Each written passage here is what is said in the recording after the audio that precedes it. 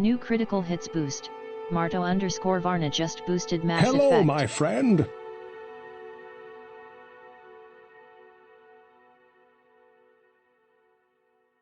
Bow to your queen, mortal! Ooh! Dracarys.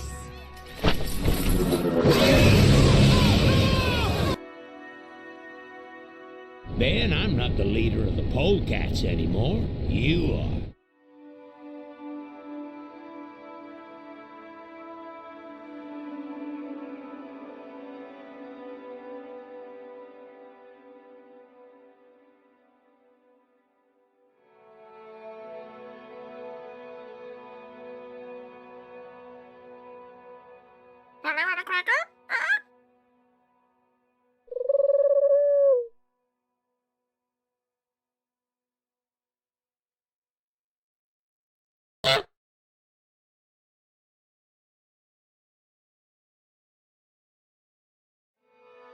New critical hits boost. Bogu _ Bogu just boosted GLSDDHIC.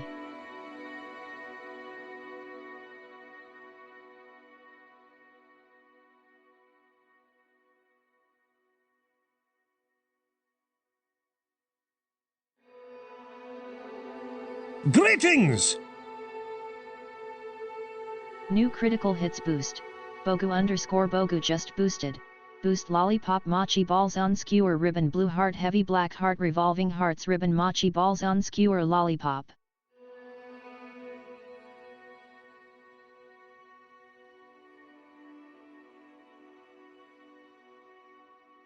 Skewered lollipop? What is a skewered lollipop?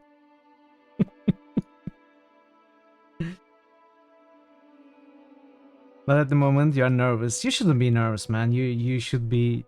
I mean, it is easy to say, tough to do, but you should be less nervous. We all should be less nervous about shoving off our work. New critical hits boost. Bogu _ Bogu just boosted collision symbol bust in silhouette delta baby chick. Welcome everyone, happy Friday. Welcome QP, Woozy, Marto, Parrot, Double Bogus, Phasman, and Thor. And any other lurkers. It's great to see you all. I hope you are having a fine start to your weekend or about to start your weekend. Let's get on with the early boosts before we do anything else. New critical hits boost. Woozy Dice just boosted the Elder Scrolls 3, Morrowind. I am assuming your third boost is Arena, Bogu. New critical hits boost. Phasmon just boosted BG3.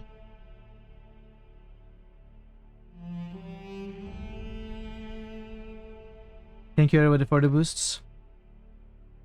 It's good to have you all, as I said. Welcome. We are today going back to Tyranny. You watched 69 votes on Gothic 2. Yeah, I was surprised you didn't notice. Thor Obliterator just boosted Shadow Pun. Return undead to cause nearby undead to flee. New critical hits boost. Quiescent Pandemonium just boosted Tactics. New critical hits boost. Thor Obliterator just boosted Wasteland. New critical hits boost. Quiescent Pandemonium just boosted Sacred. New critical hits boost. Thor Obliterator just boosted Torment, Tides. New critical hits boost. Quiescent Pandemonium just boosted Shadowrun. New critical hits probably, boost. right? Myrosi _ G just boosted Shadowrun. Another Shadowrun. Good to see you as well, Myrosi. Welcome. Happy Friday to you all. New critical hits boost. Myrosi _ G just boosted Jade Empire. Jade Empire. Very cool, very cool. Whichever is first, returns is first, QP. New critical hits boost. Myrosi _ G just boosted Gothic. At least as far as the PC releases go, I think there are some other releases and some tabletop games of Shadowrun which I don't know anything about, but I think as far as the CRPG, isometric CRPG, tactical RPGs go on PC, Shadowrun Returns is the first one. New critical hits boost. NIXED242 just boosted Legend of Grim Rock. Thanks, great to see you friends. Welcome in. Hope you are all having a fine, New critical hits easygoing, boost. relaxing NIXED242 just boosted Icewind Dale. week and a Friday. Ready New for critical hits boost. Phasmon just boosted Icewind Dale. ready New for critical hits boost. You NIXED242 break just his arm? boosted Gothic. an enjoyable and relaxing weekend. So many boosts. This is so nice. Shall I confront, subdue, and pummel the suspected perpetrator, Sam? I love it when there are so many boosts. I love it when I have trouble keeping up with the boosts. It's so much fun for me. It's tough to explain. And probably weird, but you know, I am weird, as we all are. Yeah, thank you so much for being here. Thank you so much for the boosts. And we are going back to Tyranny. I want to give you a small recap about what happened last week. This is day 3, second week of Tyranny. And you knew it's all about spreadsheets in the stream. It is, at least for me. You know, I have to show something off that I do well, since I don't do social interactions well, and I don't do games well. I do spreadsheets well, so I thought I would show my spreadsheet skills, at least. I mean, that's the best I can do. Are you keeping up with the credit boosts? Because the credit boosts are keeping up with you. It's a good-looking spreadsheet, I know. I'm especially proud of these stats sheets. Have you looked at it? This is, you know, show this to any company, they will want to hire me. Then they will look at my CV and decide not to hire me, but, you know, that doesn't matter. Looking at this is good enough. You wonder if it's single? I mean, I can make a single spreadsheet for you, if you want. I'm like Geppetto. Geppetto or Geppetto of spreadsheets. Trell is wasted here on Twitch. Yeah. Oh, you're very welcome, Uzi. You're very welcome. You are struggling to find words to say. Ah. Yeah, you should. You definitely should. Music is a great undertaking. It's a never-ending journey to improve yourself in music. And if you feel like you got some talents, but more so than that, if you feel like you got some interest, you should definitely follow it. And you know, if you follow it, you should definitely show off your work to others. That will make you better, most of all. You know, forget how others feel about your work. To make yourself better, you have to show it to others. And I will be very happy to look at and listen to whatever you create, as well as anyone else here.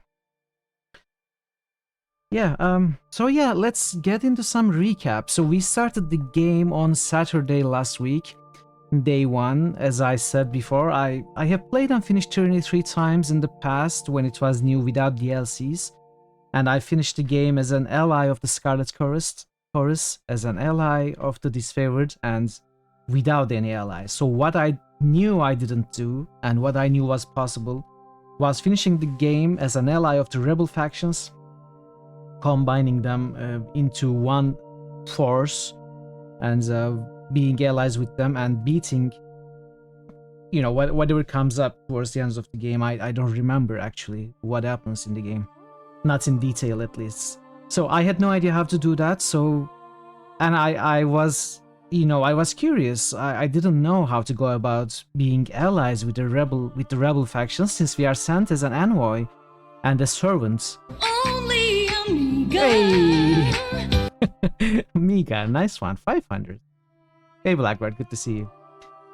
However, yeah, we are servant and envoy of the evil overlord Kairos, right? So how do we go about going against the two forces, the two big armies in the under the rule of Kairos, who are trying to destroy the rebel factions whose lives depend on them, and you as the decreer of this edict? So how do you go about that? I had no idea, and some opportunities presented themselves during the game.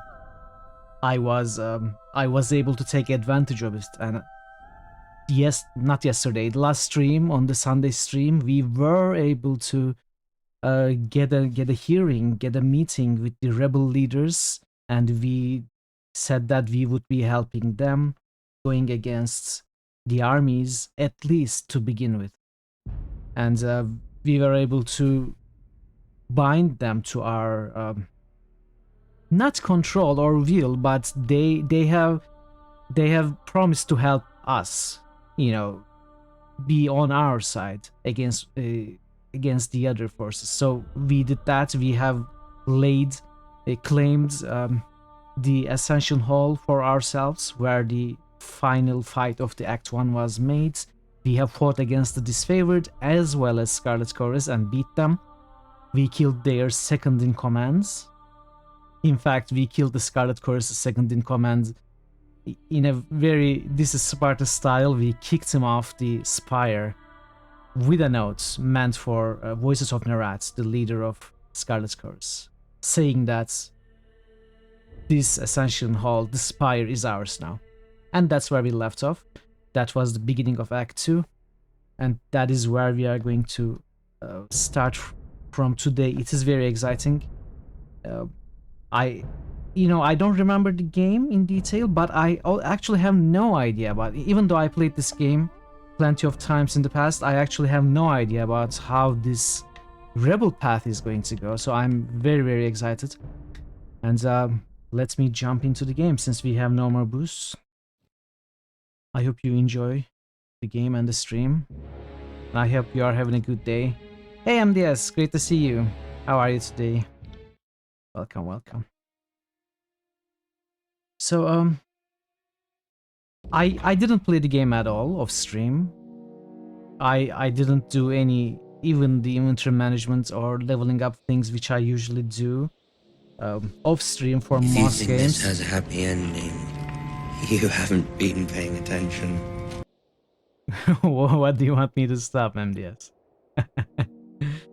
So this is exactly how we left off. So I didn't do anything off stream because this game is short enough. I don't want to do anything that I don't want to.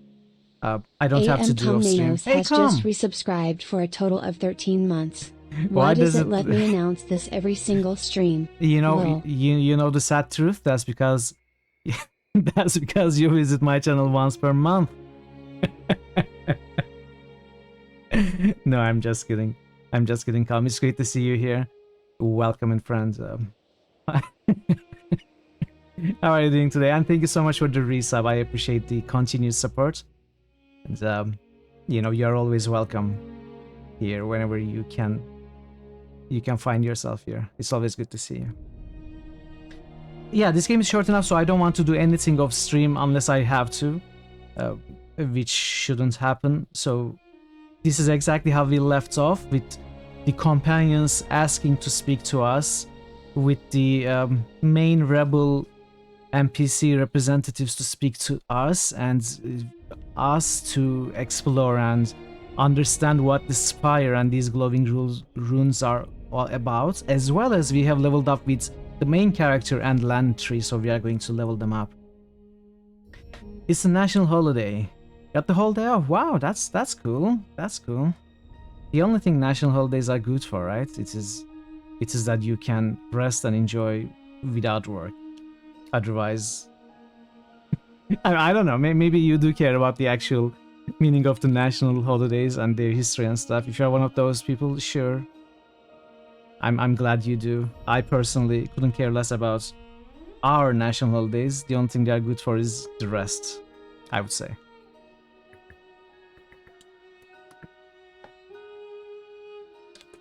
So yeah, that is where we are going to start. And let's do so. You would like rest? Ah, I'm sorry, you don't get enough rest, right? Yeah. I hope you get some rest. Everybody needs rest, for sure. Rest is the best. So, let's start by leveling up. Let's start with the technical things that we have to do. You're incapable of resting. Always have to be keeping busy and doing something. Really? That's unfortunate. That's unfortunate. And a tough situation.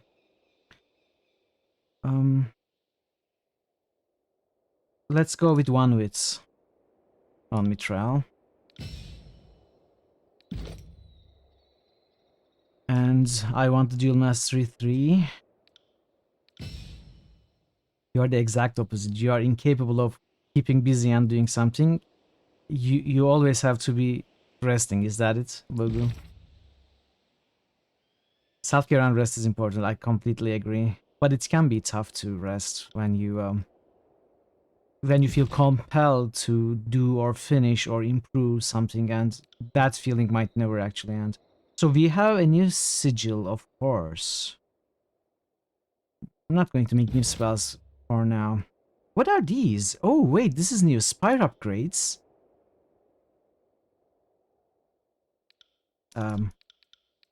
Mountain Spire, Vandrin's Well. The ancient device perched atop the mountain spire in Vandrin's Well is the product of a forgotten age. It's unclear what the function it once had, or if it can be used again. Resting in any spire grants a bonus to all skills. Maintenance cost?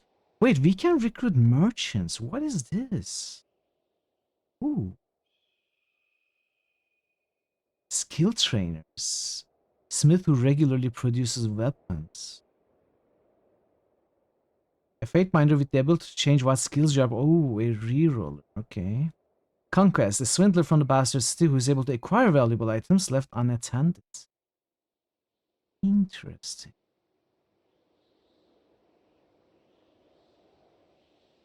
Kinda like Cadnua, yes, kinda like Cadnua indeed. Select the region to view the information about this current edict. There is no active edict. Edict of Stone. Edict of Fire, Edict of Storms. This is the area we were in. We have removed that edict from effect. In the year 430 TR, the Overlord proclaimed an edict over the realm of stalwarts. Those who, in pride and arrogance, stand against the peace and order of our empire shall be ground beneath the stones of their land. Let those who call themselves unbroken, who embrace the chaos of war in defiance of our order, be broken in the storms of our rage. Let our storm rage until the last blade be broken or the line of regent falls. Hey there, Mamo. Welcome. Good to see you. Is this a new game? What do you mean? No, this is Act 2. We have just laid a claim to the Ascension Hall, and I was just looking at the new menus that we get, which is a whole new menu about the Spire and its upgrades. I had no idea this was here. Soldier, conscience has no place in war. Edict of Fire. In the year 430 TR, Kairos the Overlord proclaimed an edict over the Vellum Citadel in the contested lands. It's our most solemn duty to protect the citizens of our empire from all dangers, including the danger of knowledge that is forbidden. Let those who, in their burning arrogance, hold tightly to this law be consumed by our wrath. Therefore, let the fires of Taratus rise up and consume them for as long as forbidden knowledge lies within the heart of the Vellum Citadel. And the Edict of Stone, in the last year of Kairos' conquest, when the Archon Cairn... guard their secrets well. Oh, Maximilian Strauss. Had it been rolled before? I don't remember. Nice discovery, though. Where the Archon Cairn rebelled against the Overlord's rule, an edict was proclaimed upon the realm of Azure. To preserve our peace, to promise of safety to our citizens, all Archons must submit to our will. Any Archon who refuses proper submission must be brought to justice. Therefore, let the foundations of Azure be shattered and life drained from the land while the traitor Cairn draws breath. Hey Proc, Evil Lawyer Simulator Hype. This is your ace attorney. I'm trying to be a I should say less evil lawyer. It seems to be working okay so far. How are you, Proc? Good to see you. Ball Tremere Daddy. You would play Evil Lawyer Simulator. Well, this is it. This is it, yes, you should play it.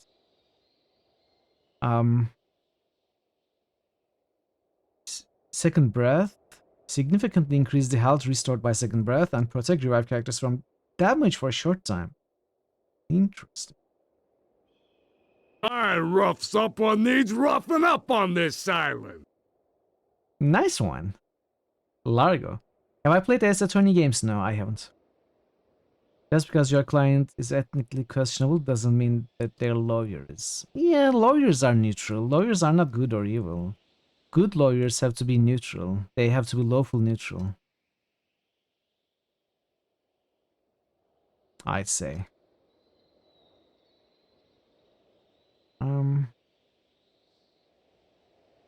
Arcane Shield, maybe?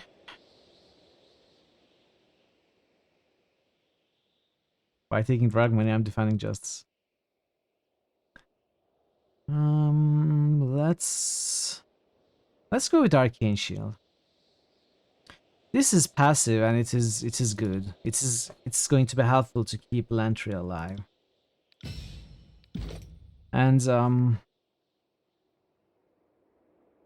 probably with personally you take issue with good evil axes. I mean, I'm trying to be simple. I'm trying to simplify it. Obviously, it doesn't apply to real life. It's not that simple. Magician's Mantle. Sorcery. What is this? +3 to all magic skills. Ooh. Is this good for Lantry? Less armor. More recovery. I think actually it's good for Lantry. I'd argue. All lawyers are lawful evil. Nah. There is no expression or statement that starts with all something something is something. That is correct. Including this one. Every generalization is incorrect, including this one. Highest quality lawyers, I would say, are actually chaotic because they know how to bend and twist the system to their will, whereas lawful people respect both the letter and spirit of law. Yeah. Yeah, I suppose. Anyway. Why does Lantry have this orange background in the level? I don't know what that is. I saw that before.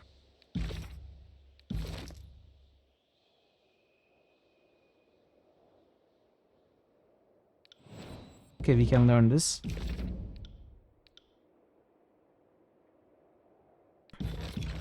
We have learned Sigil Approximate Action plus 80 lore. That is a high requisite.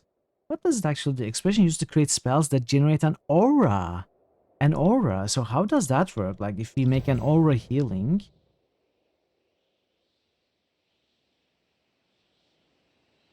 $100 lore required. No one has 100 lore.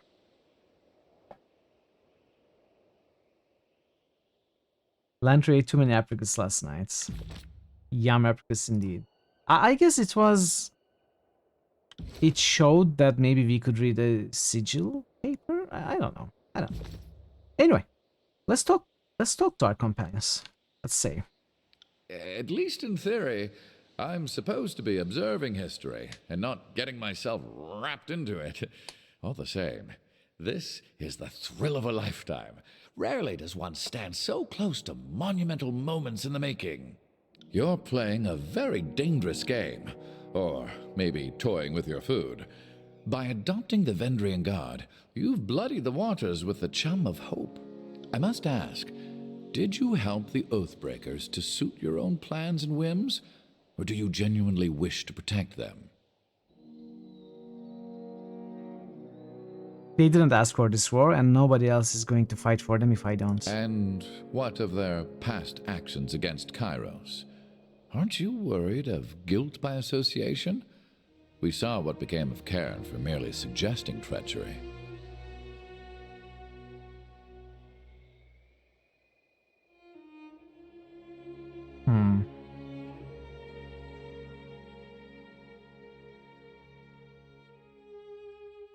What do I want to say here? Why would you liken my actions to those of Cairn? Let's ask. The Archon of Stone was said to be cavorting with the locals and suggesting that Kairos' claim to the Tears is invalid. Of course, the locals in question were the Beastman tribes, not regular folk. Not saying you're doing exactly what Cairn did, just worried someone will infer that you're up to something treasonous and need some preemptive justice. Okay.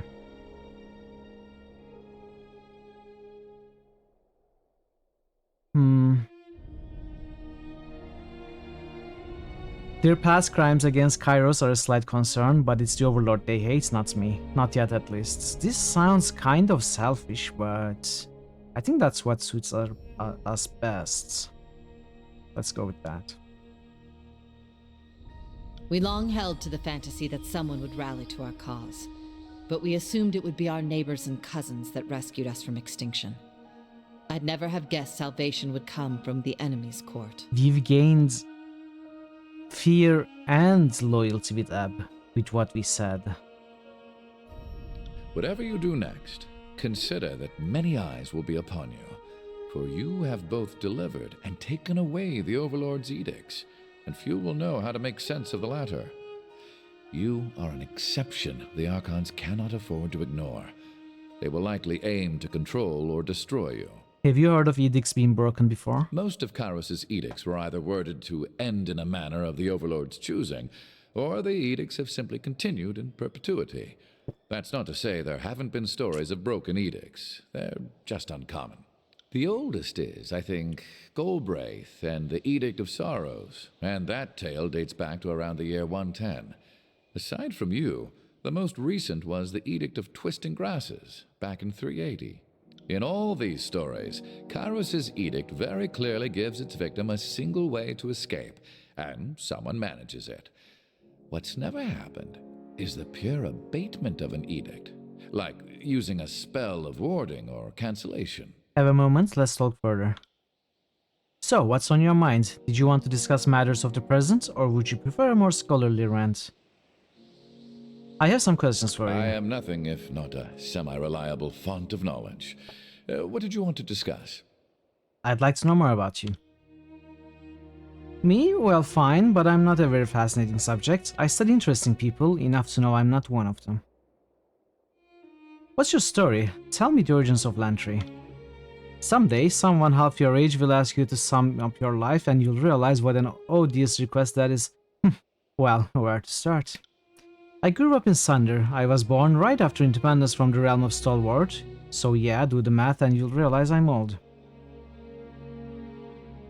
You think this game represents Kairos' dominion in a really convincing manner, and Kairos' edicts and the plot around them is really interesting? It is, yeah. In a treaty that ended with the firm stipulation that Sunder chose to leave and the Stalwart did not lose a civil war, the Free City of Sunder marks 347 TR as its year of independence. He's pretty spry for 84. My parents were harbor hands, my mother never returned from a voyage, and my father lost his hands to infection and decided to sell me to the School of Ink and Quills. Any other family? Irrelevant. If they exist, they are as strangers. Family ties are severed when joining with the sages, at least in principle. The school has had its share of favoritism for blood relatives. As a novice, I was assigned to the Dove Coats, where I learned how to raise and groom birds to carry missives, and most of my early tomes are on that subject. 10 years and several tomes later, someone decided I was ready to be welcomed into the inner circle and shown the ways of magic. And since then, I've spent a great deal of time in field study, which I suppose rated me for life after the fall of the Vellum Citadel. Well, as much as anything could ready one for strangeness of these days. Were you born Lantry, or did you take the name on joining the School of Ink and Quill? Most sages take a new name when they join the school, but not me. But for me, the transition was difficult at first. I stuck to my old commoner name and then just never got around to picking some highfalutin name like Sage Apophasis or Sage Dangling Participant. Is this your Triskane? Did you always want to be a sage? I cannot imagine doing anything different. I suppose in my youngest days I yearned for battle and glory like most boys I knew. Having now seen how short a soldier's life can be, I look back on that calling, that old mindset, and laugh. So really, what's your story? What do you mean by that? I know you are smarter than you act. Extend me the same courtesy. Lantry strokes his beard, leaving flecks of sepia among his white whiskers. I was on the take from the voice of Nerat, or at least an agent of his man sent me to the School of Ink and Quill 30 years back. It'd be years later until I made the connection to the Archon. Most people think the war began 3 years ago, but the voice of Nerat had his hands in things sooner than that. I was part of that early invasion, an eager kid, happy to accept the 30-year assignment that comes with an education. What else aren't you telling me? Well, I should admit I might have been taking an interest in your history since I learned about your proclamation of the Edict of Storms. In truth, I am deeply curious about any who have lived as vessels to Kairos' most supreme magic. When I heard you were proclaiming a second edict, I had to find a way for us to meet. Being tied up in a prisoner camp was not the intended plan. So you advocating surrender to Kairos was the end of your long plan? Yes and no. When I first left, I was just happy to be getting educated by the sages on someone else's rings, and my orders were simply to listen and report. As the time drew near, my commands were to win them over, a little at a time, to the notion of surrender. But I failed. The elders of the school grew defiant, and the military minds worn out. These are tearsmen, after all. I didn't deliver the surrender, and it took the Overlord's edict to end what I was sent to do. Thank you for telling me. Now, no more secrets. Understood? I will endeavor to earn your trust as best I can. Sorry to have given you reason for doubt. Let's speak of something else. You mentioned raising birds earlier. I think you'll go back to doing that? At some point, yes. Good birds are needed to keep the missives moving through the tiers. I set all my best birds to flight before the edict's turn of phrase. Well, Constant hello. call. What can I do for you? Hey, BG Nerd, welcome in. Good to see you. Through the tiers, I set all my best birds to fly before the edict, turn of phrase, constant call, and the rest. They are out there somewhere, and maybe when this is over, I'll summon them back and start a new dog call. Mortal creatures, I will destroy you! Nice rolls, especially for the cat. How do you feel about Kairos? How can I not help but find him to be the most captivating person alive? The man has bent empires, claimed continents. Where he goes, history follows. I won't deny he has killed millions at least. But I contend more would have died in petty wars across terraces in the void of Kairos. I've seen what tiny despots, merchant cabals, and mage guilds can inflict in the names of all sorts of righteous causes. I will take the rule of Kairos over the tyranny of every idiot on Terratus. Let's speak of something else. I am nothing if not a semi-reliable font of knowledge. That's the question. What did you want to discuss? I'd like to discuss arcane matters. And I'd be happy to oblige. Ever since the fall of the Vellum Citadel, it is hard to find someone with whom I can discuss such things. It is a good question, isn't it? I mean, the result is important, but why you do what you do is also important. If you are doing something to benefit yourself, mainly, like Kairos does, he tries to grow his influence and power. That is the main thing he wants to do, not save the human race pain and suffering. So whatever the results, you know, I don't know. It's tough to say anything about it. What do you know of Kairos' edicts? Kairos has cast many over the ages, and to my knowledge has never worded two edicts exactly the same. Edicts defy our understanding of magic. Kairos' magic works over vast distances, over indefinite durations, and no archon or mere mage can counter the force of an edict. Another thing you like about this game, it acknowledges that human history has been primarily despotic and people's attitudes about governance corresponded to that. This is why you love this game, the ethical questions it poses are unanswerable, and the way you can play the game gives totally different outlooks. Yes, exactly. That is what is really good about this game for sure. It is, you know, whatever happens here is the tip of the iceberg. There is so much more to think about and consider if you are willing to go deeper on the subjects. There is a lot here. What can you tell of edicts in general? I explain it to my students like this. A spell is to an edict as a drop of rain is to a hurricane. Edicts and spells are both magical cantrips, but differ in intensity by orders of magnitude. You studied ethics. The French Revolution didn't want to abolish the monarchy, they just wanted better governance. Yeah, true. Edicts are almost commands to Terratus that must be carried out until the instructions allow for the magic to end. If Kairos wants a plague until next Judge's Day, expect copious buboes until next Judge's Day. Nothing has ever dispelled an edict, nothing outside of the edict's own sunset clause, as I like to think of them. I'm curious about a specific edict. Of course, ask away. Any thoughts on the Edict of Execution cast on the Wanderer's Valley? It seems like the Archons were about to kill each other and the threat of mutual destruction was about all Kairos had left. I imagine fear is the only way to get someone like the Voice of Nerat to follow orders. and the edict certainly did whip them into action. What do you know of the Edict of Stone? The Edict of Stone ravaged the realm of Azure. The upheaval of earth and rock turned the rolling plains into a craggy steppe known as the Stone Sea. Since the edict was directed at the traitorous Archon of Stone, it would seem the upheaval of Azure was a secondary consequence, though I imagine little of what Kairos does is unintentional. What do you know of the Edict of Fire? I was there when the ground erupted with fire, and I don't think I remember ever being as terrified as I was that day. If I hadn't woken early, I'd have likely perished in my sleep or awoken to the experience of being immolated. I have very conflicted feelings about this matter. The school of Ink and Quill had every opportunity to surrender. The leadership chose to stand against the most powerful force on Terratus. While this is all very terrible, it was entirely preventable. You'll think of me crazy, but there is a part of me saddened I lived through an Edict of Fire. Kairos has used this before. I figure if I'm going to have years taken off my life fleeing an edict, would it be nice if it was a historical first? Okay. Yeah, your problems are weird. Can you tell me of the Edict of Storms? I would think you know more than most on the subject. I watched with great interest when it happened, but fleeing the Edict of Fire was a more pressing concern. The Edict of Storms turned the once forested lands of Stalwart into a windswept wasteland. They call it the Blade Grave now, since only the iron and bronze armaments remain. Hurricane, breezes, rust winds, and relentless lightning have destroyed the housing and farmlands. Do edicts work on the same arcane principles as spellcraft and other magic? Edicts are the strongest manifestation of magic we know, and they seem to violate all other lesser phenomena. No dispel cantrip has ever dented or abated an edict. Even archons with powers of great durability cannot shrug off their effects.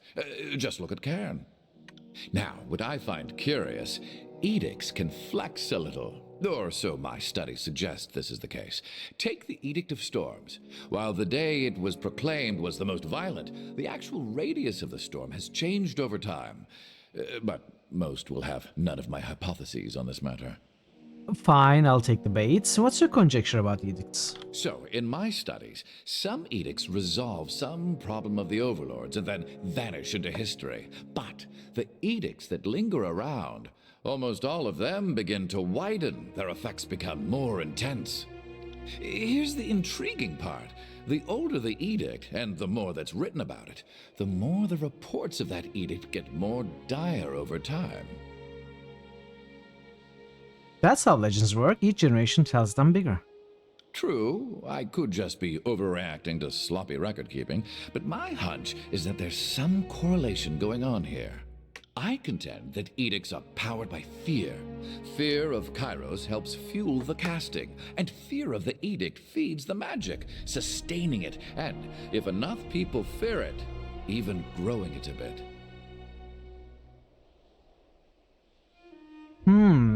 This is interesting. Rule by fear is certainly Kairos' way. Intellectual honesty demands that I study the matter more. If I'm correct, the more people fear and obsess over an edict, the stronger it becomes. Anyway, another study for another time. And I'd be happy to oblige. Ever since the fall of the Vellum Citadel, it is hard to find someone with whom I can discuss such things. What do you know of the magic of the Archons? I've studied many of the Archons for many years. Compared to the other sages, I'm an expert on the subject, which is sad because I feel like I've still so much to learn. Your first playthrough, you were just doing a standard evil run because, you know, Tyranny, and you just killed Lantry and F without thinking much. Spent the whole game wondering where all the mage's companions were. Yeah. In the first playthrough, it's tough to recognize companions as companions. Although the game does give you some mechanics, like if you hover over the reputation icon, you realize that it's not a faction but a person, which tells you that it's a companion. But in a first playthrough, you wouldn't know that. You wouldn't necessarily think of that. And they are easy to kill captives, right? That's interesting, actually. Interesting thing about this game. How does the magic of Archons work? The Archons all have magical powers that are intuitive. When the voice of Nerat pulls out someone's mind or Gravinash protects his soldiers, that magic isn't a signed spell or ritual to them, it's closer to flexing one's hand. Archons are the, what's the word for it? Axiom of magic, the root of magic, spell pioneers. Lore.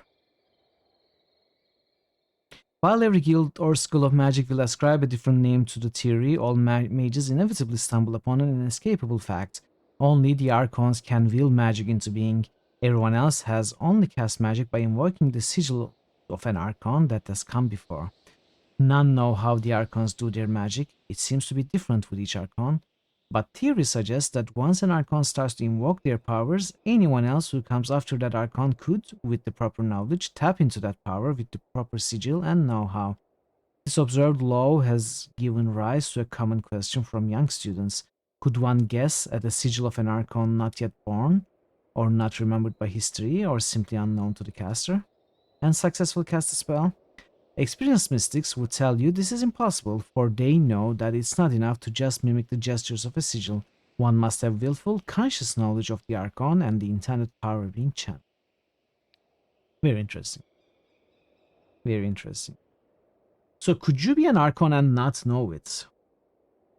And if you are an Archon and you do eventually find it out somehow, how do you decide or find your sigil out? Like how does that all happen? Or if you're an Archon, is it immediately recognizable by you or people around you and you already inherently know your sigil? So how does it all work? It's interesting. To confuse things a bit, some Archons learn to cast other spells in the same fashion as us lesser mages. If you're as important as an Archon, you'll learn quick that all knowledge is power. I've studied many of the Archons for many years. Compared to the other sages, I'm an expert. Oh, we read this. Are all Archons loyal to Kairos? Officially, yes. In actuality, no. Those with the true gift for magic always come to the attention of Kairos. A few manage to evade attention for a bit. The School of Ties was founded by one such uncontrollable, but these are history's exceptions. You must have had very little detailed lore info. You dare say this game is in your top 5 for RPG lore? Really? That's cool. Lore-wise, I understand, yeah. Occulted Jade, Archon of Tides, never bowed to Kairos, and it's said she survived the assassins sent to silence her. It makes her flight from Kairos before the war all the more troubling. We knew her as the symbol of strength, but when threatened, her weaker nature won. That's it, you're going to dedicate your life to completing the story of Tyranny through fanfiction. That's very cool. I would love to read your work, Brock. Start with dedicating your weekends. Yeah, maybe with small steps, with baby steps. When we write biographies of the Archons, we often refer to them as exarchs in their formative years before stepping into their prime. But officially, Kairos is supposed to grant all titles of Archon. It's quite the faux pas to self-appellate. You need your weekends to grind in Path of Exile. Oh, you play Path of Exile, Brock? I didn't know that. I didn't know that. It's a non-ending grind. It never ends. Exactly why Jade insisted on calling herself Archon of Tides. She didn't need Kairos' approval to wear the title she deserves, and I know she loved the fact that doing so must have annoyed Kairos. I've studied many of the Archons for many years. Compared to the other sages, I'm an expert on... why do I keep reading this? How is an Archon born or bred? I think we all dream of one day waking up and being an Archon. Even some of the madmen and loons that have exhibited mystical greatness, it can seem unfair that the rest of us can't do it. I can say with confidence, the Archons aren't born, they become. Graven Ash is a good study of this. Before he was the Archon of War, he was a successful commander. Each victory more daring and glorious than the next. Somewhere along the way, his leadership took on a mystical quality. So I suppose when you reach the epic levels, like when you are level 21, you become an Archon, but you have to grind the first 20 levels. The regular levels. And then you take another level, which becomes the epic level, and you become an Archon, essentially. Maybe. The Graven Ash we know today can reach out and protect his soldiers from harm, but maybe at first he could just protect those near him. I wouldn't know for certain, but all will attest that he didn't have this power his whole life. You have 1.6k hours in Path, an embarrassingly high number for a scrub like you. It's not high. It's not high, bro. It's a good start, though. It's an ambitious start. But we'll talk again when you have 5k. That's more than you have in European Universals for. Just like 1k in Wrath of the Righteous. You're a bit ashamed of how much time you wasted. I wouldn't call it wasting. Any time you spend enjoying yourself isn't a waste, I would say. But it's a debatable subject, so I'm not going to go too much into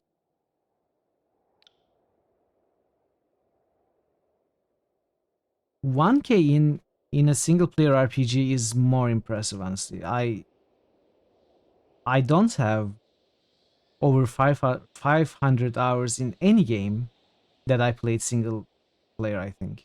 Unless no, that's not true. 500 hours in any game that is single player and follows a story, I should say. You want to know how many hours you have in Guild Wars 2? You got your first finish on your 22nd character. Yeah, restart Titans, right? Yeah, I think MMORPGs or other multiplayer games can make you play infinitely. But storied games, like which starts and ends on clear points and can only offer you a limited amount of content before they run out. Not even get these 500 confirmed hours. What do you mean? You haven't really accomplished that much. Your strongest hardcore character died at level 90, for instance. Yeah, that's not bad at all. That's not bad. I don't play hardcore at all. If I did, I would easily die at level 20. Probably. I'm terrible at that. Roguelike mode also is a tremendous amount of build variety. I suppose, yeah. And I'd be happy to oblige. It is one Ever of the since better fall of examples of Vellum RPGs Citadel, that you can play It is more. hard to find someone with whom I can discuss such things. What do you know of spellcraft? I've forgotten more than most blood chanters have ever learned. What do you want to know? Can you teach me anything? I think you know all I can teach you. What sort of magic did the sages teach you? Sage Sindon tutored me in the traditional sigils, those of preservation, concealment, and healing, as right from the bygone archons of Tharavis, Fading Wrath, and the Orphan Midwife. Single player looks like Fallout New Vegas with 686 hours, and that's not counting the couple hundred you had on Xbox. Yeah, that is a lot. As far as single player storied games go, my highest would be Fallout 4 and Skyrim, both with 500 hours. But those are single playthroughs. That is why I think they are good. I don't have more than a single playthrough in either of them in those 500 hours. It speaks to the amount of content those games have. And unmodded as well, mostly. It's just the vanilla experience. You played Wrath a few times, which is how you gained your hate of pre-buffing. Not through Baldur's Gate, but Wrath. The preservation magic is largely functional, sealing parchment, binding books, that sort of thing. All of us chroniclers learn concealment magic, as our ideal method would be to study events without contaminating the decisions being made. As for healing magic, many of us modern sages study this a great deal. The school has a shoddy reputation among the common folk. I figure if they knew us as healers and caregivers, maybe we start to change opinions.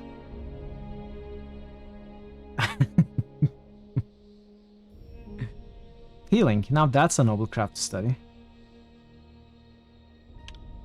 True, but given how accident prone I can be, I think the person that benefits most from my magic is me.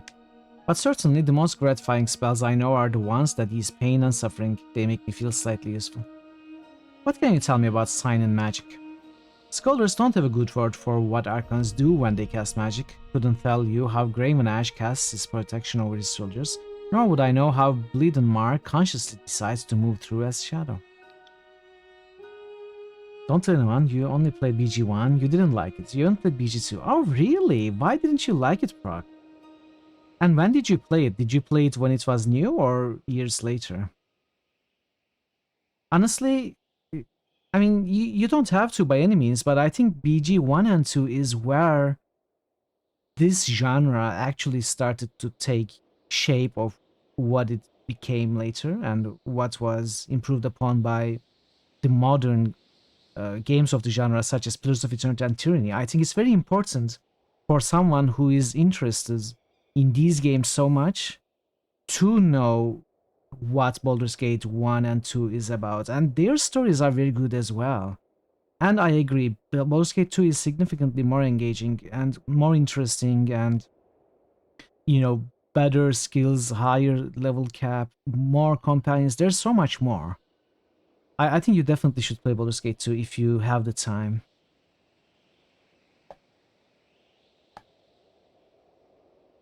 But when us mere mages want to cast a spell, we do so by signing the sigil of an archon that previously discovered the magical phenomenon in question. It's debated whether archons create new magic or just discover magic that was waiting for us, but such questions seem impossible to answer while so. That's all for now. Is this all? One moment, my friend. Just let me finish this thought. Ending his note with a flourish, Lantry licks the tip of the quill, pausing to taste it a second and third time, before tucking the pen in a holster on his sleeve. Let us discuss the current matters. How can I help? Know anything about the region we are in? The spires predate us all. As far as I know, we're the only ones who've been up here since... ever? I think this might be a first. Perhaps the real Trailblazer had trouble getting down and was lost to history. It might be tough to play Baldur's Gate after playing Pillars, but I think it's a good thing to experience for what it is, exactly what it is, without any mods. I think it's good and informative to know. One of the best examples of if not the best example of an earlier generation tactical CRPG. It is the best, among all the Baldur's Gate games and Icewind Dales and Neverwinter Nights. I would clearly say Baldur's Gate 2 is the best. Of course. How can I help? Know anything about the region we are in? The spires predate us all. Of course. How can I help? What are your thoughts on our traveling associates? Are you asking for an objective assessment? Or is this your way of saying you want to gossip? Objective. Barik, what do you make of him? You must have some leverage over him, as I would have thought he'd lead us into a disfavored trap long ago. Or maybe the Legion is just that polite? I must admit, I am completely fascinated by his predicament. Ever tried diagramming the articulations of his armor? Don't. It'll only lead to madness and ruination. Thoughts on worse? I know little of swordplay, and couldn't work a curve and arrow to save my life. I can't really comment on the lady. Are you scared? Lady? You're just afraid to talk in front of me, clear as day. Your sweat is easier to read than your ink scribbles. What? No, not at all. I just don't know how to comment on a warrior's worth, that's all. Spare me your blather.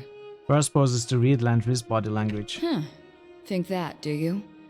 Didn't know you had such swollen hope for me. No need to keep secrets, Landry. A most fascinating specimen. I think she has great potential. A dangerous amount of potential, to be blunt. The Scarlet Furies are the fighting elite of the Scarlet Chorus. So Baldur's Gate 3 will be a completely different game. It won't feel like the previous Baldur's Gate games. It will be more like Divinity games. Larian style.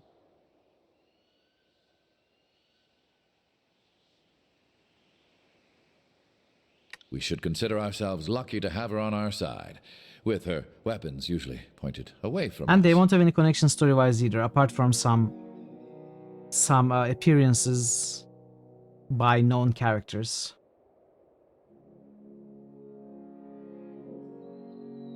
You don't enjoy the anti-combat mechanics in CRPGs. You never had an interest in tier crafting for Infinite Engine games. All your playthroughs have been aimed at trying out different companion story branches, quest choices. Exactly, that's how I feel. While I enjoy the tactical combat aspects and the party making aspect of those games and your character creation and progression, I do enjoy those, but I am heavily more interested in the story and the content that the game has to offer rather than the combat encounters and trying other spells or builds. Hey Prince Robot, you are making a point to play through Divinity Original Sin 2 before Baldur's Gate 3 comes out just cause you expect that is what the game will be like.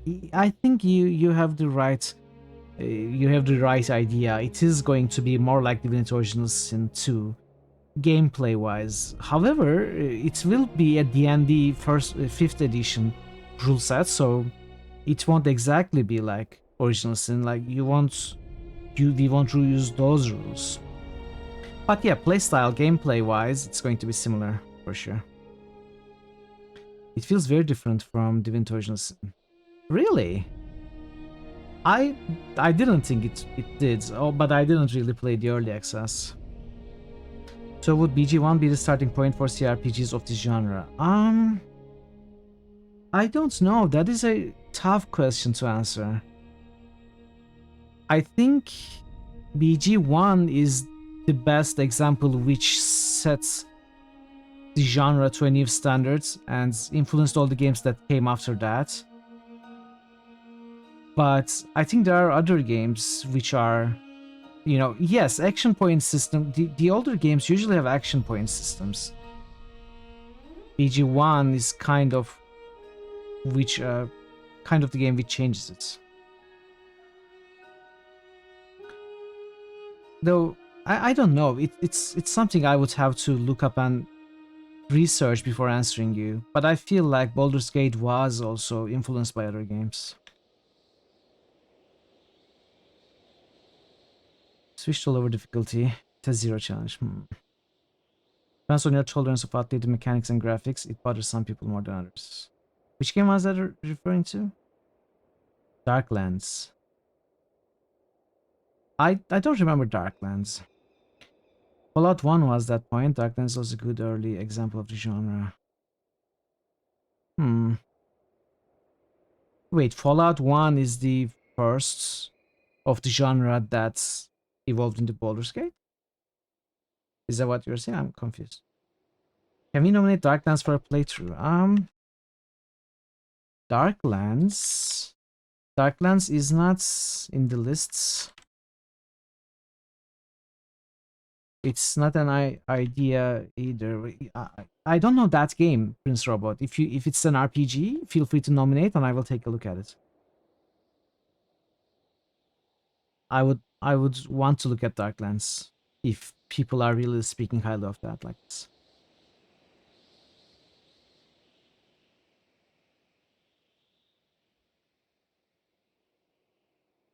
I'm not familiar with Darklands. Yeah, if you feel like it's something I would enjoy here, feel free to nominate that and I will take a look at it for sure. Super early real-time with post-CRPG that takes place in the Middle Ages. Yeah, feel free to nominate then. Feel free to nominate. I'm not going to accept it just now because I have to take a look for myself. But I think there's a good chance I will accept it. What do you make of Ebb? New critical hits nomination. Verumamo just nominated Darklands. Thank you, Verumamo. And thank you everyone who spoke about Darklands. One of them escaped justice. I like that I make you this agitated. Considering all the things that don't seem to bother you in the slightest. I'm not gonna lie. I'm kind of getting off on how much Old and power ugly, you're that's giving me fine. here. It's like me then. Then it's no problem.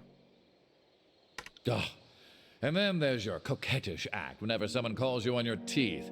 I'll be the one ready to tangle when, not if, you decide to pounce. Why are they not getting along?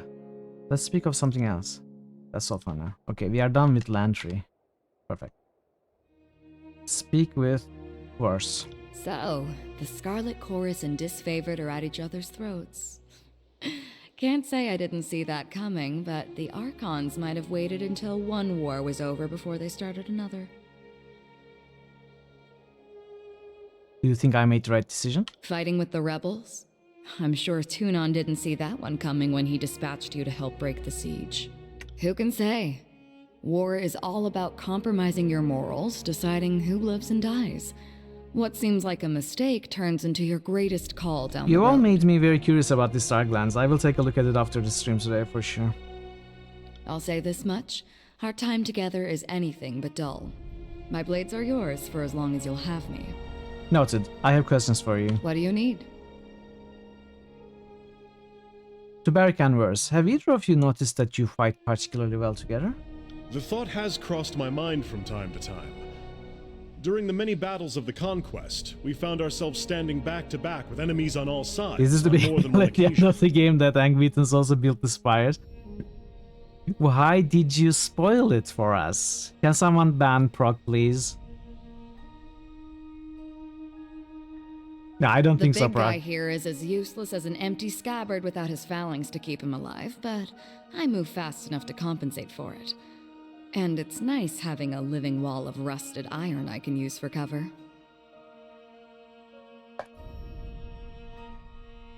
I want you to train together. How do you think this is possible? I would suggest that our fighting styles complement each other, but they do not. I would suggest that we get along, but we do not. We don't even finish each other's sentences. Okay, that was strange. Did you hear that?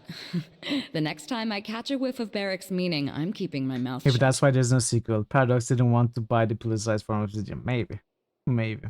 Could be. I want you two to train together. Absolutely not.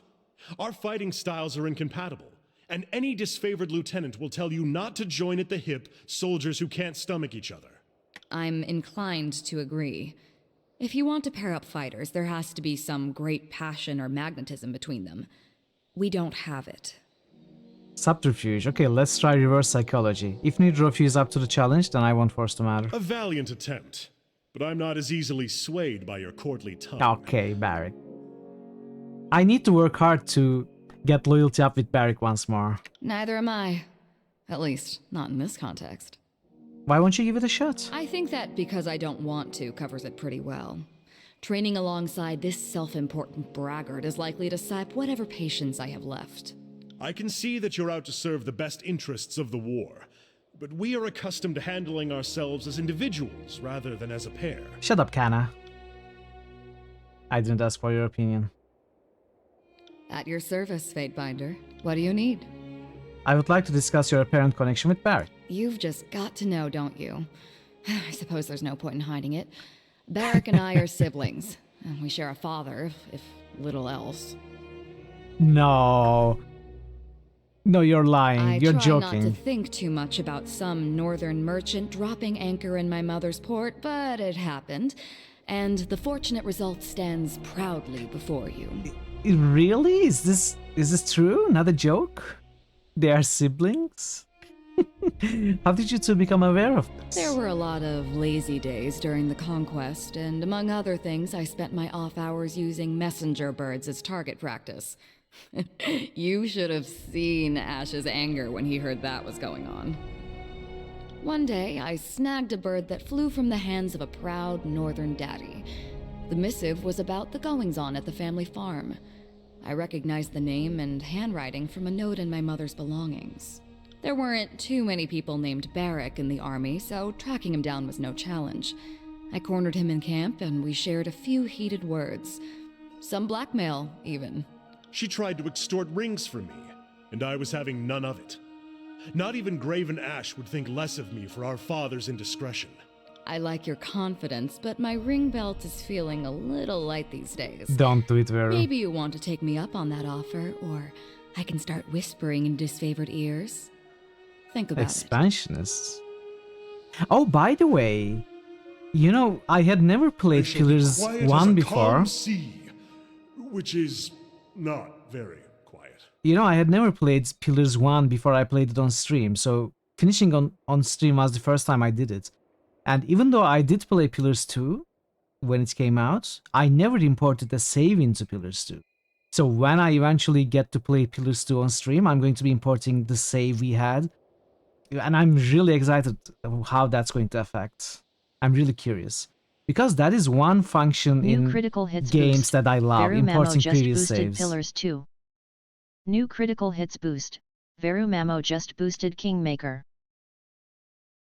New critical hits boost. Veru Mamo just boosted NWN2. Thank you for the boost, Verma.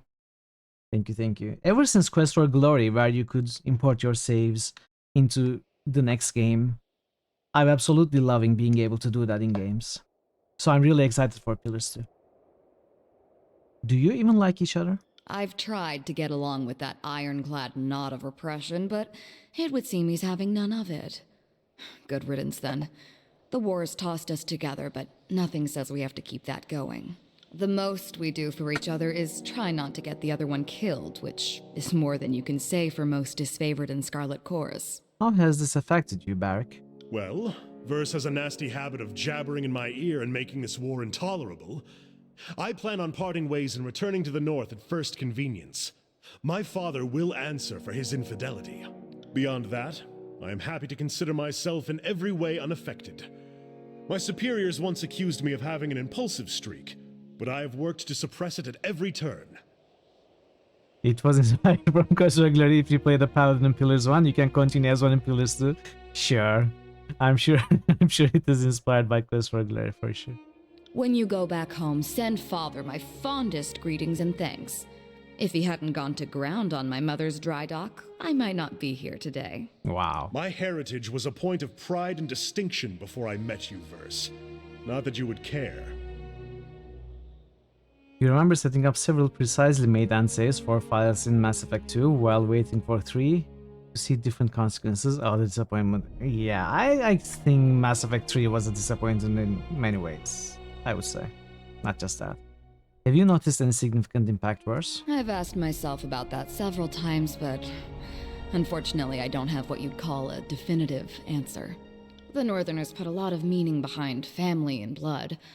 Seems arbitrary to me, but I don't want to discredit it entirely. I told you about what happened to my Scarlet Fury sisters. The hesitation I experienced. Sometimes I wonder if that wasn't because of my connection to Barak. He's stubborn, regimented, everything I'm not. I suppose there's no telling for sure, but if I had to guess... Yeah. Sometimes I get messed up in my head, and learning I had a brother has helped me understand that better. What do you need? Okay, we are done. Barak. Fatebinder, if you have a moment. Barak stands at attention, his rigid bearing making of him a moving statue. I know that the two of us have clashed on several subjects since the Iron Marshal assigned me to your protection. I hope those disagreements do not weigh too heavily against the request I'm about to make of you. If it's a hug you're looking for, I've got some bad news. No, we would love to hug Barak. You know, this metal hunk. Why not? Relax, Barak. Just tell me what's on your mind. I hope that perhaps the adjudicator would hear my case. I can adjudicate cases in Arkonstad. That is something you probably want to appeal to a higher power. I have been encased in this. He wraps a gauntlet against the shards of corroded iron and bronze that sweep across his chest. Shall, since Kairos' Edict of Storms made a grave of Old Stalwart, it occurred in service to the Overlord, and I would ask that the Overlord free me of its burden.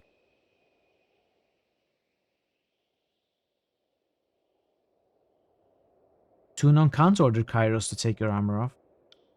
I wasn't going to ask the Overlord to do it personally. His metal plates grind together as he shifts. The Forge-bound guild swore his services to the Adjudicator. If any hope of my freedom from this carapace exists, it lies with them. I will happily make your case to the Archon. Thank you, Fatebinder. His salute rings like a poorly cast bell. I eagerly await the Archon's judgment. So, what is our reputation now?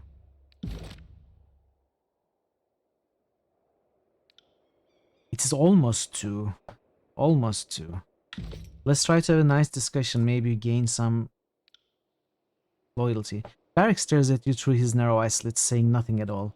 The only evidence that he still lives in the steam of heavy exhalations that escape the cracks of his helm.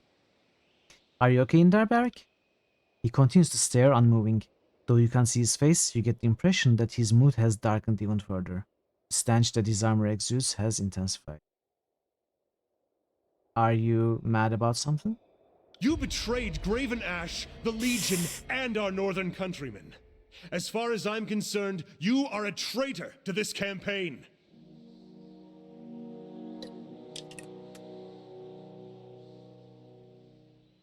The people of the Tears deserve to govern themselves. If you truly believe that, then you have missed the entire point of this conquest from the beginning. 3 years of wasted effort. Let us be clear on one point. You have my blade, but my heart belongs to Ash and the North. I am a weapon bound to you only by duty. Nothing more. Can we change that? Can we, you know, be friends? You look as if you have something on your mind. By all means. Placing his weapon to his side, Barrick salutes you, the joints of his armor grown in protest. What can I do for you? Have either of you noticed that you fight particularly well together? The thought has crossed my mind from time to time. During the many battles of the conquest, we found ourselves standing back to back with enemies on all sides on more than one occasion. Crackers.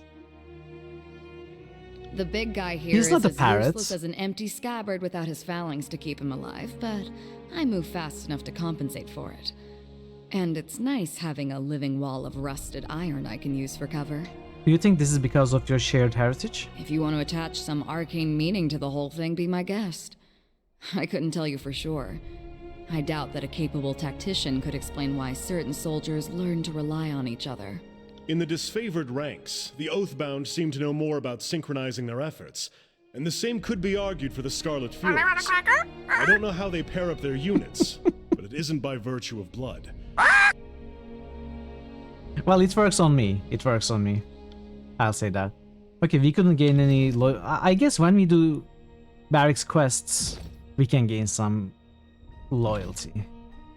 If not before. Let's talk to Ebb.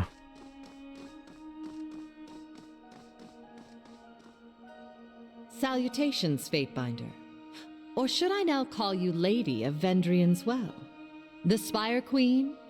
Princess of the suggestive vertical slab? Excuse me? What does that even mean? Mithril will suffice. So if I might ask, what is your plan now? The edict no longer looms overhead, and Kairos' conquest of the Tears seems to be slipping, what with the armies in civil war.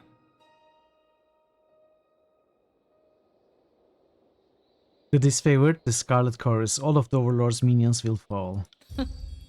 Aren't you a feisty one? Damn right I am. What was this hate for Kairos' lackeys a few years ago? You seem so very eager She's to saying turn on your saying old that your allies. stone tower is phallic. But I'm not Okay. one to criticize. I think it's wise to lean into the winds of change. I'd like to find others willing to follow me. Kairos' armies made short work of the Tears. There's still plenty of anti-Kairos sentiment, but not a lot of folks with any fight left in them. But we have a few options. The classic option for a land war in the Tears is hiring Free City's mercenaries. Most of them were slain in the war, but the Bronze Brotherhood is still alive and strutting. They're stationed in Lethian's Crossing. Wasn't I the mayor of Lethian's Crossing or governor The or something? idea I was pitching to the Vendrian Guard. Let's arm every Beastman tribe that'll join us. The Stone Sea is home to a bevy of tribes that were freed during the war, and neither the Chorus nor the Disfavored can seem to tame them. If we really want to hate ourselves in the morning. Stalwart is pretty famous for not helping their neighbors, but also famous for being relentless at war. The room 3 The took a Disfavored little have their longer leadership than the first, surrounded, about 6 but hours. the Okay, people in good the to know. storm-blasted countryside are still fighting. It will likely take me even more, like 2 streams. Which makes me happy. And while I don't endorse this, I must list all the options. The School of Ink and Quill. I'm sure there's some logic to working with them, just like there's some logic in cutting off your own head to prevent all future headaches.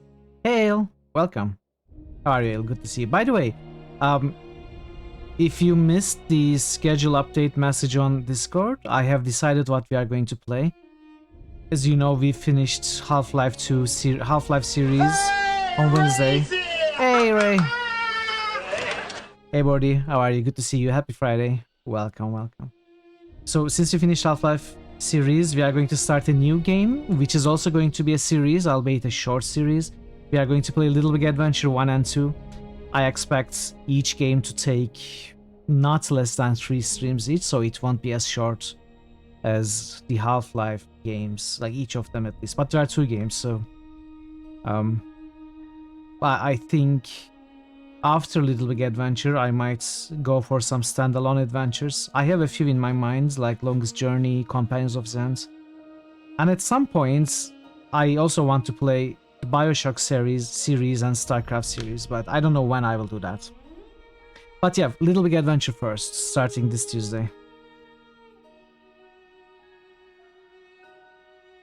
Of those, what do you suggest first? The Bronze Brotherhood of Lethian's Crossing aren't necessarily good company, but at least it'll be quick and easy to Eureka find out discovered where we there's an stand with them. LBA remake coming. Yes. We can afford yes. them or not. They'll take a contract or not.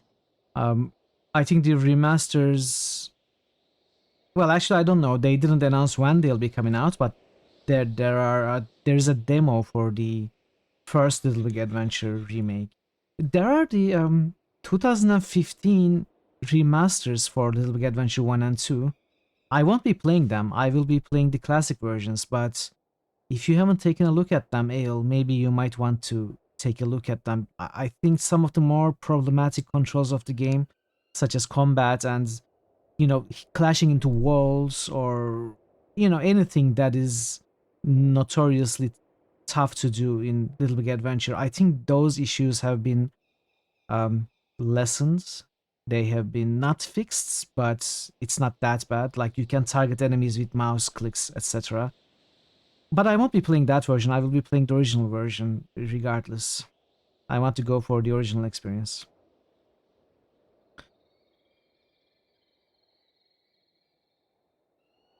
What about the less obvious options? Well, the court has a guild of mages, the Forgebound, right?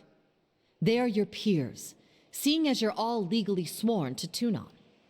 Maybe you can get them to be more loyal to you than to Tunon? We could also try to drive a wedge between the Earthshakers and the Disfavored. The Disfavored are Titus family, but the Earthshakers are married in family? They were followers of Cairn and got adopted in. You are right to call the Disfavored a family.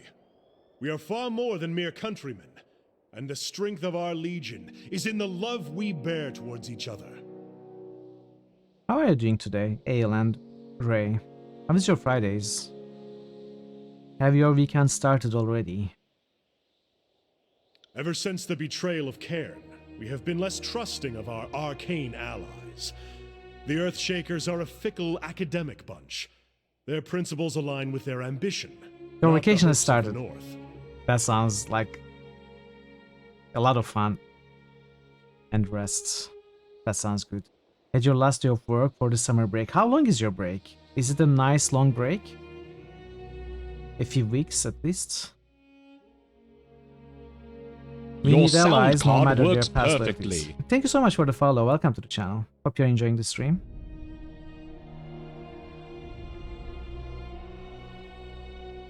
If you are willing to settle for less, 3 weeks, that's very good. At least Yours was pretty good. There's some new tools you made, some are better than others.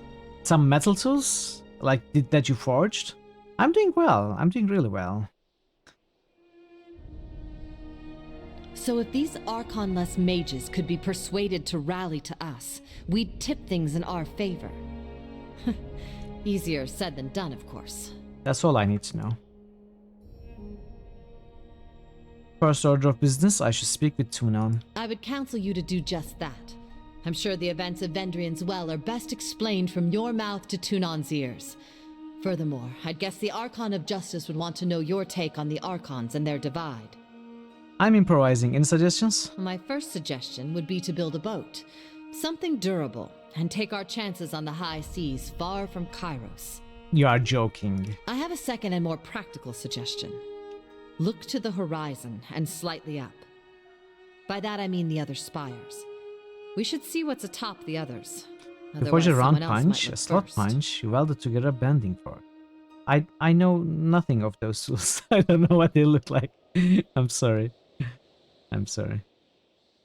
But I'm glad you are doing well.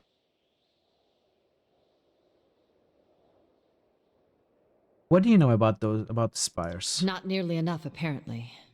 To me, they've always been axioms of navigation. You can triangulate a lot of things with the sextant and a clear view to a spire or two. We've long known the spires radiate strong magical fields, and all save the mountain spire connect to the old walls. A tuning fork? So now, I would know a little about that. Common folk know from afar, The but plans to go avoid play day-to-day. Pillars too. Yeah, I suppose that's a good point, Thor. That's all I have for Well, now. short of Tunon giving you orders on pain of death, you have the luxury of acting on your own volition. Though the disfavored are likely to come for you. Whatever you decide, I'm at your disposal. Your assistance will be most helpful. Thanks. And I am thankful to not be a bloody pile of offal in Vendrian's well. Life under your banner will, I'm sure, prove most interesting. Have a moment, let's speak further. What is it you need? We should discuss matters at hand. I'm still amazed we survived the Edict of Execution. The Chorus may outnumber us, and the disfavored seem to grow more aggressive every passing span. But we've endured our neap days. The struggle now turns in our favor. I need more allies amongst the Tearsmen. Where should we look? We already asked about The this. classic option for a land war in the Tears is if you think you could. The idea I was. There's also the slim. If we really want to hate ourselves in the morning. And while I don't endorse this, I'm still amazed we survived. The classic option. Sorry. And while I don't endorse this, I must list. Ask away. Let's speak of magic. You know, I normally charge for this, but for you.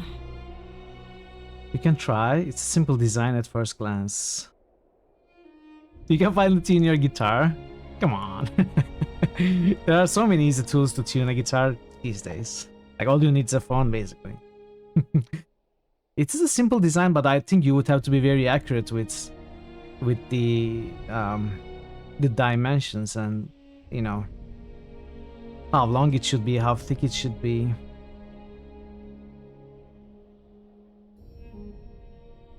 You can grab Guitar Tuna. Tuna? Wow. Is that a name of an actual app? What can you tell me about your magical tradition? Now, you know that's a very Your phone personal disagrees with your question. guitar. The knowledge I have is a centuries-old gift from the Archon of Tides. I would sooner discard my life than the sanctity of that gift. I will speak in generalities only. What kind of guitar is that, MDS? Is that a acoustic or classical? Or is it electric guitar? Just spend $10 and get a dedicated tuner or a tuning carb. You know, if you give me $10, I will tune your guitar for you. Does it work for you? I will do it for $9. Not even 10. A generic electric guitar. Now you know that's a very personal question. The knowledge I have is a centuries-old gift from the Archon of Tides. I would sooner discard my life than the sanctity of that gift. I will speak in generalities only. You'll do it for $8.99? $8.98. I will undercut you. You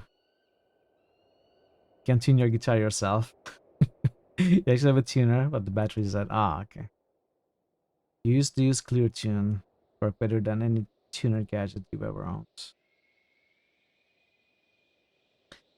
Tell me about how you influenced Terratus Grey. Trade secret, not one I'm going to talk about. The School of Tides dies with me, and so too will this. And don't bother trying to change my mind on this matter. It'll just get ugly quick. Is it because that school wasn't implemented as a player-controllable sigil of spellcasting? I don't know. Maybe. Tell me how you influence ice, mists, and other forms of water. With years of training, now look, most of those secrets have already been stolen ages ago by the sages. Doesn't mean I'm going to tell you just because the secret's already out, but it means you can go ask someone else if you really feel so entitled to.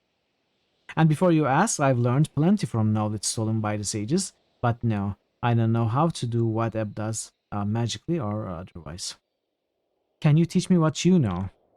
I suppose I'm capable of it, but no, the secrets of the Archon of Tides dies with me. What are the philosophical teachings of your magic? That's a question I can answer. It would surprise you little to learn that we see all things, people, wars, seasons to be cyclical, waxing and waning through their various forms like the tides and the light of the Terratus Grey. Why did I pass on it?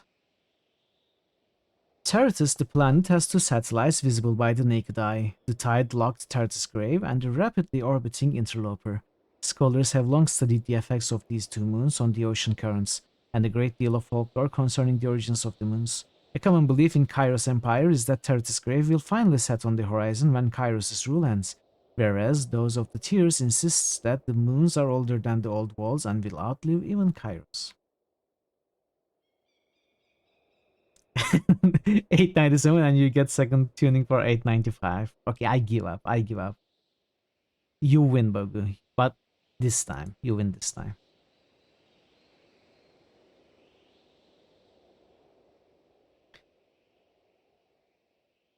The mind is limited. We are born and spend our lives dodging death. We expect all things to have a beginning and an end. We assume all things start and stop just like us. In truth, all things are cycles, some by matter of minutes, other by matters of years or lifetimes. In the school of tides, we appreciate patterns of all sorts. Most are called to the depths, others find their interests skybound. Many still find the tides of human emotion and political fortunes far more intriguing than inanimate tides found in the orbits and oceans. From what archon do the Tidecasters draw upon for their magic?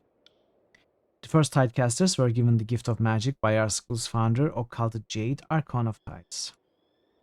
Occulted Jade, Archon of Tides, is the founder of the School of Tides as well as its only ruler. Though she wore the title of Archon, Occulted Jade never bowed to Kairos, though many have tried to compel her to do so. Having arrived with the settlers that made landfall at Five Wives, she is perhaps the oldest known living tearsman. Capable of manipulating the oceans, the moons, and all the transitionary forms of water, Occulted Jade used her magic to form a cabal of seafaring traders, musicians, and academicians, and it was the dedication to the arts that helped the school endure. For by teaching these trades to the children of noble families, the school remained in the good graces of the realms. Being able to control most anything cyclical and fluid, Occulted Jade has lived for centuries and could still be alive today, but none know with certainty. In the years before the conquest, the School of Tides discovered the Overlord's plan to invade. Despite all assumptions that the Tears' resident Archon would defend her school and home, to the surprise of everyone, the Archon vanished across the seas, taking nearly the entire School of Tides with her into exile across uncharted waters. Hey Pi, welcome. Sogmead Mud, that's a cool character. Underrated character from Arcanum. How are you, Pi? Good to see you.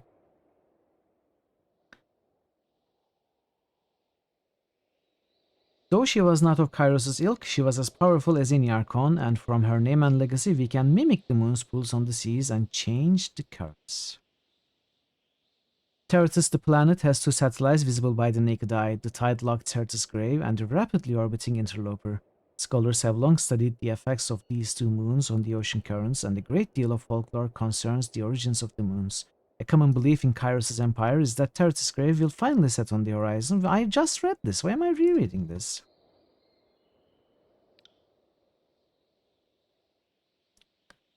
I'm guessing you can tell me more than I ever wanted to know about moons. You'd be right. My magic is generally associated with the moon Terratus Grave, but you have to know where the interloper is in the sky. When mucking about this with mystic forces. Do you control water, or do you mimic the tidal effects the moons have on water? Both, actually. I'm amused you are keen on the difference. Our spells of ice and mist affect waters directly, but are of limited volume. Displacing your own body weight in water is no mean feat. But if I were to move on an ocean current, I'd drive myself nuts moving water in front of a boat a little at a time. That's where I'd use a cantrip to simulate a tidal. Terratus Grave is the big one, right? Tell me about it. Terratus Grave is fixed in the sky, always overhead day and night. It was first named by folks living far to the east. They'd look to the west and see the moon like a permanent seal on the horizon, a grave where the sun dies each evening. That's how the older folks saw it. If you live in the western part of the world, Terratus Grave is overhead all the time. This means that day and night it's reflecting the sun's rays, and if you know what you're doing, it doesn't just reflect, it magnifies. Ooh. Interloper is the one that moves in the sky, if I remember the lessons correctly. You got stuck in mission 13. You have a way to complete it now. That is the mission when I left, right? It looked like a very tough mission. Constant attacks. Exactly. Interloper orbits Terratus at a steady clip, and its orbit sometimes crosses in front of Terratus Grave, leading to mystical calamity if you don't know what you're doing.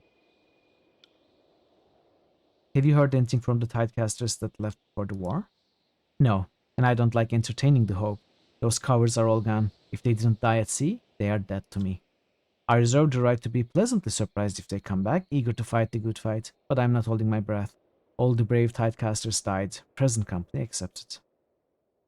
Fine, we can talk about other arcane matters. You know, I normally charge for this, but for you... Yeah, I mean, the game tells you that you have to make the iron cannon, but I think the problem is being able to also defend the iron cannon while focusing on it. It's rough, it's a rough level for sure. Do you know anything of the magic of the Archons?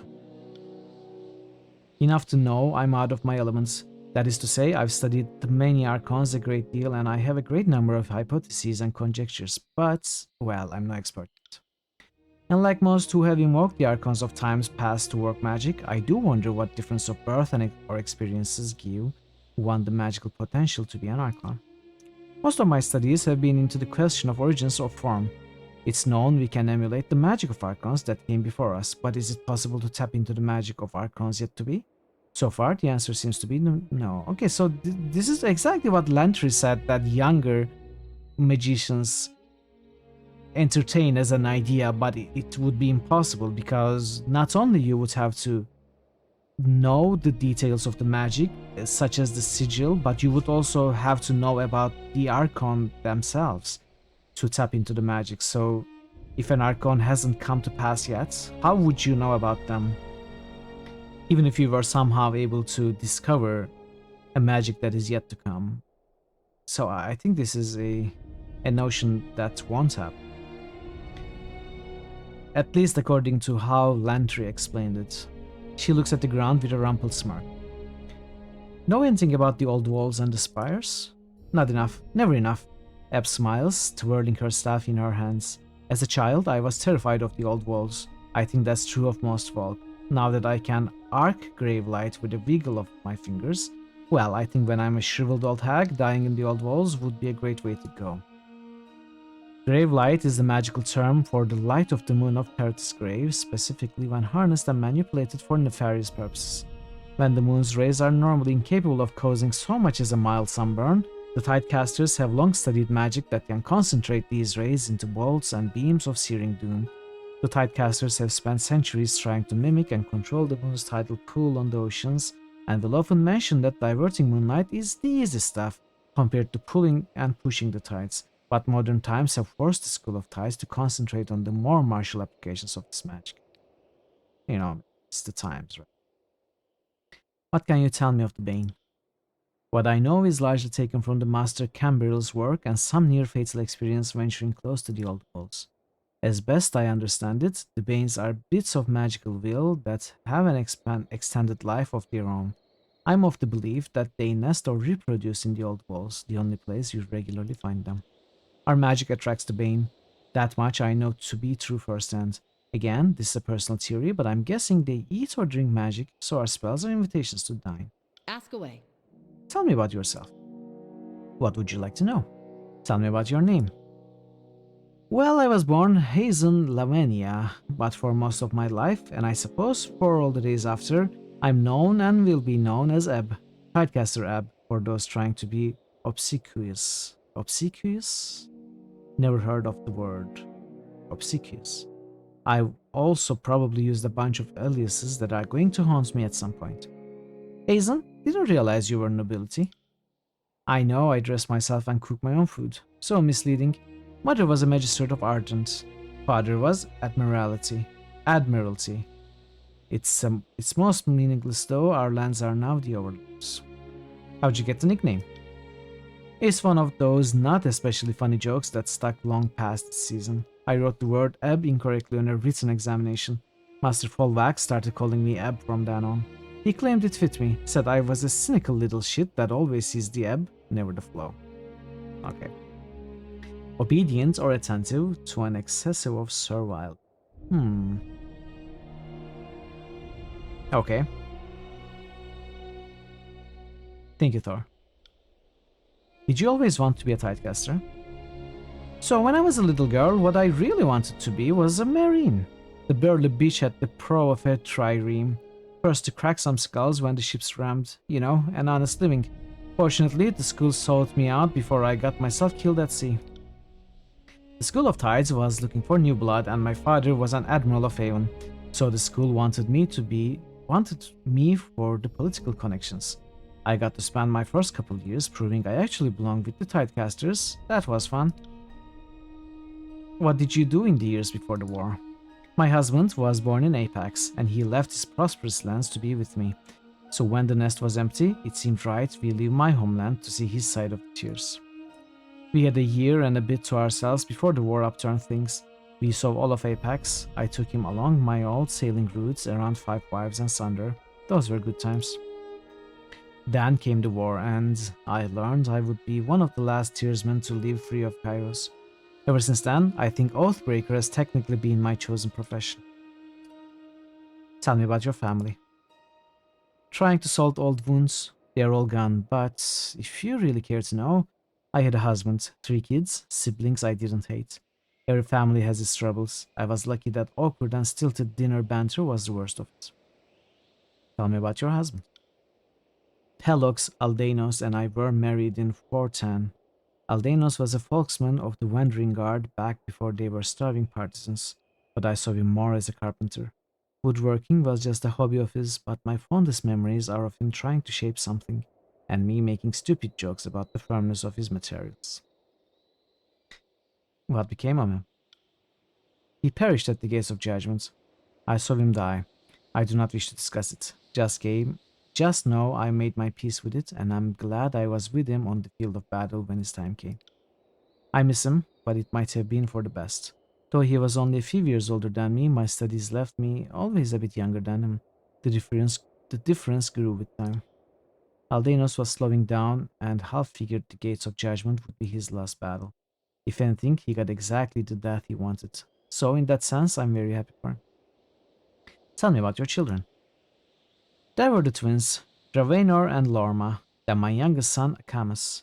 Aldenos wanted more, but I was nearing the end of my trials at the School of Tides, and dueling with lethal magic is a terrible idea when with child. Dravenor and Lorma followed my husband's trade and took to the folks. Akamas liked the harp more than people. Can't blame him one bit. I made sure my children could read, and I'm damn proud of that fact. Probably the only thing I did right. What of the twins? They died at the gates of judgment, or at least Dravenor died, run through by a disfavored spear. Lorma was at the battle, but I don't know what became of her. My fear has been she was recruited by the Scarlet Corps. Perhaps she has a new name, if she's still alive. There were the twins, Dravenor and Lorma. We read this. What became of your youngest? Without Dravenor and Lorma, Akamas, well, he never quite. He took his own life in 430. Abe shrugs, her eyes glancing far away. I should have put him on a trireme and shoved him out onto the high seas. He did not ask for birth, nor did I prepare him for the bitterness that life would offer. I'm very sorry for your loss. Spare me the sorrow. We've all lost family to Kairos. I've just lost 2 in one battle, but even then, I'm hardly unique. Let's change the subjects. What of the rest of your family? My family is Haven folk through and through. My mother prided herself on being descended from a Hazen Rebben, one of the founding magistrates of the city of Ardent. She looks to the side, mouth twisting in thought. Sad thing is, they died during the conquest, but that's not how I lost contact. I lost contact because magic and travel became my life. I had plenty of time to get to know them as an adult, but I simply missed it. But that one's my fault. I can't try to blame Kairos for everything.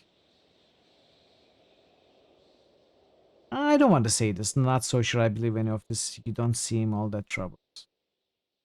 Let's change the subjects. How did you fall in with the Wandering Guard? In times past, folks of Apex would run us out of town if they saw 2 or more Tidecasters congregating. But war makes strange bedfellows. To the Wandering Guard's credit, they knew they had to rely on their neighbors. I only wish more of us joined the cause, and sooner. It's to my shame that many of my peers were cowards. If the whole school had met the enemy as a unified force, best not to overthink it. She waves her hand dismissively. If the people of Apex were so hostile, why come to their aid? Though the School of Ties has no official claim to the land, we consider Wendrin's Well to be something of a sacred realm. It's more than a landlocked circle of mountains. It's sort of big bowl of peculiar waterways. Besides, my late husband was from Apex. I know he'd have joined with the Wandering Guard had he lived long enough. so I need to honor his passion and do this for him. Why were the Tidecasters reluctant to fight? Too much navel-gazing, not enough vitriol. Or that's my guess. A century of relative peace and calm meant we had become a guild of too many musicians and poets. Let's change the subject. I have questions about the people of the Tears. We all know how to swim, and we all know how to fight. Most Northmen are lucky to make half that boast. What would you like to know? I'm curious about the people of the Tears, which is what I just said. I think you'll find that each of us thinks themselves as a child of Haven, as in my case, or a child of Azure, child of Apex, or what have you. But I suppose we Tearsmen have our shared customs. The most treasured of those customs used to be the pride of being free of Kairos' rule. Did you have particular questions? When were the Tears settled? Human settlers arrived over 400 years ago, displaced from a war between what are now Kairos' realms of Traun and Fertile Sands, a flotilla of barely seaworthy rigs headed west across the high seas. Tearsmen will sometimes speak of the Five Wives. We use it to refer both to the first 5 settlements where the colonists made landfall, as well as the 5 matriarchs that went on to form the ruling dynasties of the Tears. Of course, I'm leaving out the matter of the builders of the old walls. Who knows when they lived here and why they are gone, but those old walls didn't just fall out of the sky. Why don't men own lands or women ships? For centuries, it has been our way that the men own ships but the women own the harbors. Our customs don't truly prevent ownership, they limit inheritance. Lands pass to daughters, then sisters, then mothers and aunts. Ships pass to the sons, then brothers, then fathers and uncles. It seems strange to outsiders, but it makes sense to me. Men are blessed with wanderlust, women with a sense of the permanent. Likewise, the captain of a ship can't pose to carry a child, and the man grow restless if left in place. In truth, the custom varies from place to place, and you'll find men with enough wealth own their lands and women with enough sway own ships. As is often the case, the nobles pick and choose their traditions. Why didn't the younger realms stand united against Kairos? Are you trying to rub it in? Yes, the younger realms were defeated one at a time by the invaders. Maybe if I was Queen of the Tears, that wouldn't have happened. Well then, what would Queen Ebb have done?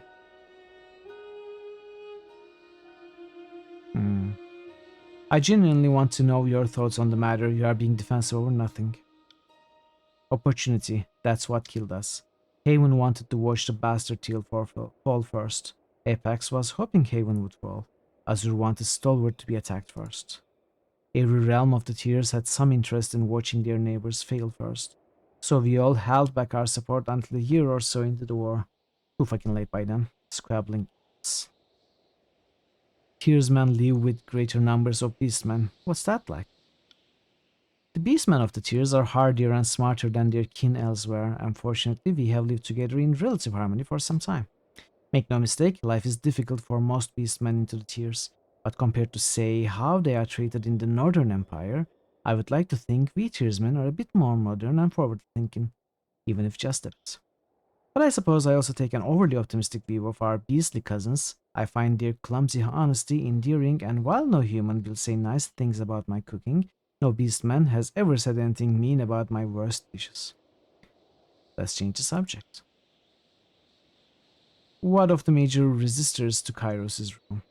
Kairos made swift work of the Tears, destroying most of the great armies of the Younger Realms in a few short years of war. Of course, queens can be bowed, captains slain, but we are a proud people. I think Kairos will find the stubborn remnants of the Tears hard to eradicate completely. Was there a particular group you wish to discuss? Tell me about the Unbroken. The Unbroken is the name of the military of the now fallen realm of Stalwart. Every citizen of Stalwart was trained to fight, and all were expected to answer the rallying cry of the Regents, the ruling small council of the realm. A decade ago, Stalwart was the ass end of jokes Tearsmen would tell each other. The people of Stalwart are obnoxiously proud of a long history of being invaded, but never losing. The disfavored put an end to their vaunted record of victory. The Unbroken still persist, albeit marginally so. The disfavored withdrew after the Edict of Storms began shredding the landscape. Their holdfast of Sentinel Stand Keep was never taken, and the citizen army, though scattered, could still be rallied. Tell me about the Stonestalker tribe. Kairos' war was disastrous to the human realm of Azure. Azure? But a stroke of good luck for the numerous Not beastmen Azure, that toil Azure. in Azure's endless wheat fields. With the masters all dead, the serfs have been set free. The Stonestalkers are a tribe born from these newly freed beasts. I imagine they would never bow to Kairos or the Archons. Too many generations have been enslaved. I'd wager anything they'll die before they ever bow. Beastmen understand strength and leadership, but it's always in the concrete sense. I can't pretend to know how they think, but I could never imagine them accepting an absent Prima. A distant ruler they can't see or smell seems a bit too abstract. Tell me about the Bronze Brotherhood. The Bronze Brotherhood is one of the most feared and famous of the Free City mercenary companies. They serve the highest bidder, and during the war, that was Kairos. Most of the Brotherhood perished in the war, but a handful, the crew hired to work at Lethian's Crossing. They got to babysit the forge Oh, and Mama. survived the last few Enjoy years your with food. minor Thank you so much losses. for the lurk. We will be here when you are back, if you are back. The band is too small to be a serious threat to the disfavored or the chorus. But they are scourge-worshipping berserks that will adopt any enemy for the right price. Maybe even Kairos. Are there other remnants of the younger realms that could still rise up against Kairos? Several sages came to our aid during the Second Battle of Vendrian's Well. I at first thought they meant to kill me. But instead they put their lives on the line for us. They spoke of others in their guild braving the Edict of Fire to salvage lore from the burning library. Though I may find them untrustworthy, it must be said that the sages have a certain fearlessness toward the Overlord. Perhaps that could be kindled further.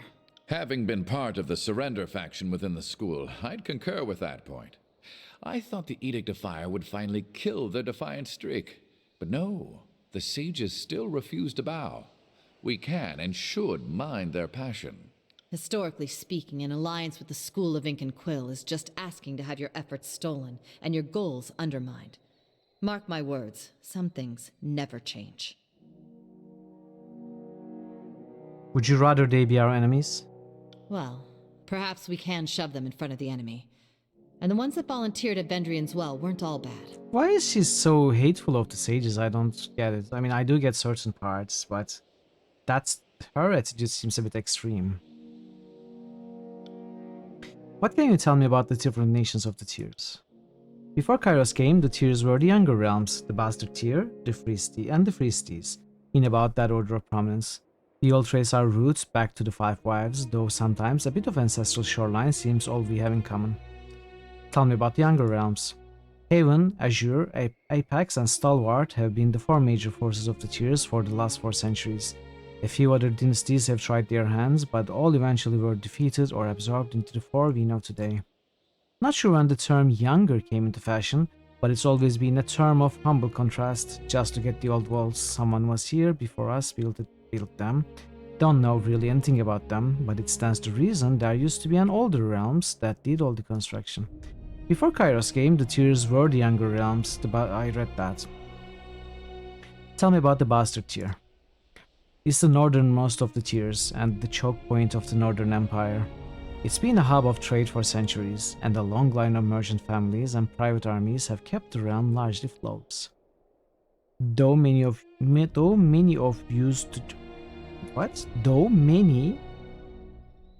used to joke about the Bastard city being sacked by rabid dogs, Tunon's capture of the city was a terrible blow to the morale of the tiersmen. We knew that day Kairos was more than just a fun story to scare your kids. Before Kairos came, the tiers were the younger realms. I am reading this for the 3rd time. I will stop. What can you tell me about the Free Cities?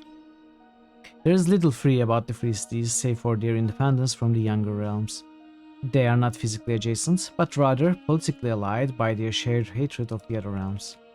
Most all of the Free Cities were defeated with little effort by Kairos' forces. Way I heard it, Nerat just had to have agents hire up their mercenaries and order them to simply be elsewhere when the armies of the Overlord arrive. Ask away. What can you tell me of the Archons in the tiers? Not entirely sure. Which is to say, there was a time I studied my enemy in great detail, but I've recently come to learn that much of my information was little more than lies and misdirection. What of the voices of Nerat? The Archon of Secrets lives up to his name. If he weren't so loathsome a beast, I'd half empire his mastery of the magical arts. They say he knows all the sigils lost to history, but I've also heard it's said that all stolen knowledge is why he speaks in different voices. But in truth, I'm learning that most of... Okay. Why do you do this game? Oh wait, this is the leave line. I'm sorry, that's my mistake. But in truth, I'm learning that most of what I know is just lies and misdirection, though I guess he'd be a poor Archon of Secrets if I had my facts straight. What do you know of Graven Ash? Before the conquest, I assumed Graven Ash a harmless old man, an Archon in name only past his prime. I could not have been more wrong. Many have underestimated the great general by his age, few of them have made the mistake twice. Ash is a remarkable general. He has led his tiny band of disfavored on a nearly unstoppable rampage of tears, and he does not seem to win his wars with obvious displays of mystic powers, but with old-fashioned leadership and good soldiers. A year or so back, under a blue flag talk with the commander, I was told that the Archon knows the name of every soldier under his command, living and dead. The way the disfavored speak of Ash, you'd think he raised each of them from the cradle. Know anything of Cairn? Enough. There is clearly a story here, I'd like to hear it. A few years back, the remaining Elder Tidecasters met Cairn in battle, tall as 10 men, all but invincible, and I thought nothing could stop us if we stood together. Whatever its old history. I'm glad you lived through it all. I'm not, and I don't need your pity, but I have still gained loyalty. Let us speak of other things. What do you know of Siren? I'm sure there may be younger Archons in the historical records, but Siren is certainly an unusually powerful child. It's said half of the Scarlet Chorus was recruited by Siren's persuasive song, and I'd not doubt it. I also know Voices of Nerat put a shackle on her power, probably feared she'd become the favorite of the rabble. Ask away. What do you know of the Arcane Society? I know a great deal of the mages of the Tears, or at least their history. Most are dead now. I know a little less about the guilds sworn to Kairos' Archons, but I try to make an effort to know my opposition. Tell me of the Earthshakers. The Earthshakers are the disciples of Cairn, Archon of Stone, and they share their master's command of tremors and soil, and they also share Cairn's aloof, brooding temperament. From what I gather, the Earthshakers serve the disfavored, but the relationship has been deeply strained by Cairn's fall from grace. I could imagine there's the fear of Cairn shared with them, something subversive or treasonous. Tell me about Blood Chanters. The Blood Chanters are the voice of Nerat's cabal of mages. Their magic is taken from the sigil of Siren, and from techniques stolen from the School of Wild Wrath, namely their magic of fire as learned from Thousand Embers, Archon of Fire. They barely qualify as a proper school or guild, most of them barely literate, and I bet most of them didn't learn a damn thing, just had their knowledge shoved into their heads by Nerat. They have all the brutal buffoonery of the chorus, but with the magic to make their bloodlust contagious. Their only redeeming feature, guess they make the sages seem not half bad. What can you tell me of the Forgebound? The Forgebound have an unusual sort of magic. They specialize in slow, painstaking rituals that do not produce the dazzling blasts of energy and shards of flying ice like my own magic. Instead, their spells render them immune to the fires of the forge and at one with their tools of the trade. I admit a bit of fascination with the guilds. I much prefer the power and brutality of my own magic, but if I lived in a calmer, wiser time, I think there could be great satisfaction in using magic to become the master of one's craft. Tell me about the School of Ink and Quill. Behind the Tidecasters, the sages of the School of Ink and Quill are the second oldest arcane institution in the Tiers. We go way back a ways. There's a lot of bad blood. If I'm being objective, the sages claim to be scholars interested in collecting, archiving, and preserving lore from and for all humanity. They are quite keen to gather lore, but in no sense do they seek to share their knowledge with the Tiersmen. Something like Brotherhood of Steel, I suppose. Many of our secrets have been pilfered by the sages' spies over the centuries, and we are not alone. The sages have the secret of many other guilds. Their generations of theft have made them versatile and dangerous. Tell me about your own guild, School of Tides. Our patron, Occulted Jade, Archon of Tides, is as old as the settlers of the Five Wives. And for nearly 5 centuries, we were masters of the coasts and the rivers. These days, it's a school of one. You are looking at it.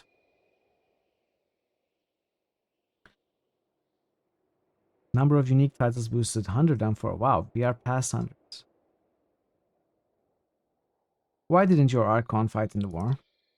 About a year or so before the troops arrived in the Bastard Tier, Occulted Jade proclaimed the age of the Tiers was over, and said she'd depart southwest, into the unknown, unending ocean, rather than face Kairos.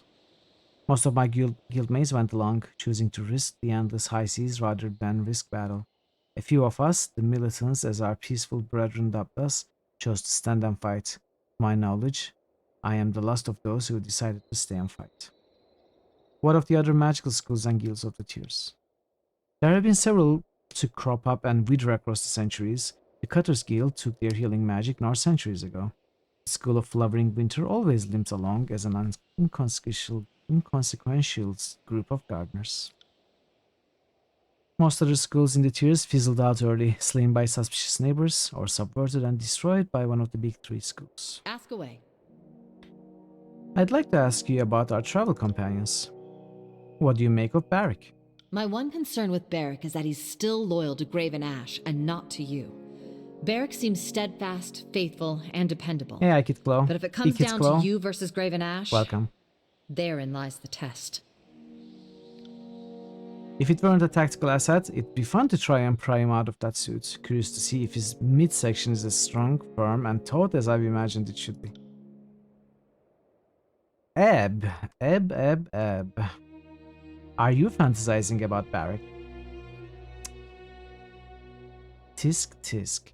What are your thoughts on verse? We should consider ourselves fortunate that one of the most deadly members of the The ranking is haunting you. considers you a Dude, you'd better game make your leader. peace with it. That said, It's I think you her now, you are involvement good. with you is entirely suspect.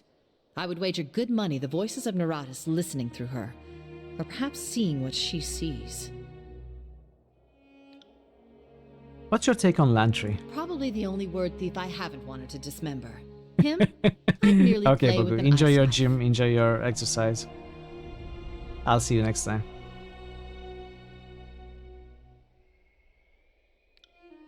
The Wandering Scholar thinks seems an act. It's always an act with the sages, always pretending to know less than they really do. I'm sure he's got 1,000 reasons for why he is not like them and more trustworthy than the rest, but I know his type, so I don't trust him. Aw, that's high praise coming from you. I'm going to take this staff and repeatedly jam it into your backside until you prolapse. Ah, just like that, balance is restored to all known existence. You had me worried there. Ask away. What is it you need? Okay, let's save and for at What least is a it you moment need? add Smartest to thing the you've said all- party and I will return to our holdfast let's at see once. what she's like actually. Level her up. New critical hits boost. Parrotwise just boosted Torment. Tides of Numenera. Numenera.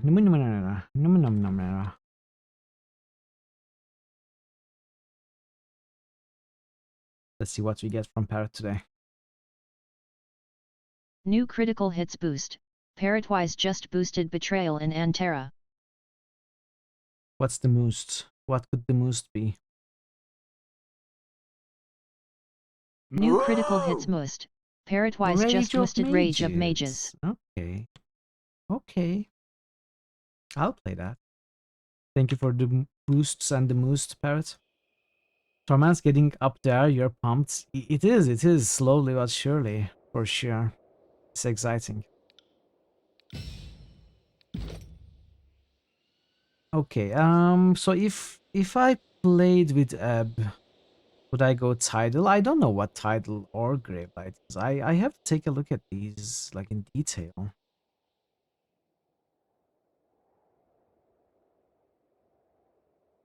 I would assume Gravelight is more damage, DPS against possibly single targets. Tidal is more crowd control with AoE, is my initial impression and guess.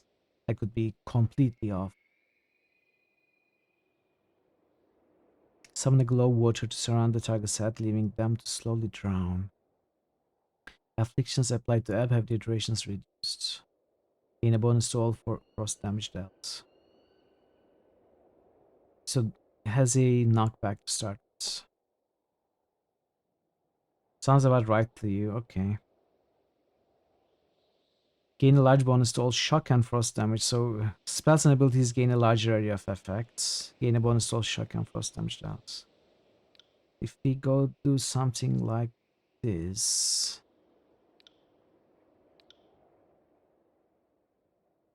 While Eb is not taking damage, her recovery time is reduced and she strikes twice with her normal attacks. Why would we attack with normal attacks with Eb? Maybe with a range weapon. Creates a powerful wave that repels foes in a cone, pushing each of them back a fair distance. This repels foes, so it should be party friendly. Conjure enchanted waters to wash over the target, removing a random hostile effect. Doesn't heal though. Let's go with this. Gain a bonus to damage dealt by magic stakes. Let's get purifying.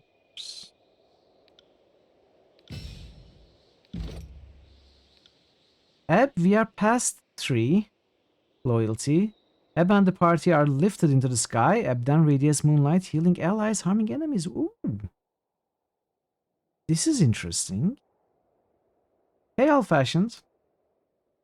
How are you today? Good to see you. Welcome. We have zero fear with Eb.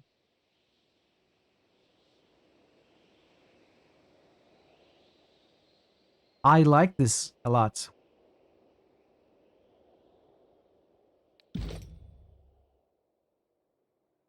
Oh, we have more. Okay.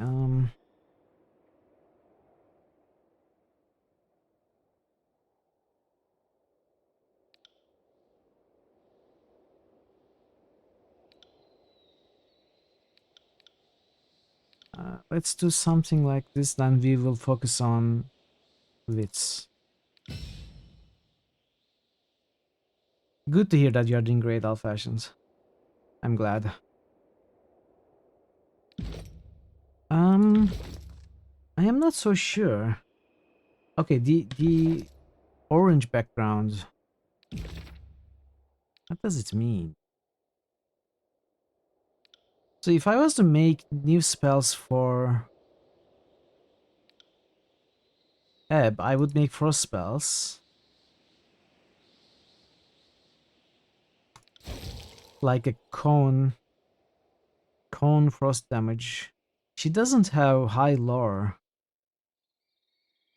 We would have to put a lot of points in. I mean, we either have to use her or put points in wits.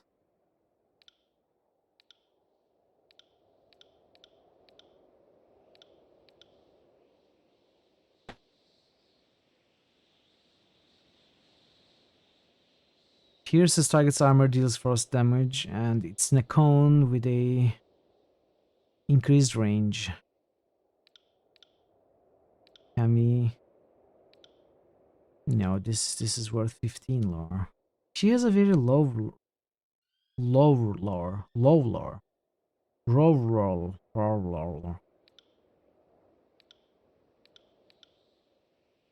I don't know. Also has Phantom Bolt, which is shock damage, right? It drains damage.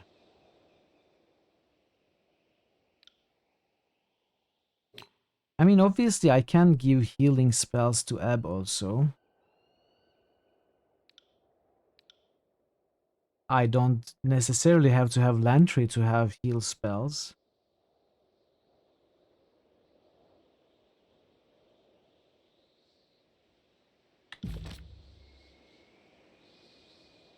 One moment, my friend. Be seeing you, Fatebinder. If I compare Lantry with Eb.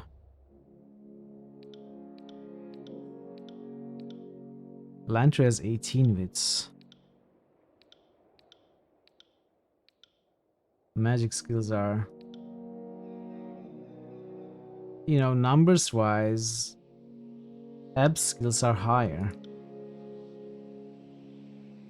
Generally.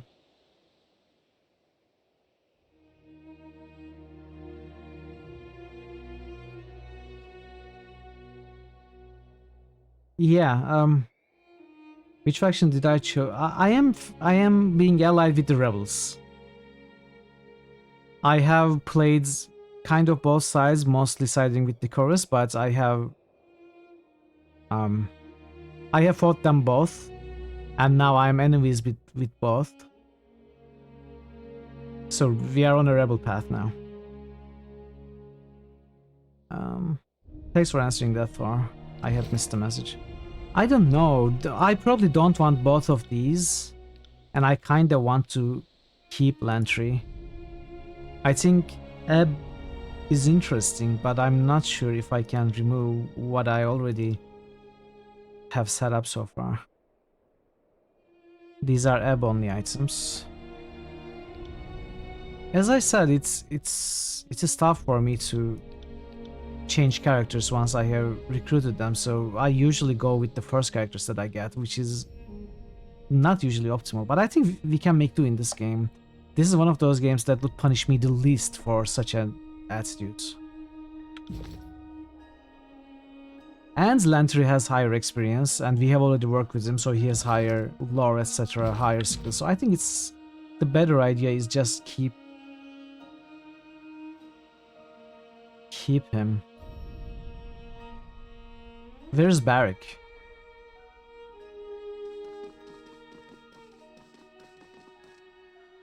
You look as if you... What can I do for you? If you would have... I'll tack homeward. See you there.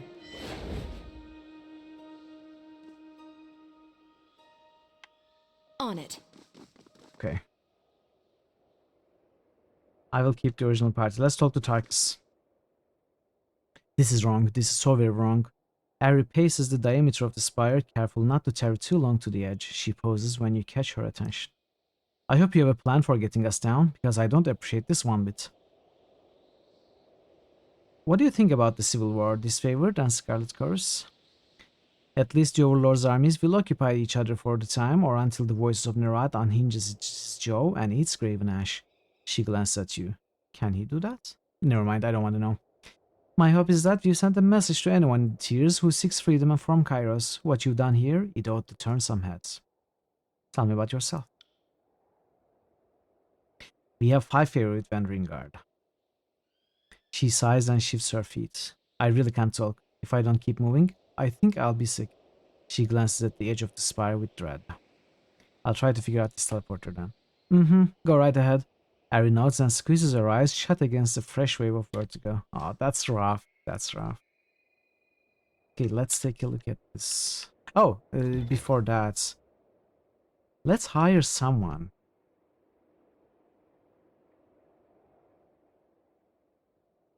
Let's hire Tychon the Swindler, a swindler from the Bastard City who is able to acquire valuable items left unattended.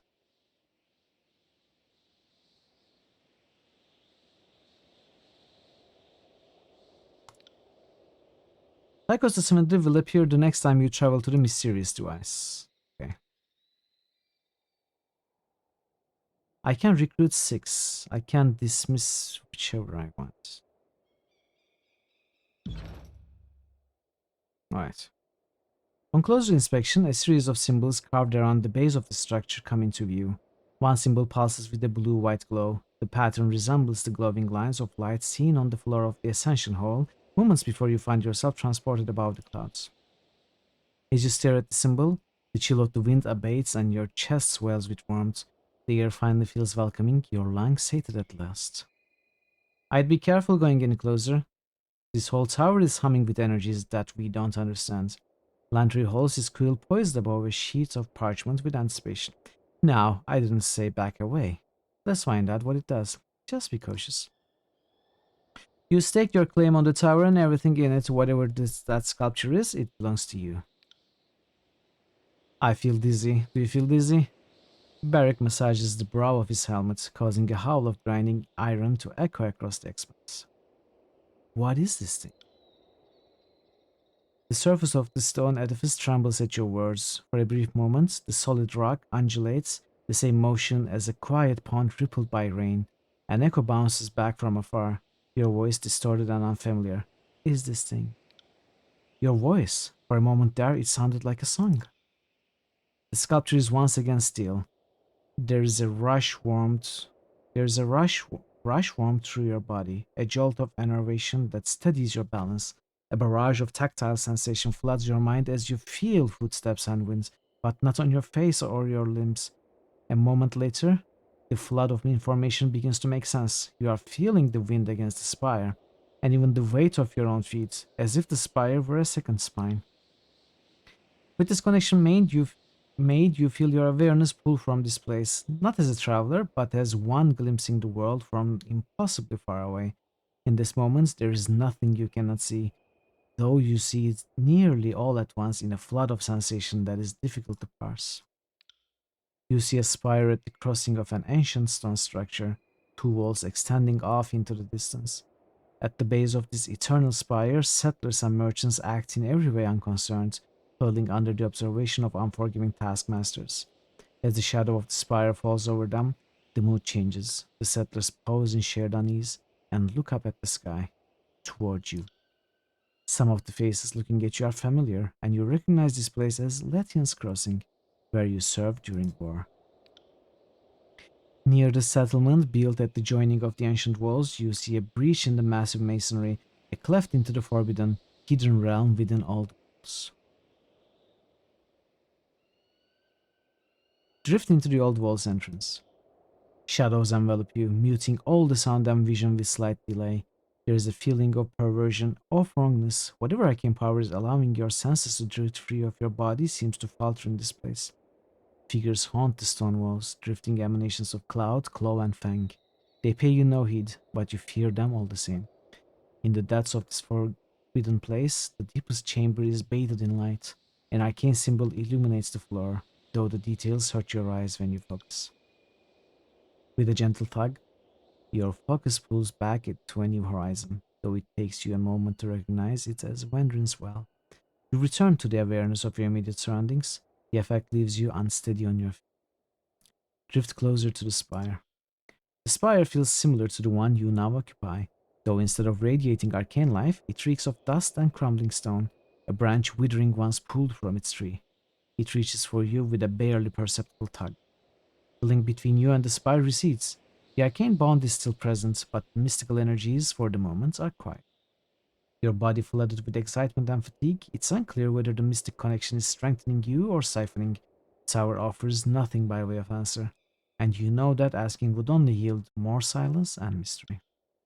The deluge of sensation is over, but the positions of the other spires still linger in your mind. From your vantage point atop the mountain spire, you can easily spot the mysterious structures, each of them rising high above their distant surroundings. Thank you for the lurk, Barty. I appreciate it.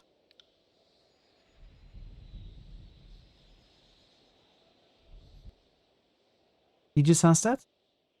Lantry signs a long sigil in the air, squinting at you as he works his cantrip. The ripples are everywhere. When you move, the magic of this place stirs and churns. That portal over there, those burning braziers, they all grow braziers. They all grow more intense as you approach. I will never be able to learn this word. I think it's responding to your presence. Before we get ahead of ourselves, it's worth remembering that you ended Kairos' edict. That's no small feat. Maybe your connection to this place is related? Either way, sounds like something for the arcane-minded to investigate. No doubt you have much to report to Tune on. While you meet with the Archon, Florian, Sybil and I will tend to the wounded and salvage what we can from the Archon's war camps. We'll meet you back at Ascension Hall, provided the Archon of Justice doesn't execute you for assisting us. Investigate the spires, find a way to the Letian's Crossing spire. The sculpture doesn't respond to your touch.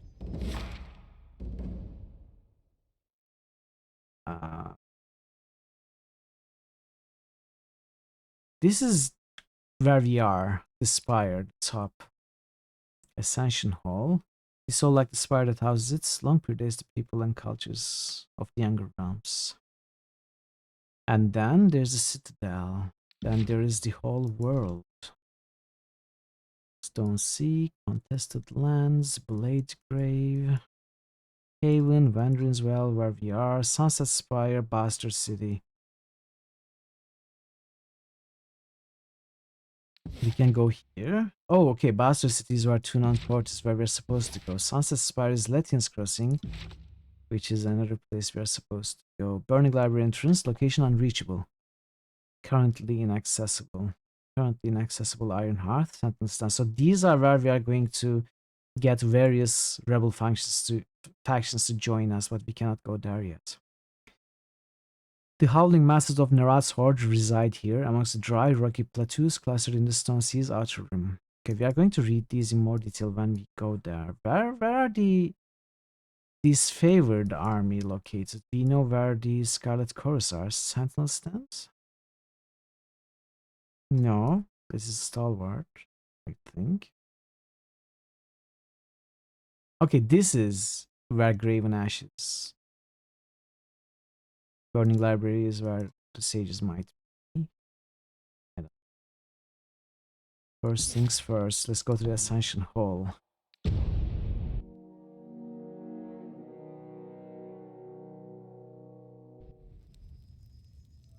Will do.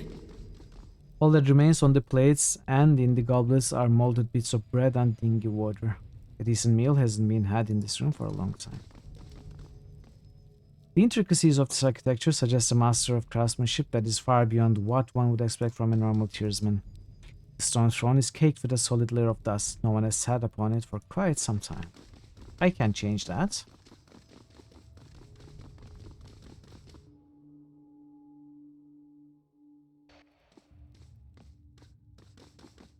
Let's look around. This is where we had the Spotted fights. something. Seems to be a new map though. Sounds like a good idea to me. Ailmancer. Welcome.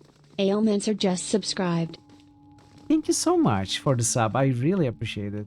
Thank you for the support and enjoy your sub benefits, which include all the sound effects that we have. Take a look at the list if you haven't. There are some cool ones, I would say. Enjoy the emotes also. Thank you, Ale. Research dagger plans. These partial plans describe the process for crafting a powerful weapon, but more research is needed to fill in the gaps in the plan. This research can be made with a spiral library upgrade and the proper materials. This is Hello? a bit overdue, but there we are. No, don't think like that. You didn't have to at all. I really appreciate that you did. Thank you. This is exactly like Cadnoa. We can build upgrades, like we can build a spiral library, research weapons. I love it. I love it. This is so good. I must have done this a few times since I finished the game in the past. You know, I like that I can rediscover this stuff. Completely forget and rediscovered. Bad memory helps like that. It's not necessarily a good thing, but it can be a good thing in situations like this. Like, I didn't remember Spire upgrades or the Spire at all. But I'm very happy right now. These small barracks are nowhere near large enough to keep the Wandering Guard comfortable and well rested. Sleeping occurs in short shifts, with soldiers rotating in and out of bed. Yeah, let's go to the emote, not even gonna lie. It is great, yeah. It is, it's a great emote. I love it. Quiescent Pandemonium did a great job with that emote for sure. Bloodstains litter the training grounds. Wandering Guard trainees spar in the area, perfecting their martial crafts.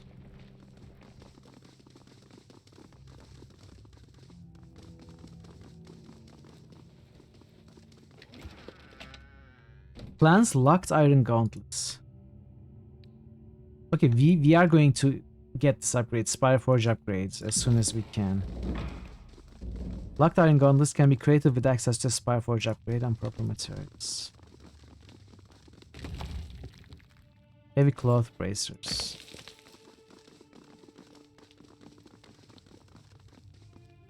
Following Kairos' conquest, food has become far less plentiful in the tiers. The Wandering Guard must make do with very little.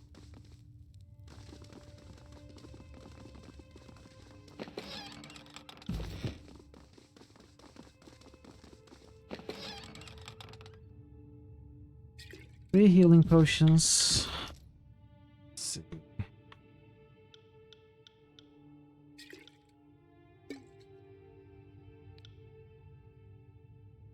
This is a direct upgrade, but it's just unarmed DPS. Well, I guess why not? Wait, what is this? Stirring visions. Investigate the spires. So let's look at our quests. Petition Tunon on Barracks Bluff. This is going to be done when we go here. Travel to Tunon's court in the Bastard City. And then we have another part of the main quest. Find a way to the Latins Crossing Spire. I think I want to visit Tunon first. But let's check outside.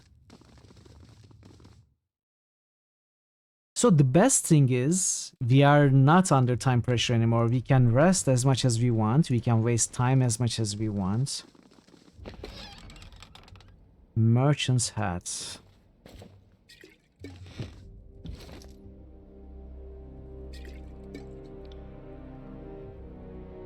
Less deflection, less accuracy, more recovery. Let's go with it. On it. Is that all? I've got this. Alchemy supplies. Sorry, I can't. Huh. This damage dates back to Kairos' initial conquest of the Tears. That is one of the few blemishes remaining in testament to the Wandering Guard's reconstruction efforts. Greater healing potions. I have found a few greater healing potions. Sorry, I can't. They are in my pack. I should probably put them in the belt slots. Hotkeys? Hotspots? I don't know. Fifth Eyes Mask. Oh, this dude. Crimson Great Spear. Of Legends of Rogues. 10 lore, 10 subterfuge.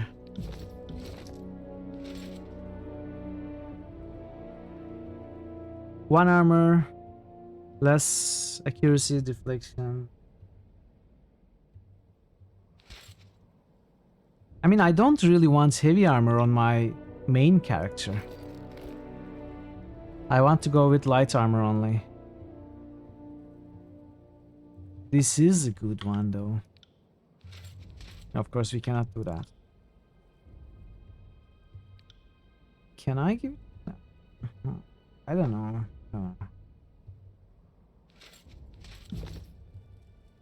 It's probably not that good. It's just that I haven't found any magical items yet.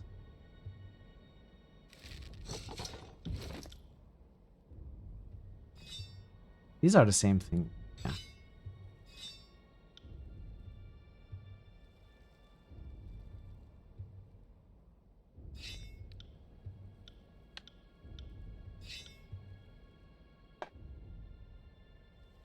Tearsman Great Bow, Tearsman Spine Bow. Let's switch.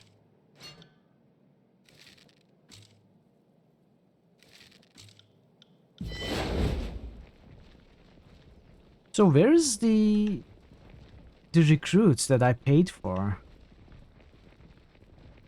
Sorry, I can't.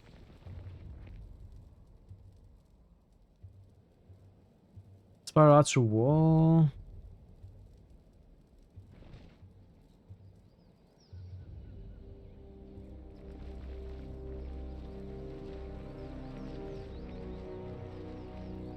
Spire rest bonus. 5 all skills until next rest. Why is it just the 2? Is it because I changed them out of my party? He will be back at the top of the spire when you go. Oh, okay, at the top. I see. Let's go back to the top then.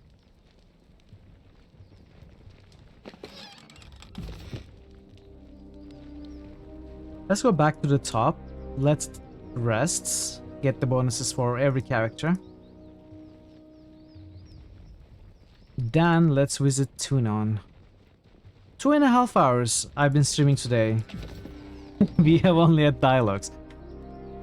Honestly, I keep saying this game is short, but it may very well be because I read the dialogue maybe less carefully and faster and not out loud when I first played this game. When I'm reading all this material on stream out loud, the game feels much longer.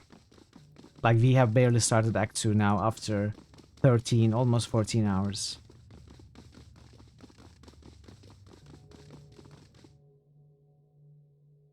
Obviously, it's not as long as Pillars, for example, or any other game. Still, it's not very short.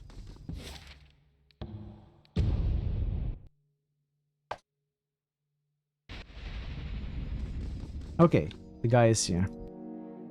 I find great height suitable for one who deals in webs and whispers. It's not always about spinning in shadows.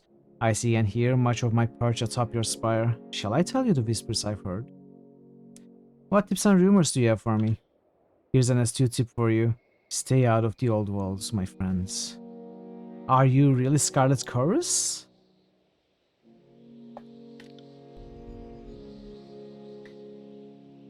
Heard any tidings of particular interest lately? Countless, of which would the Master Fatebinder like to know? How did you end up in Tunan's court? Word spread of our stunt at Bastard City like wildfire through the tears. For the first time, my name inspired awe and loathing at the hearts of men. Tycon rubs a finger over his blade-scarred lips, smiling fondly at the memory. After I've spent the time training Fifth Eyes Man in the ways and means of my trade, but my hunger for rings has always held more sway than my fondness for bloodshed, so I carved a place for myself in the court.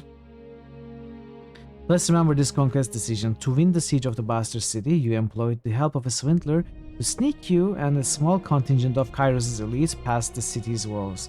While Tycon delivered on his promise, ultimately allowing you to strike a crippling blow to the city's defenses, the going was tough and required several hours of stinking, stopped trekking through a labyrinth of underground sewers. As I'm sure you will understand, my friends, there's value in those who can distinguish between the right and wrong ears in which to whisper. And there are many that listen to my murmurs.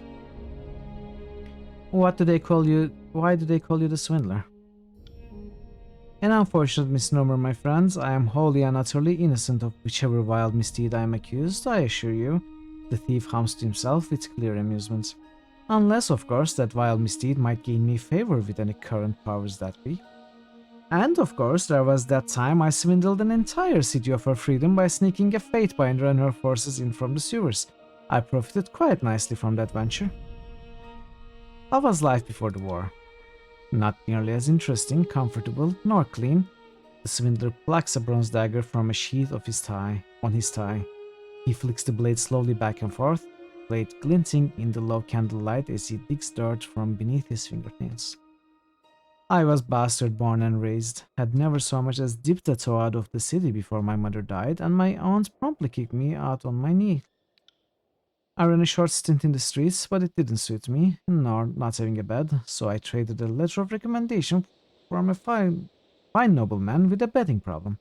That cost a week of playing sleight of hand in the gambling hall.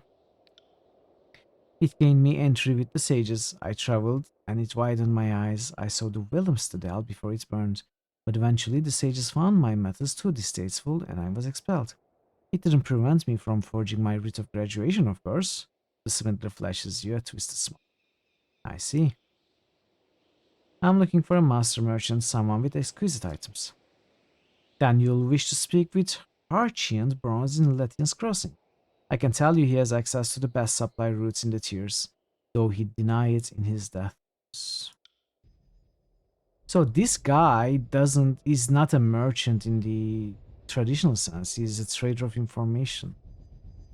I was actually hoping for an actual merchant to sell stuff.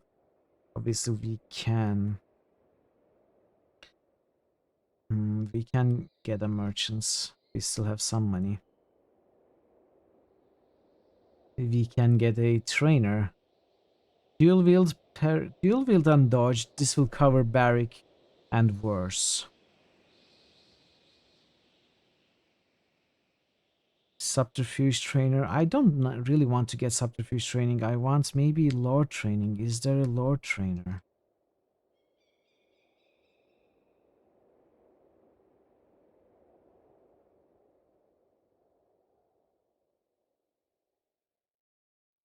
There is not a lord trainer.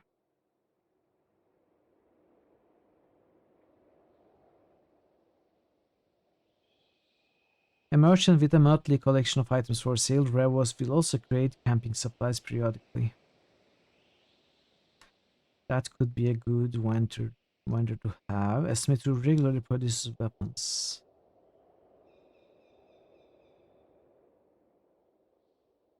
Let's get the vendor. Let's get Revos.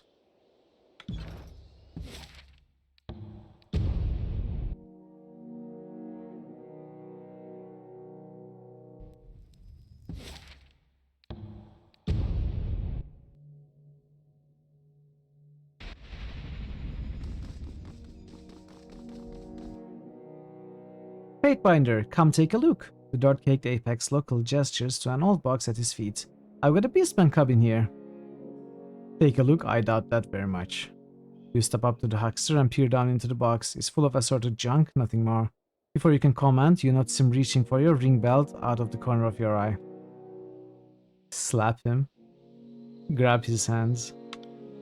He makes a high-pitched squeal that echoes over the expanse of the valley. I didn't mean anything by it, I promise. I just wanted to see how many rings you had, so I could adjust my prices accordingly. I was at your service. I've come into possession of some items that might be of interest. He waggles his eyebrows. That was very dishonest of you. I'll take a look at your wares, but don't try that again. I thought there was honor between thieves, you know, honor amongst thieves. Let's sell stuff.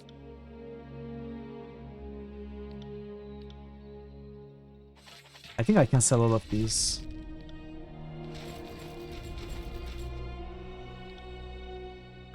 And that's instantly a lot of money. Money that we need. I think I can sell other.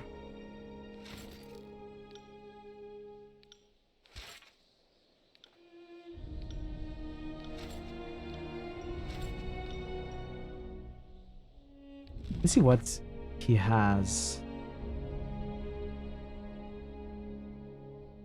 Fatebinder of Tunon boots. Lots of sigils.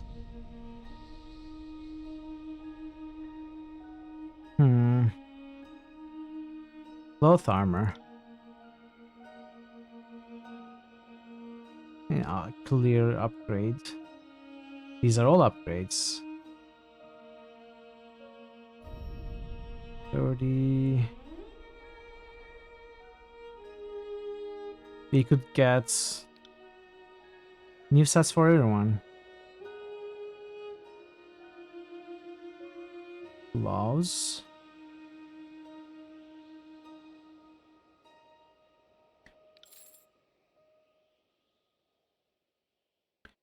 Let's see if I want to buy the better items. Food and gloves for Lantry. Helm. Give me strength. Sorry, not that helm. Helm, head wrap. What is the difference? There's no difference. I guess it's just cosmetic. So we can pick up one for Mithril, one for worse. Gloves and gloves, same thing. Get those. Also boots, I'm sure. Cleansing victory, though, that would be replaced.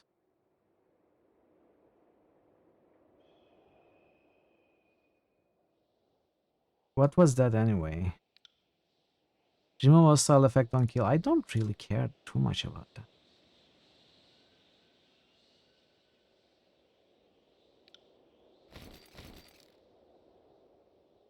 Armor. Armor is expensive. This is cloth. It's not an upgrade, okay. What about the light armors?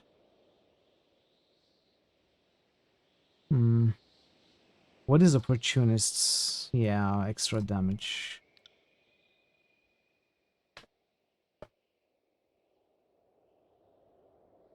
Let's say we get one for worse. What is this shield like? It's a light shield. Less parry, more dodge, but higher tier. It's superior. So more numbers, but less parry. And loses endurance as well. Not what I want for Barrack. So I could get these upgrades. I have the money. I wonder if it would be worth it.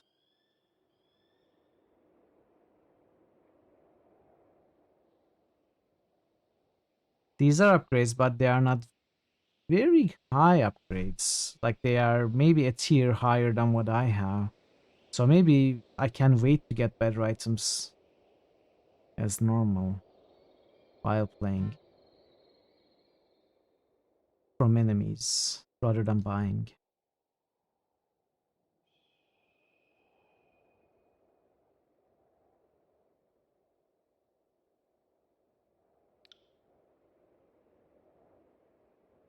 Yeah, let's not buy. So we have money for other merchants. And maybe crafting requires money, training requires money. What tips and rumors do you have for me? I have heard that spells are indeed effective against the Bane, contrary to what many had previously feared. But even the smallest magical expenditure in the old walls can attract every Bane within 50 paces. Extreme caution is recommended. Armies need weapons, but it turns out they need meat more. Supposedly, Blade and Mark once wore 2 wedding shackles in the custom of his culture. I found it a daunting prospect. 2 shackles, meaning 2 marriages, joined in union at the same time. I'm unsure whether I envy or pity the man. The only man in the tiers who hears more whispers than I do is the voice of Nerat. I can guarantee you that. Have you noticed a rather insignificant portion of Tunon's court comprises that of rehabilitated criminals? No? Just me then? No, I'm like that too, dude. I'm exactly like that. When the prominent leaders of the Scarlet Chorus disappear, they often later resurface within the voice of Nerat. Disfavored ones were known by another name. Contrary to my first assumption, it was not the favored. So how many of these are there? Tunon the Adjudicator originally had 3 faces. Kairos destroyed one of them for displeasing him. I thought you might find it of interest to know that the Disfavor's 4th Battalion has recently marched on Sentinel Stand. They've established a camp and a modest supply route there. Scarlet Chorus Wrath 1. There are waves of whispers within the Scarlet Chorus that crash in fear of your name. It's not an easy feat, my friend, to churn such an emotion within an army that is vast and tumultuous as the sea. The disfavored whisper your name in fear, my friend. Whatever you've done, whatever foul deed you are doing, keep it up. Here's a frightening tidbit for those who deal in whispers. If rumors are to be believed, Sirin once whispered into a man's ear, and it burst his head like a dropped melon. Apparently, it left quite the mess. This cannot be endless. It has to end at some point. There's something odd about Verse and Barrick, don't you think? Master Fatebinder, so different, and yet so similar. Or so my sources say. Oh, they are siblings. Ridiculous, I'm nothing like that blood-soaked charlatan. For once, it would seem to we agree, though Barrick, as ever, refuses to turn the mirror on himself. I side with Verse and Barrick on this one, total opposites. They're exactly the same. You're kind of alike, though, in some ways. I suppose that we are last line of defense between you and an untimely death. We have that much in common for now. I hate to agree with her. Don't put me in that position. I'm afraid my font of information has run dry for the moment, Master Fatebinder. Perhaps you would be so kind as to check back with me later? Found anything lying around that I would be interested in? I'm working, Fatebinder. Always working. Come check back later. Let's get one of our trainers. So there is no Lord Trainer, that's a problem. I wanted, for myself and Lantry, I wanted Lord Training. Let's get dangerous. Yeah, let's get dangerous. No, let's not get dangerous. Let's get a trainer. but only Lantry and Mitrel leveled up, and I want lore for them, and there is no lore trainer. So do I not get a trainer?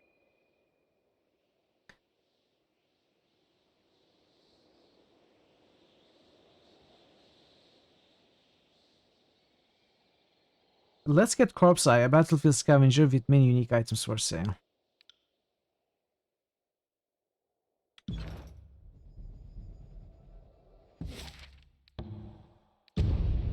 And now you need to rewatch the entirety of Darkwing Duck. Really? Just one Let's Get Dangerous and you have to watch all of it? I've never watched Darkwing Duck like properly. I have watched a few episodes here and there on TV as a kid, but you know, not as a series. Not really. I like the character quite a bit. But if it ain't the big bad boss, come to take a look at my wares, handpicked from the finest of battlefield corpses, I can assure you. The Scarlet Chorus members' milky dead eyes roll in their sockets as he bows deeply, mocking you. What'll it be, boss? Don't I know you from somewhere? Remember the old corpse side, do you? Yeah, I was there when the Earthshakers brought the earth down on Bastard City. The Scarlet Chorus member sniffs and thumbs his nose. Of course, I was just a slave back then. When Kairos' armies laid siege to the Bastard City, the Earthshakers attempted to crush the city's defense with a massive rock slide. Many troops died in the devastation, but you were able to save a Scarlet Crusade. Scarlet Crusade? Where did that come from? Scarlet Crusade is from World of Warcraft. Where did that come from? Scarlet Chorus soldier whose leg had been trapped beneath a boulder. I left my master to die, but then you had to go and save her. Oh, she sang your praises like a sweet lark after that, and while I got tarred and lashed. Would have been a freeman if it weren't for you. Lore, let an uncomfortable silence stretch. Are you serious? That is so rude.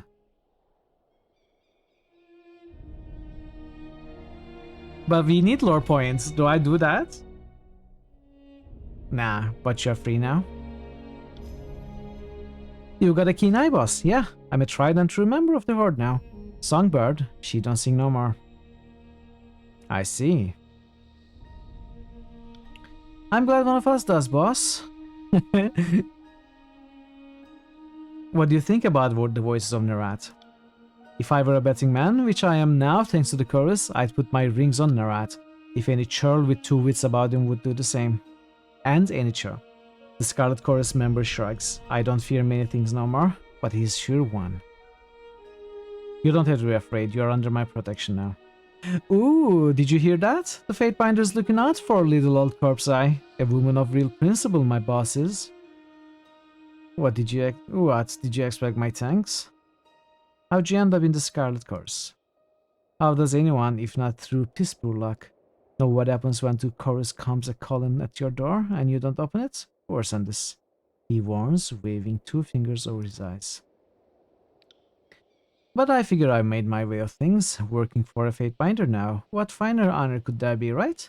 He laughs, chokes, and hogs a glob of spit at your feet. Corpse Eye, not really a name you come across every day. Unusual, yeah. His eyes, cloudy and scarred, bob unfocused in their sockets, and he grins at you, revealing several cracked or missing teeth. You think? You tell me. You can't shake the eerie sense that despite appearances, Corpse Eye is in fact able to see. After all, didn't you recently witness him fighting on the battlefield? Regardless, he doesn't seem to find his condition at all distressing. I'd like to talk. Sure, boss, you talk. I'll pretend to listen. I prefer one-sided conversations with figures of authority. Makes it real easy for me. Remain silent.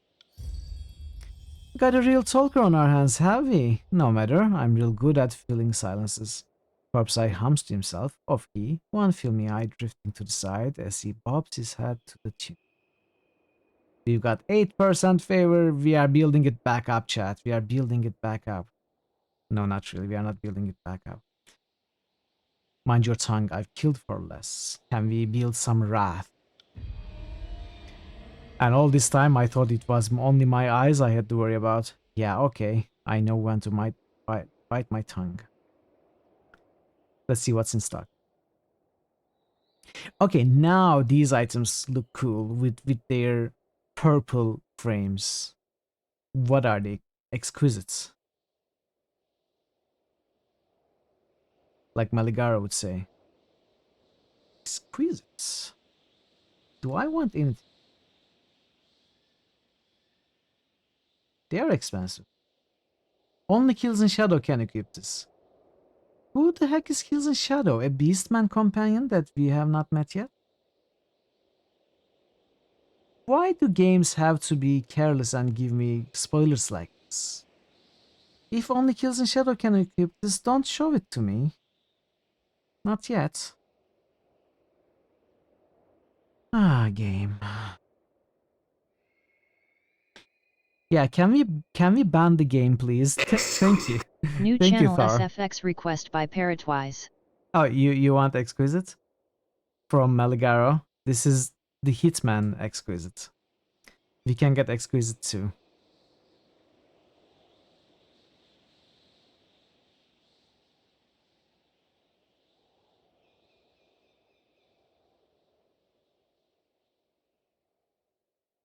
Yeah, I was confused at first too, Parrot. But yeah, it is from the tutorial section of Hitman 1. There are some really good items here, but I'm not going to spend any time for... Maybe a weapon. Maybe we can get a weapon.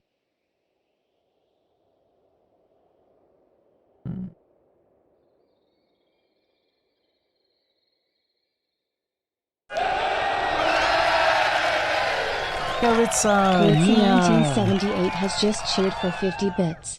Hello, Nitro and hello. chat smile. Thank you so much for the bits. It's great to see you. How are you doing today? Welcome and welcome. Always a pleasure to see you. And thank you for the constant support. I appreciate it. Yeah, I don't think I'm buying anything.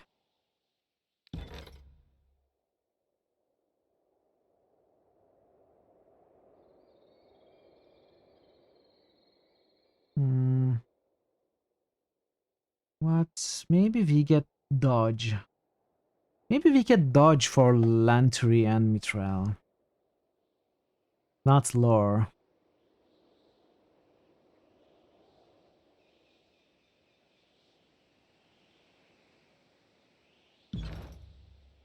Wait, what is this menu again? So we cannot get upgrades yet. I think that's going to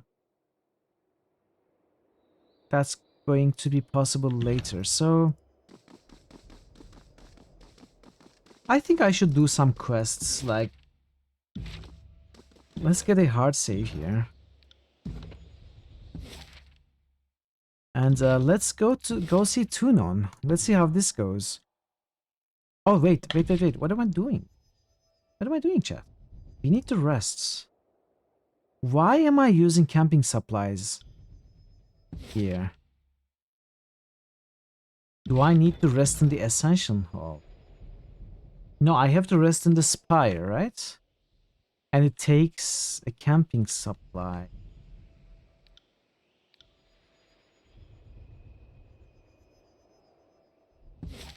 That's okay. We have found camping supplies.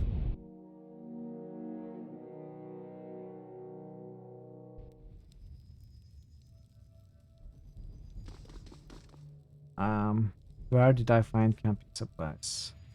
There's a bed in the Spire. Really? Did I waste my supply? Well, bed in the Spire? Like up here?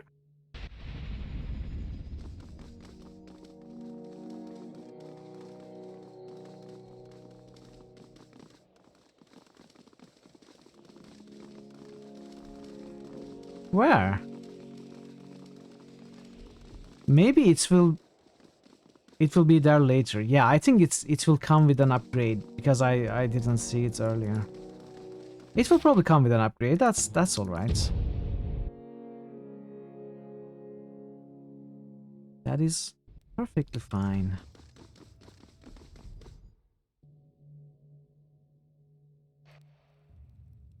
Let's get dangerous. Let's get the camping supplies that I found earlier. I don't remember where it was.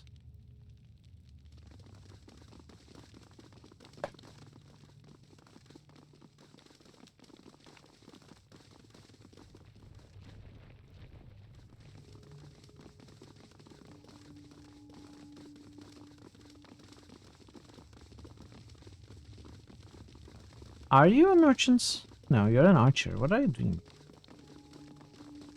Don't we have cooks? Okay, there is one and there is one outside.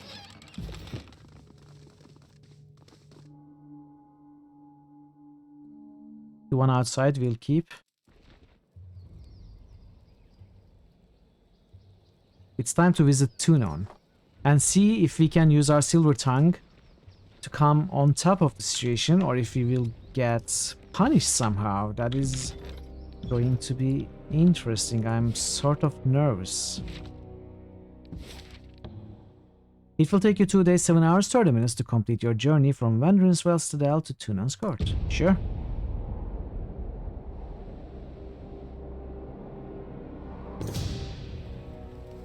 Encountering the Bastard Tier. After a few hours of difficult travel through an area with dense undergrowth, you happen upon a small stream where you can refill your water skins and wash the sweat from your brow.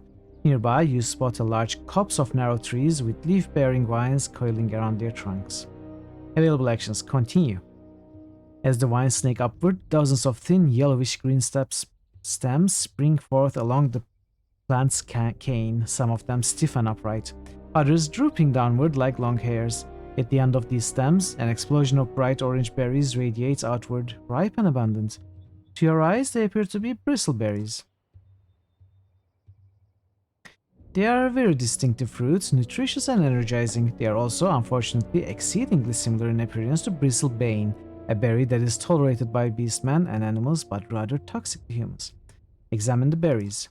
Clustered together in tight drupelets, the berries vary from bright orange to a yellowish-orange color. The size of each individual fruit differs slightly between bristleberry and bristlebane, but it's very difficult to determine without the two side by side. Examine the vine's leaves. The leaves extending from the main vine are bright green and lobed, with edges resembling undulating hills. This matches an old saying you recall about the berries: leaves like hills, safe from chills. Leaves like rain, unending pain. So this is the good variety. The berries appear to be safe.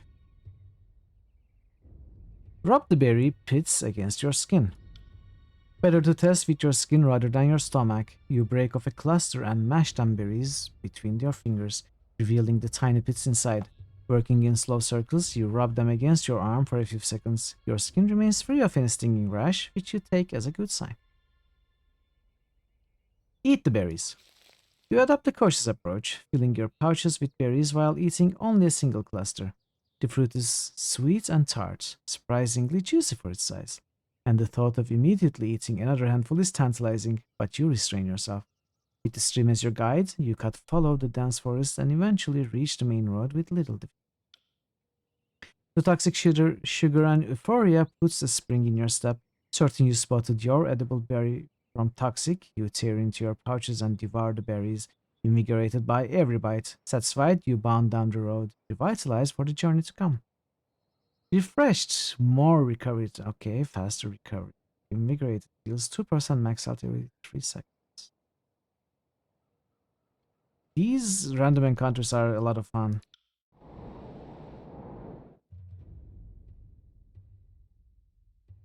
I forgot to read, by the way. Let me try something. Let's read these. Bastard Tier. Named for its position between two realms, the Northern Empire and the Southern Tiers, the Bastard City and its surrounding lands, known as the Bastard Tier, is a melting pot of cultures and a place of commerce and intrigue. The Tiersmen of the South view the Bastard City as a place of wealth and excess, but to the people of the Northern Empire, the Bastard City is little more than a sprawling slum. Tunon the Adjudicator established his court in the Bastard City. From this foothold in the Tiers, he and his court of Fatebinders imposed Kairos' laws upon the conquered lands. When the Bastard City fell to Kairos' armies, Tunon the Adjudicator, Archon of Justice, claimed palace for his own. Now, Tunon's court serves as the center of law and governance for the tiers. Alright. Let's see. Let's see what this is. Kairos' standard, an imposing sight for both conquered and unconquered alike. Any petitioners thus displeased, Tunon would meet their fate in the pits below the courts. Oh, okay, lots of people. Tunon is there. Let's talk to this lady. Lady Lucretius. This well-dressed older woman stands apart from the milling crowds of nobles. She stares off into the distance, oblivious to your approach until you are right in front of her. Oh, greetings, she offers a reserved smile. Anda Lucretius, formerly of Thistleholm. You have the look of someone who belongs here. A fatebinder, no doubt? She nods. Do you need something from me? What are all these nobles doing in Tunon's court? She smirks and shakes her head. Trying to look brave, I warrant, but if you crane an ear to any of their conversations, you'll hear a different tale. 3 years since Tunon set up shop in the Bastard City, we are still getting used to our new masters and figuring out what we can and can't ask of them. She nods to the assembled nobles. These are smart, ring-plenty folk. The way they approach Tunon, you'd think they were raised under a tyrant's lash. Some have come to settle a grievance, others to pledge fealty. I've been standing around long enough to know that the adjudicator doesn't care for empty gestures. How has the Bastard City fared since the conquest? The armies claimed the city in a quieter, more organized manner than I might have expected. I can credit them that much, to be sure. The outlying villages and farms are a little sparse, but what with the Scarlet Chorus harvesting for new soldiers, Tunon has done a fair job of managing food shortages. Thanks to Chorus infiltrators, most of our officials were put to the sword before we surrendered. The chaos made the takeover easy for Kairos' forces, but controlling the city without any leaders to bend the knee was harder work. We've suffered our share of hardships, but it seems that Kairos wants us alive. That's a more generous outcome than some of us were led to believe. What brings a noble like yourself to Tunon's court? Hey Leah, welcome, it's great to see you. How are you doing today, Leah? I really like that Sophia waving emotes. Really like that. A frown cracks her pleasant demeanor. Like the rest of the frightened inbreds here, I came to see Tunon and ask him to right a wrong. My manor was destroyed during a conquest. I told the adjudicator my woes, but we didn't exactly see eye to eye. Tell me of yourself. I'm the daughter of a noble house. We were wealthy enough to live in the city, but our means beyond that were limited. My mother dealt in fish, textiles, and bronze. By the time I inherited, the business was taking care of itself. She sighs. Of course, all of that has changed. Thistleholm is no more, and my name has none of its former weight. Even if we were still in business, Kairos' law would stifle our trading rights. Amongst other things, Kairos' law of quota and sharing meticulously regulates tradable goods. Permits are issued to deserving merchants on an annual basis, but their allowances circulate by a design known only to Kairos and Tunon. A former wool peddler may be restricted to selling only copper, and the subsequent year trade fresh vegetables. Big D has some great emos, yeah. The Keen. Commander Keen. Yeah, I like those emos. What is Thistleholm? A great sight deflates her. It was my family's ancestral home. The oldest stones dated back to the years when the Bastard City was known but a dozen roofs of wagons clustering for warmth. Compared to the houses of the great lords, it was nothing special. Age had softened the wood, and its queer placement in the warehouse district set it apart from the finer grounds where lords and ladies strolled for amusement. It was a mess, but our mess all the same. I would invite you over for tea, something stronger even, but it would only disappoint. You'll find naught there but a gaping hole. What happened? Collateral damage happened. When the adjudicator cast his judgment on the Bastard City, he destroyed the districts of the corrupt merchant kings, their manors, their counting houses, and yes, their warehouses. Aged, dignified Thistleholm collapsed as a massive sinkhole opened under her foundation. The Bastard City's laws may not have been perfect by Kairos' standards, but my family followed them with respect, and never took a copper ring more than we deserved. I can't help but feel that my estate was not the criminal Tunon had in mind during his sentencing. So, what are you going to do next? That's the question, isn't it? I appealed to the adjudicator, thinking he would see reason. After considering my case for all of 8 seconds, he awarded me a belt of rings and a plot of land on the outskirts of the city. Tunon told me to build anew and start farming. Farming? Can you believe that? She shakes her head. It's not even that I'm opposed to the labor, but we are in a war. I can't have the Scarlet Chorus breathing down my neck, breeding my crops, and Kairos knows what else.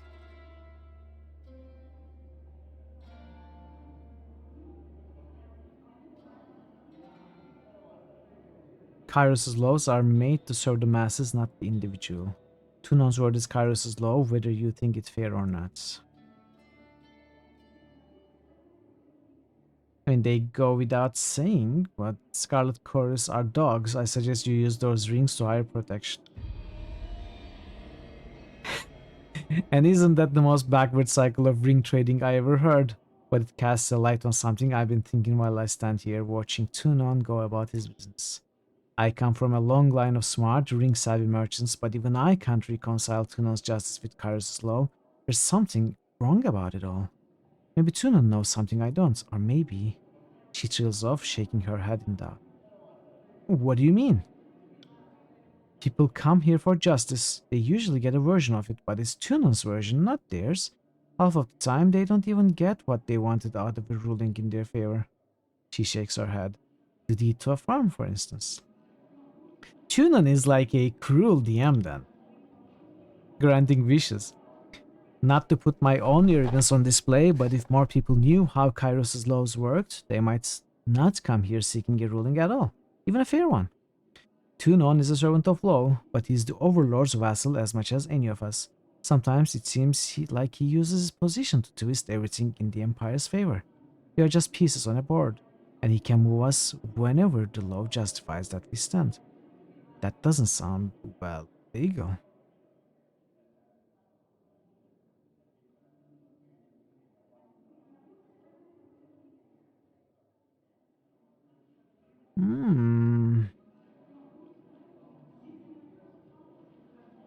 I can only endeavor to bring true justice to the tears. At least one of Kairos' agents has their hearts in it. I'm still holding out hope that the tears are left standing after this war, and that Kairos' peace makes something great of us. A lady can hope, can't she? Farewell, Fatebinder. Be well. Interesting discussion here.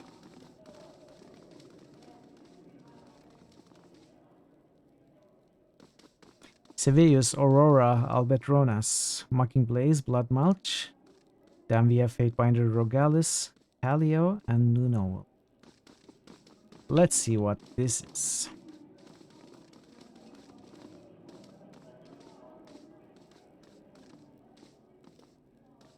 You call yourselves officers of Kairos' army, but your conduct falls short of my expectations. The court finds your accounts of Vendrian's well lacking, rife with misdirection and fallacy, fouled with baseless accusation.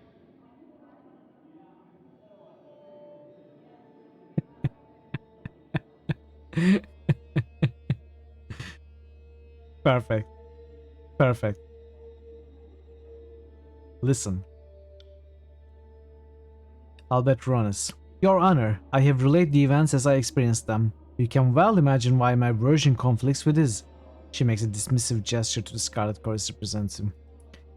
On my honor and on that of the Great General, I would sooner snap my sword than perjure myself before you, Archon. Oh, so you imply that falsehood comes easier to my lips than yours? You're a fool if you believe the Archon of Justice won't see through your lies because the disfavored think themselves better than an honest gang. Silence. The contradictions in your statements will be examined, and falsities threshed from truths. If we find you have perjured yourselves, Bledenmark will see to your fate. By the way, we haven't read about Bledenmark. Bledenmark is Kairos' knife in the shadows, the unseen drop of poison that enforces the Overlord's will. He reports to Tunon, the adjudicator, serving in his capacity as the final word to those who hold Kairos' law in contempt. Few know of the origin of the Archon of Shadows, or how Kairos maintains a hold on him. Those who anger the Archon never leave long past sunset. So an assassin, like executioner.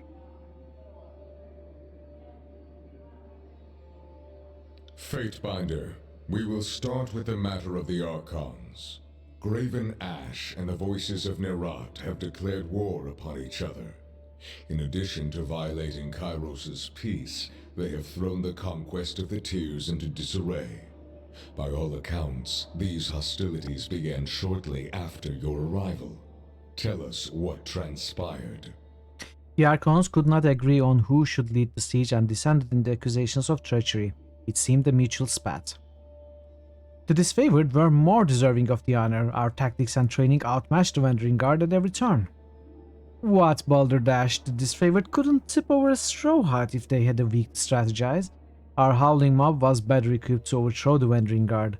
Our recruits were ready to throw themselves at the enemy if only Ash and his legion would agree to a plan. The Fatebinder presents testimony. I warn you both against speaking out of turn. Something more than a mere disagreement unraveled this campaign. But I will return to that in time. Let us speak of Ascension Hall. We have heard troubling accounts of your actions, including claims that you worked with the Oathbreakers known as the Vendrian Guard. I had no choice but to align with the Wandering Guard to acquire the Citadel and resolve the edicts. This is risky. Can we get away with this? Like, we are making it sound like the hostilities between the two armies were so bad that there was not getting any of them to agree on a plan to beat the Wandering Guard, so we did the only thing we could to end the edict, which was by passing the armies and aligning ourselves with Wandering Guard to resolve the edicts. However, that's not the case. It was us who made that chaos worse, who made their hostilities worse. And then we actually killed all of them to take the key for our own. So Tunon, I wonder how much he would know. If we invoke his wrath, it actually might not end very well. We could say we took the Citadel for Kairos. I would say this as a lie. The game isn't giving me an option to say this as a lie. And I don't want to say this as the truth.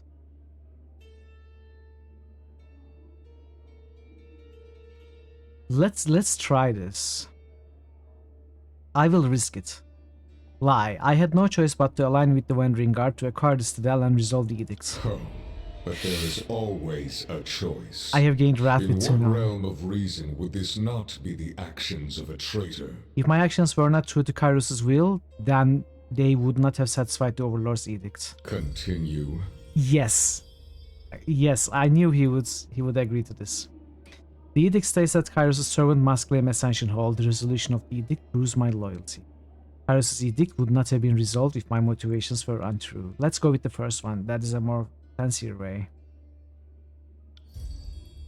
For a long while, the adjudicator hovers in silence, shadows trailing from below his robes. I will consider this testimony at length. We salvaged it. We recovered from it. Is there anything you wish to add at this time? I have told you all that I know. Your testimony is accepted by the court. The statements of our guests raise questions in my mind. There is much about this campaign that has caused me to wonder. A shipment of iron weapons was short on arrival. Where coveted iron is concerned, I don't believe it to be a clerical error. One of my agents recovered this seal in Echo Call. It belongs to a merchant collective. Lethian's Crossing is teeming with their kind. If you would root out treachery, I would advise starting there. Petitioners, leave us. I would have a private audience with the Fatebinder. Ascend and join me. You will find the way opened. Speak with Tunon privately. Can we talk with these? Fatebinder, you return. Ruggles looks you up and down with an inscrutable expression. You look as if you have questions for me to untangle. Ask. I am feeling generous. I think today is going to be all about dialogues, chat. I think we are going to be reading dialogue. We have been reading dialogues for 3 hours. I think we will read more dialogues for 3 more hours. That's how it feels. Tell me about some of the past Archons. Much that was known has been lost regarding the first Archon of Frost, but his talents were improved upon by 3 following Archons, sisters born together and never since seen apart. It is said Rana, Nirbel, and Slayer were so called at birth that they were thought stillborn. Where did you study when you were younger? I've been a ward at the court for as long as I've been aware. As a child, I demonstrated wholly perfect recall, and I absorbed all that Tunon and my tutors had to offer. I remember hating all the lectures and wishing I could learn at my pace. Funny how I envied the sages of the Tears, how they could spend their whole lives reading and never exhaust their library. Of course, now the Willemstadel is nothing more than a burning waste. What do you think about the other Fatebinders? You'll need to be more specific than that, I'm afraid. There is on last count slightly more than a handful of us. What's your opinion of the Fatebinder of War? The noble's keen, brash, and hearty braggart with a fondness for bloodshed. He can be utterly unbearable at times. His justice is fair, even if he skews towards rather exacting and uncompromising punishments at times. What's your opinion of the Fateminder of Balance? Callio is the finest among us. Her discernment is beyond reproach, and she is perhaps Tunan's favorite. No, I'm Tunan's favorite. She has a mind for suspicion and observation that makes others uneasy. We who operate within the confines of the law here have nothing to fear, of course. What's your opinion of me? Whatever it may have been, it is reduced of late. Ruggless pierces you with a severe look. No matter why you lent your favor to the southern barbarians, it has cast you in the darkest suspicion. Be advised, Fatebinder. Your objectivity is in question. We will be watching. Can you tell me about the old walls and the Bane? With which should I start? Tell me about the old walls. We know little enough about the ancient structures, save that they predate all historical record. The forbidding ruins crisscrossed Tears and North alike centuries before we raised our cities. The only one old enough to guess is like the Kairos. Tell me about the Bane. The Bane are found in the old walls, and much of their defining qualities still escape me. Much of theirs defining qualities. They are creatures of smoke, claw, and fang. If you find yourself unfortunate enough to fight one, remember that spells are effective against them, but grab the attention of others lurking near. Let's discuss something else. I would like to know more about the Tears. The political entities of the Tears are essentially split between the Bastard Tier, the Younger Realms, and the Freesties. Of which would you like to know? What can you tell me about the Bastard Tier? The Bastard Tier is the most northern of the Tiers and was first to bow to Kairos' reign, though the knee they bent fell unwillingly. Kairos had his eye on the Bastard Tier for many years before he marched on her capital city. This is the hub of trade and commerce. Claim the markets and the people will follow. I'm curious to know more about the Younger Realms. The Younger Realms sprawl the middle and southernmost tiers and can be catalogued as follows: Apex, Azure, Haven, Stalwart. What was it? Azure? No, it was pronounced a little differently. Azure? Azure, I think. Azure was renowned for its exceptionally fertile land which fed the whole of the tiers. That was before Kairos' edicts of stone blighted the land. Azure, okay. I think. Stalwart is also worth mention for it comprises the whole of the southernmost tier and proves the toughest and most defensible of the realms.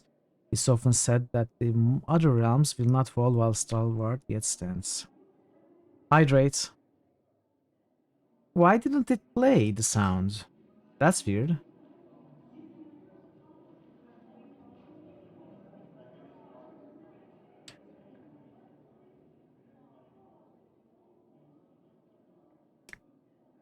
Thank you, Thor. Right, I'll just finish this. The local army wages bitter war against the disfavored. Though the Edict of Storms has cut off the best of their defenses, it's only a matter of time before Stalwart falls. I would like to hear about the free cities. There are 3 free cities remaining: Lost Harbor, Spiral's Mow, and Barris in Chains. Not Alice in Chains, though, not to be confused with Alice in Chains. This is Barris in Chains. Chat. First and strongest of the Philistines was the setting sun, which Kairos crashed in 429 with the Edict of Tumult. After that, the remaining Philistines were quick to surrender. Back to my previous questions.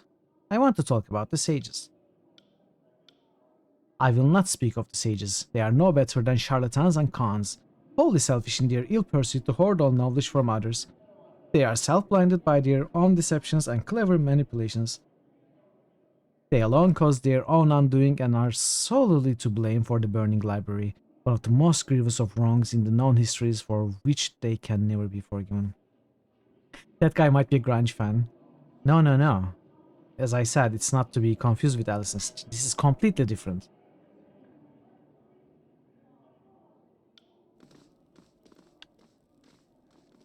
Let's go with Kalia. Greetings. Your exploits at Wendrin's Well are the topic of much discussion. One begins to question the intent behind your Matten's betrayal. I hope you are not wandering a path from which you cannot return. In spite of my reservations, I am most curious to hear of your travels. What can I do for you? Kalia touches a gentle hand to your shoulder. Has anything happened while I was away? There have been whispers that Cairn grew disloyal to Graven Ash's command during the campaign in Azure. I took up the mantle of investigation near Plainsgate, and judging the rumors to be true, dispatched Cairn by proclaiming Kairos' Edict of Stone. The very earth turned against the treacherous Archon as the region split asunder in righteous judgments. You seem to know much of my actions. Have you been spying on me? Don't act so surprised. It's my duty to ensure that those who operate under the Adjudicator's name adhere to the spirit of his law, if not the very letter. Of course, I've got nothing to hide. So you say, but I have to weigh all evidence presented before me with an objective eye. Assume you are being watched, Fatebinder, but don't concern yourself. That's no more than any citizen of the Empire can expect. How have you occupied your time in the Bastard City? Tunon sends me on assignments here and there. I settle disputes between the locals when the Adjudicator is otherwise occupied. She smirks. Everything from trade disagreements to pushing chorus squatters out of basements. Real rewarding work. She waves it off. The glory of war is not an honor reserved for the likes of us. We are the fish swimming in Tunan's wake, picking up scraps along the way. We are rather large and imposing compared to the bottom feeders of the tiers, but fish all the same. I'd like to know more about Tunan. Tunan is our overlord's fair and exacting adjudicator. He speaks with the voice of Kairos' law, and his word is judgment. All of this and more you can learn by asking him yourself. Go on, or does he intimidate you still? She chuckles softly. I jest, of course. I have some concerns about the war. You are free to share them in my confidence. She leans in closer.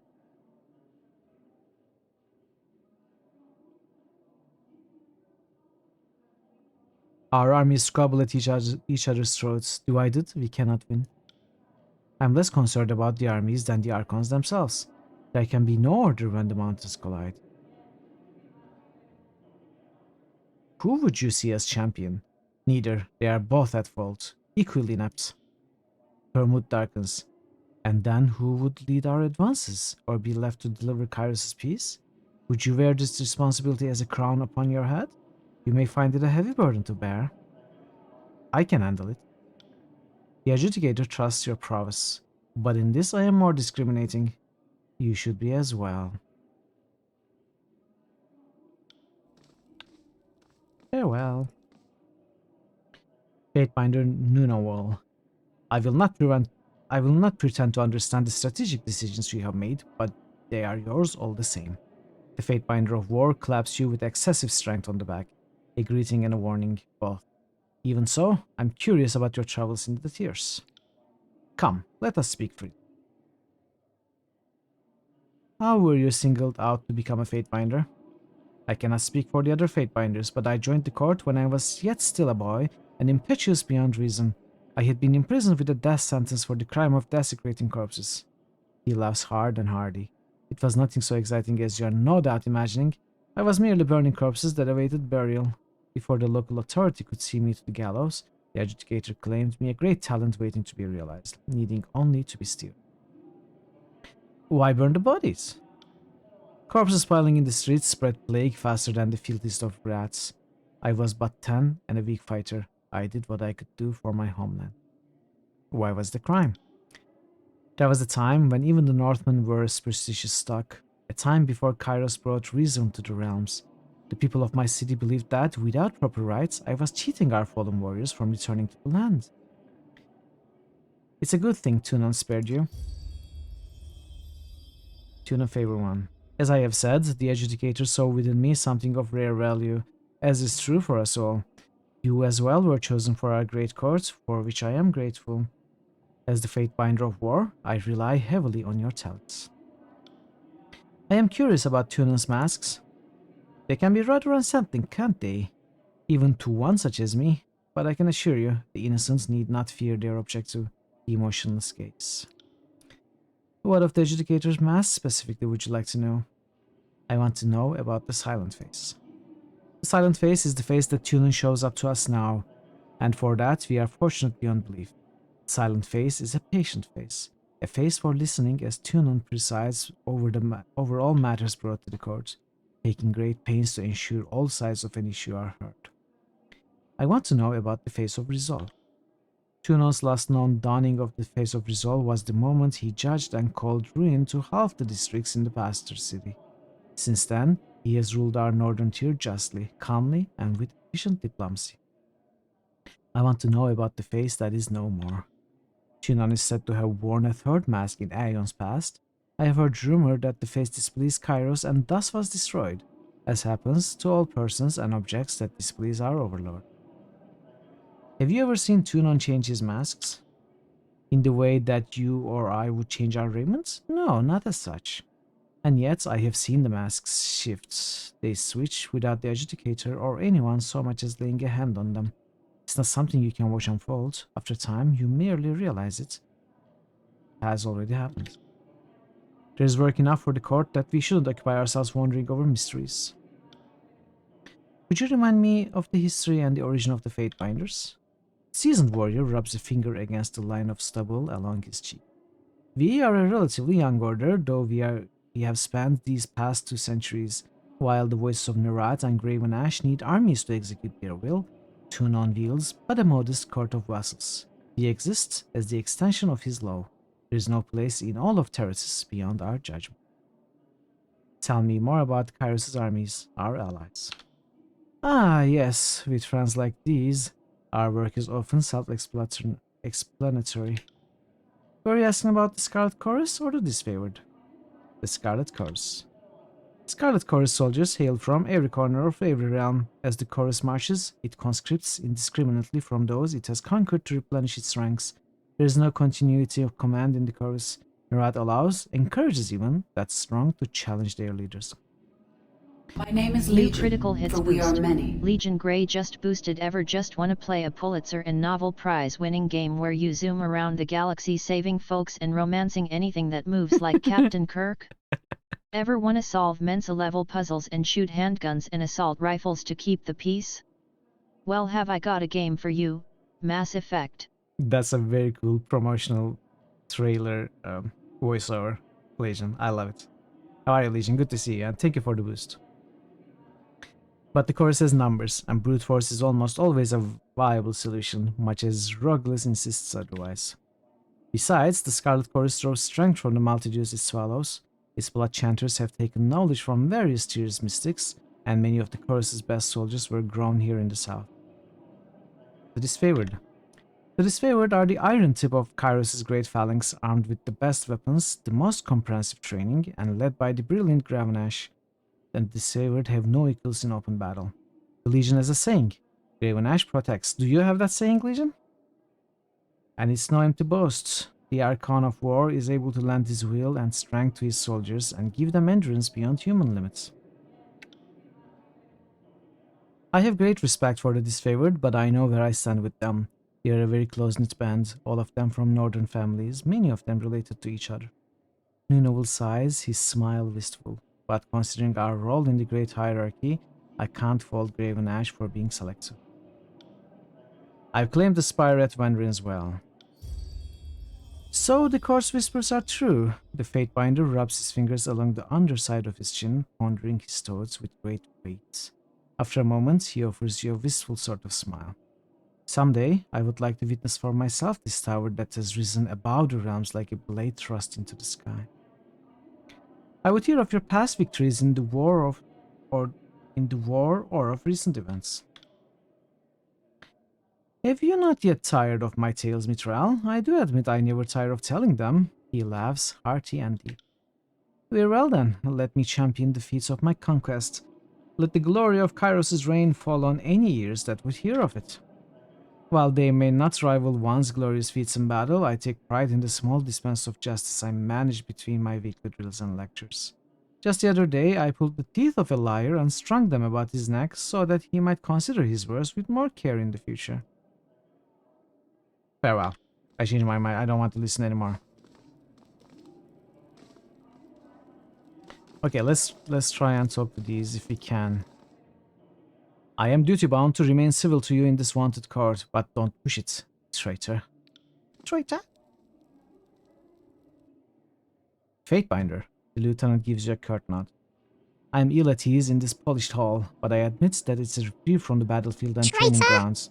If Ash needs me to stay here and represent his interests throughout the occupation, then I'll be apt to the task. Aurora avoids making an eye contact with you, but instead carries on speaking with her company.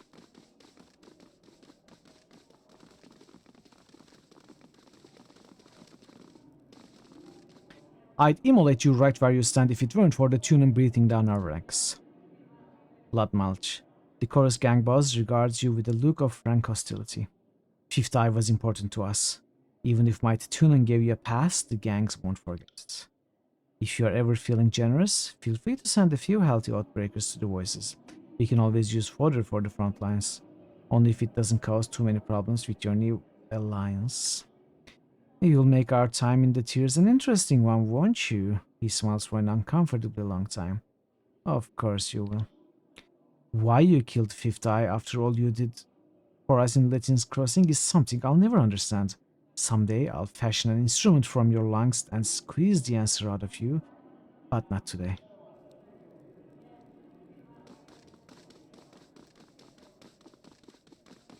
Scary.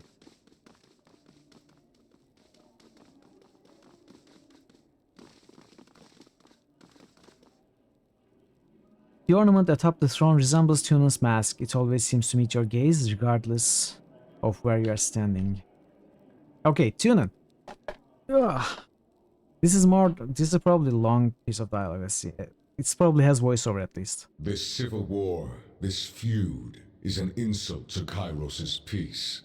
It should not have taken the better part of a year to silence the last vestiges of the Oathbreakers. Tunen regards you in thoughtful silence. I agree, Your Honor. Our allies squabble while our enemies regroup. It falls upon the court to measure the extent of the damage and to execute the agents of disorder. I suspect that treachery, negligence, disunity, and greed have infected one or both of our esteemed allies. Until you are instructed otherwise, this matter is the court's primary focus. Graven Ash and the voices of Nerat must be examined in close detail. You are charged with observing the Archons and presenting your case that one of them has wrought chaos and disorder upon the tiers. What if I find them? Could they both be guilty? It's possible, but the momentum of the conquest up to this point suggests otherwise. The failure at Vendrian's Well implies a coordinated will behind the chaos. I have no idea what you're talking about. It was certainly not me. As always, you will be held accountable for what you do in the court's name, but you are free to conduct your investigation in the manner of your choosing. You must expect lies, misdirection, and manipulation. Suffer not such obstructions of justice. I would never. At first, we were not amused by your alliance with the Tiersmen, but there is a logic, a pragmatism to the situation that we are willing to entertain. You deputized our enemies to bring order out of chaos. So long as you keep them on a tight leash, we will permit this union to continue under your auspices. The opportunity to bring peace through collaboration rather than warfare is one we shouldn't ignore. But if these Oathbreakers trust you, then take advantage of the connection. If indeed Graven Ash or the voices of Nerot conspire with our enemies, this would explain much of the events in Vendrian's Well and the feud ignited therein. I will speak with them and learn what they know. Be careful that you don't invite them too closely into your confidence. I would not empower the rabble by sending a servant of the court to do their bidding. Ensure that your objectives come first in all things. You see the nobles milling about this court. You hear the anxiety and uncertainty of a conquered people. Day and night I audience declarations of fealty to curry favor. What you don't see are the dungeons beneath the court, and the hundreds of tearsmen who strained against Kairos' rule. I warrant that your Oathbreaker allies know a few of them, whether by blood or by allegiance. Let it be known that their lives are forfeit to the court's mercy, and any action meant to shatter what order we have established will be met with the swiftest reprisal. Blood will flow through these halls. Is that clear? Abundantly clear, Your Honor. I'm glad we understand each other. Be sure your new friends understand as well. Do not toy with the locals. Subjugate them if they will serve. Destroy them if they have exhausted their usefulness. I will not permit them to vanish into the tears, there to gather strength with renewed defiance for the Overlord. Your fellow Fatebinders have been busy acting as my eyes and ears. I have a few leads for you to follow. You should, of course, speak with your brothers and sisters of the court if you need further counsel. Though the disfavored were triumphant in the Blade Grave, I understand that their troubles within the region are unfinished. Okay, we are being sent to those Talk areas to the now. disfavored commanders serving in the Blade Grave. Perhaps they can shine some light on the origins of this feud. The Oathbreakers were reported to be using iron armaments, more than they might acquire from looting what few disfavored they killed. Any iron in the tiers not rusted through was made by forge-bound hands in Lethian's Crossing. Between craftsman and quartermaster, someone let iron fall into enemy hands. Investigate this matter and bring the thieves to justice. There is a final matter to discuss. A sensitive topic. Though it's impossible to gauge from his expression, Tuna seems more wary than usual. What concerns the court, Your Honor? In spite of the many shortcomings at Vendrian's Well, you managed to make a name for yourself. You proclaimed an Edict of Kairos, resolved its demanding conditions, and ascended the mountain spire. Any one of these feats would be worthy of recognition by the highest authority.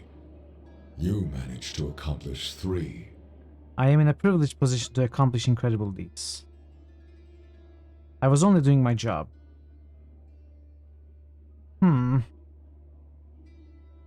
The second one doesn't really sound braggart.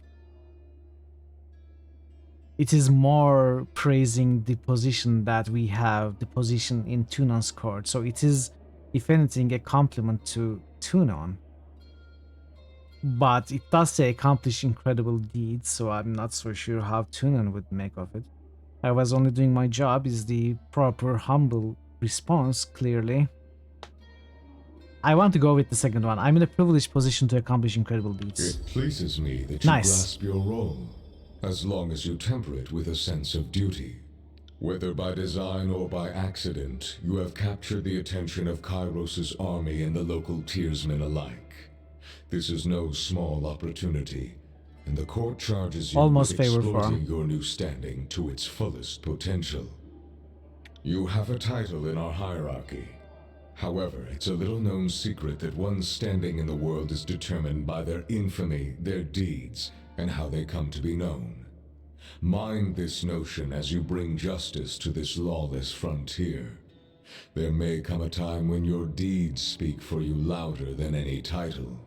If your killing spree in the bastard city is any indication, you are no stranger to spreading infamy already. Tuna nods in approval. Whatever you did to capture the attention of the masses at Vendrian's Well, I would encourage you to do so again. Understood. I will be known as a champion of justice. Good. It falls to us to set a new standard for these southern barbarians. You are dismissed. Should the court have need of your presence, you will receive word. Go forth and do my bidding, and bring glory and honor to the tears in Kairos' name. Tunon raps his gavel against the floor, the singular note resounding throughout the hall. But we had something else to say. Where did he go? Where did he go? Oh, he's here. Okay, never mind. Let's level up with Barrack first.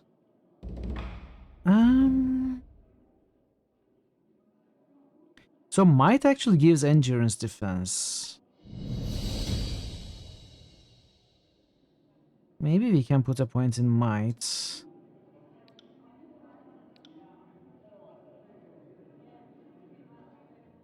I want resolve for him too. Let's go with might for this level. Speak with Tarkus Ari.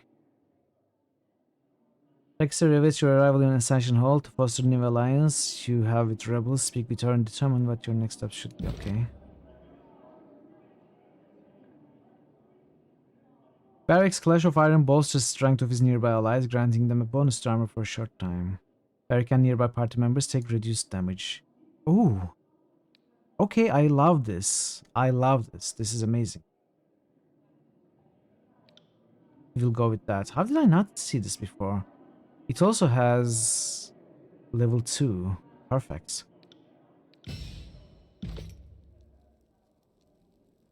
Will do. Can we talk to Tunon again? You return. It is gratifying to see that the war has not caused you to forget your roots. What's it you wish to know? So we are going to say this obviously for Barrack's companion quest, but let's talk about the other options first. I wish to speak about matters of law. Then you are well situated, for my court is the legal heart of this corrupt and uncivilized realm. What matters draw your curiosity? You are already well versed in Kairos' laws, but I am happy to discuss the particulars. I wish to discuss Kairos' peace. The cornerstone of our wartime efforts, of course. Kairos' peace guarantees all willing supplicants under the Overlord's authority a place in her world. The exact wording of the bylaw is your life is not yours to discard, and Overlord has plans for you. This extends to several spheres of influence. Amongst others, it grants a protection to the enemies who surrender in a time of war, and it forbids suicide. To dispense with the Overlord's vassal and property is prohibited. Remind me how the Overlord's name may be used. It's not forbidden to cross one's tongue with Kairos' name, but it behooves one to use caution and respect. The Overlord's name is not yours to give, whether to progeny, products, location, or abstraction. Slander of the Overlord is punishable by death.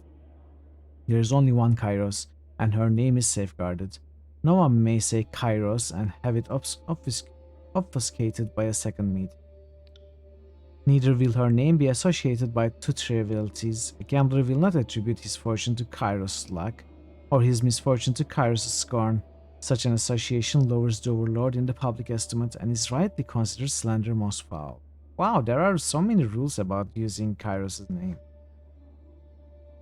Let us discuss the old walls. The old walls are forbidden, as are their contents and their denizens.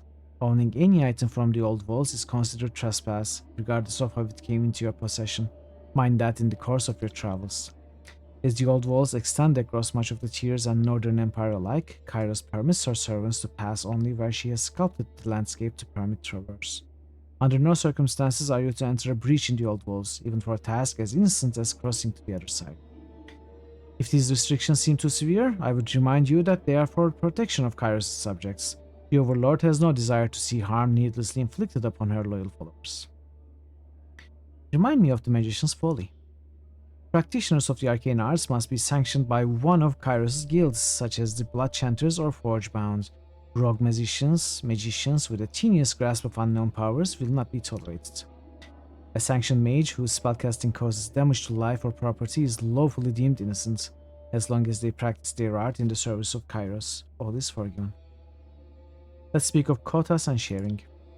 The harvest blooms and blights by the will of Kairos. In times of lean, you will be fed. In times of wealth, you will feed others. This law is a sizable category unto itself, serving many needs at once, trade and tax being only two examples. The broadest intent of the law is to empower Kairos' subjects to care for their neighbor and expect care in return. You might take note of the law's application to trade. A merchant's right to peddle their wares is defined by permits granted annually. The regional authority has the right to decide if a merchant sells cabbage one year and sandals the next. Anyone breaking through their restrictions is subject to immediate forfeiture of all assets. You need not concern yourself over the nuances, at least until they apply to this contested realm in a time of peace. I'm curious about the restriction on forbidden knowledge. Kairos herself sets the standards of what can and cannot be known.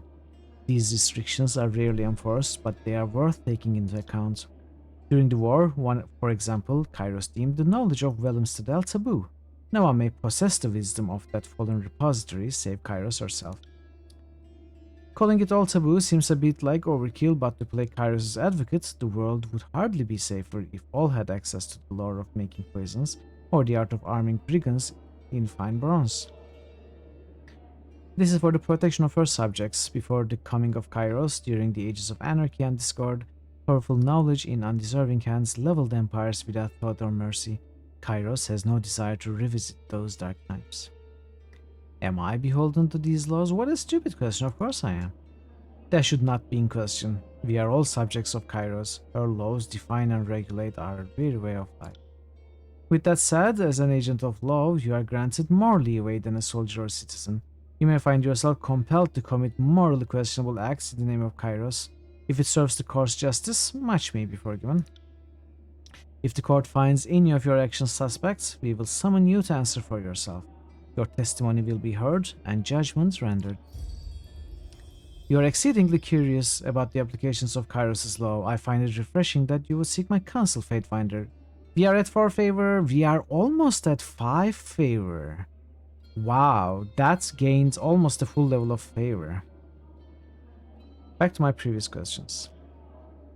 You wish to discuss common matters? Very well. I'm curious about you, Archon. Curiosity is not a trait I encourage in my servants. Too often have I witnessed such activity leading down a path of lawlessness.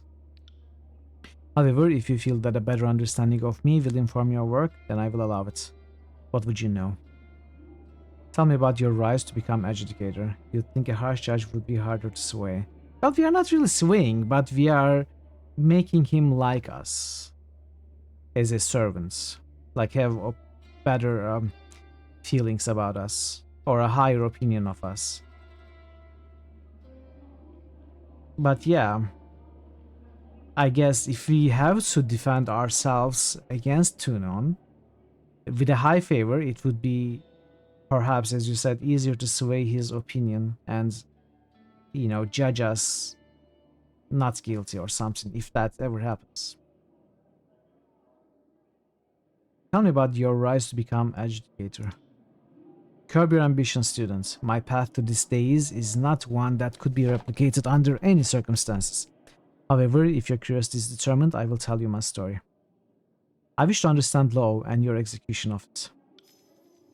An admirable pursuit. You know much of Kairos' law and the maintenance of order already. My history may tell you something of how it can be used to win wars. I came into the world centuries ago, before the dream of a unified northern empire was fully realized. My home country lay far from the borders of Kairos' realm, and our conquest was a matter of distant speculation. Decades before the rumor of Kairos' approach grew in panicked volume, I familiarized myself with the intricacies of her law. It took me no time at all to realize the benefits of our inevitable subjugation. I took it upon myself to rise in my country's governance as an arbiter of law and drafter of covenants, yielding some notoriety for my execution of fair justice. As my influence and the trust of my people evolved, my decisions transcended to define future presidents. Go on. What my countrymen could not have surmised was that I had woven into our customs the very backbone of Kairos' law. I set the stage for the conquest of our floundering nation to join the Overlord's empire. By the time the Overlord's armies presented themselves and offered terms of surrender, we had adopted Kairos' peace in all but name. Our adoption into the Northern Empire was a matter of legal formality, negligible changes to our already beloved document of law. The people credited me as the architect of peace, and for a time called me Tunon the Fair. As my importance grew in their estimates, Kairos could not help but learn of the part I played in her bloodless victory. Kairos' law has a breadth of intricacies that is unapproachable to the masses.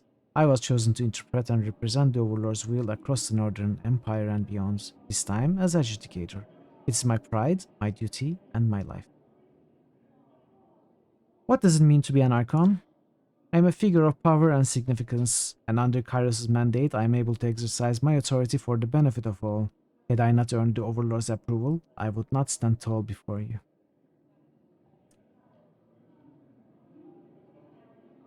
Did you come into power yourself, or did Kairos foster your talents? An astute question. Doubtless I exhibited some spark of potential on my own, insignificant, though enough to accomplish deeds of note. Only under Kairos' tutelage have I grown to these heights.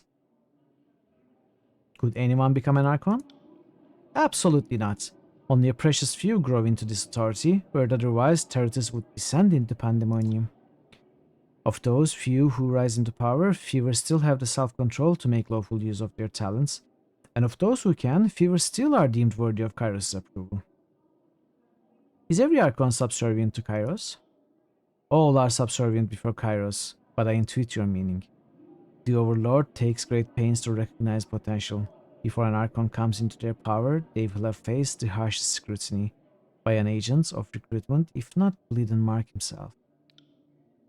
Those who are found worthy of incredible deeds but refuse to join their strength to the needs of the Empire are doomed to die.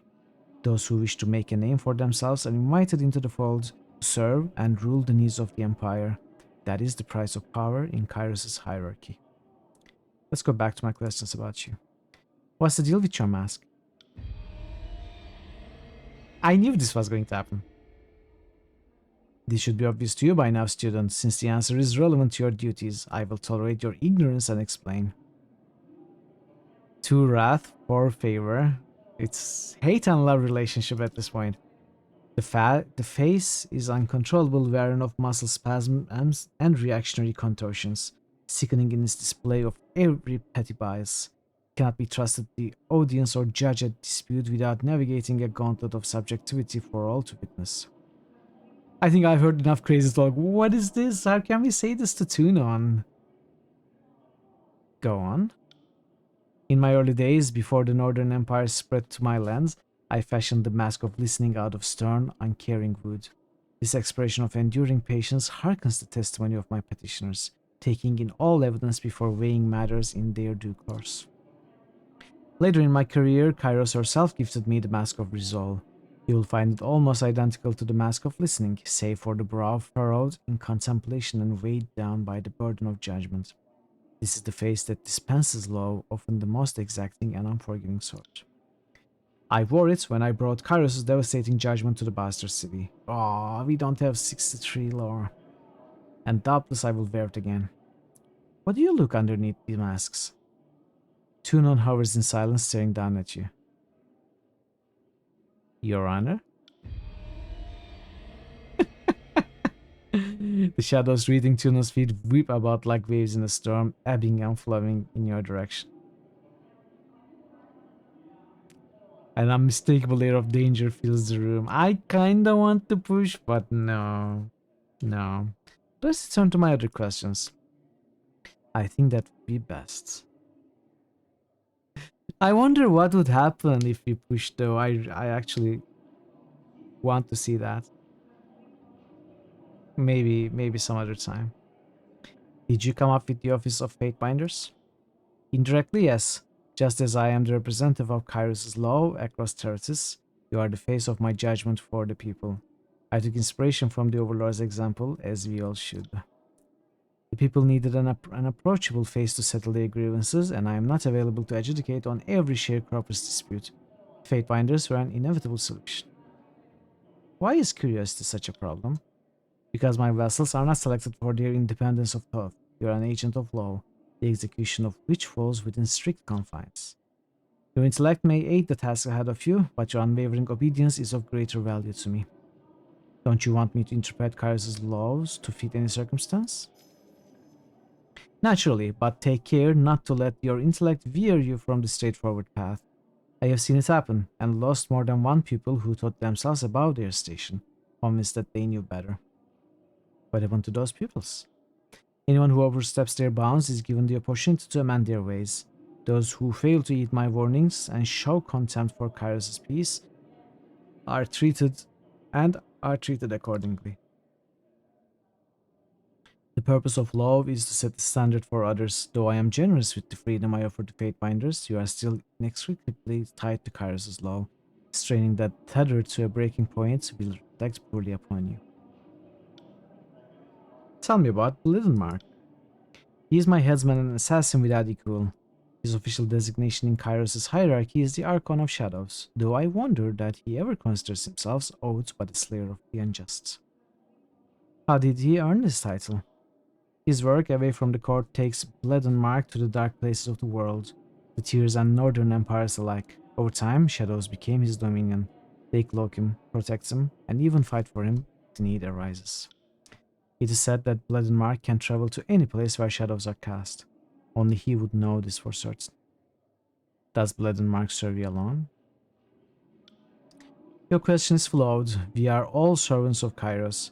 The Archons are also agents of their own interests, those chosen few empowered to bring order to the world in accordance with Kairos' peace. At present, Blithenmark is my vassal, and I his patron. The relationship is not so different from Graven Ash and Cairn, the Fallen Archon, or the Voice of Nerat, and his songbird Siren. Such partnerings and apprenticeships are common. They provide mutual benefit to the Archons involved, as well as measures of oversight. Tell me about Kairos. Kairos is our overlord. She ushers us from the brink of chaos with a stern hand and gestures to the way of peace. We are only too eager to follow in her perfect example. How old is Kairos? By our reckoning, her age upon Terratis is magnificent. Her true span defies measurement by our limited construct of time. It would be a waste to spend our few pitiable years attempting to solve that riddle of existence. Think of Kairos not as subject to beginning or endings. Kairos is, and Kairos will ever be. What is your relationship to Kairos? She's my master, and I her dutiful pupil. In this respect, you and I are no different. I have the honor of Kairos' confidence. She trusts me to enact her law upon the boundless territory of her rule. I am only too grateful to her, sir. Do you think Kairos' laws are fair? 3 Wrath. That is an irrelevant question. Kairos is law. It is the responsibility of fairness to conform to Kairos' definition of it. And anyone who believes otherwise is an agent of anarchy.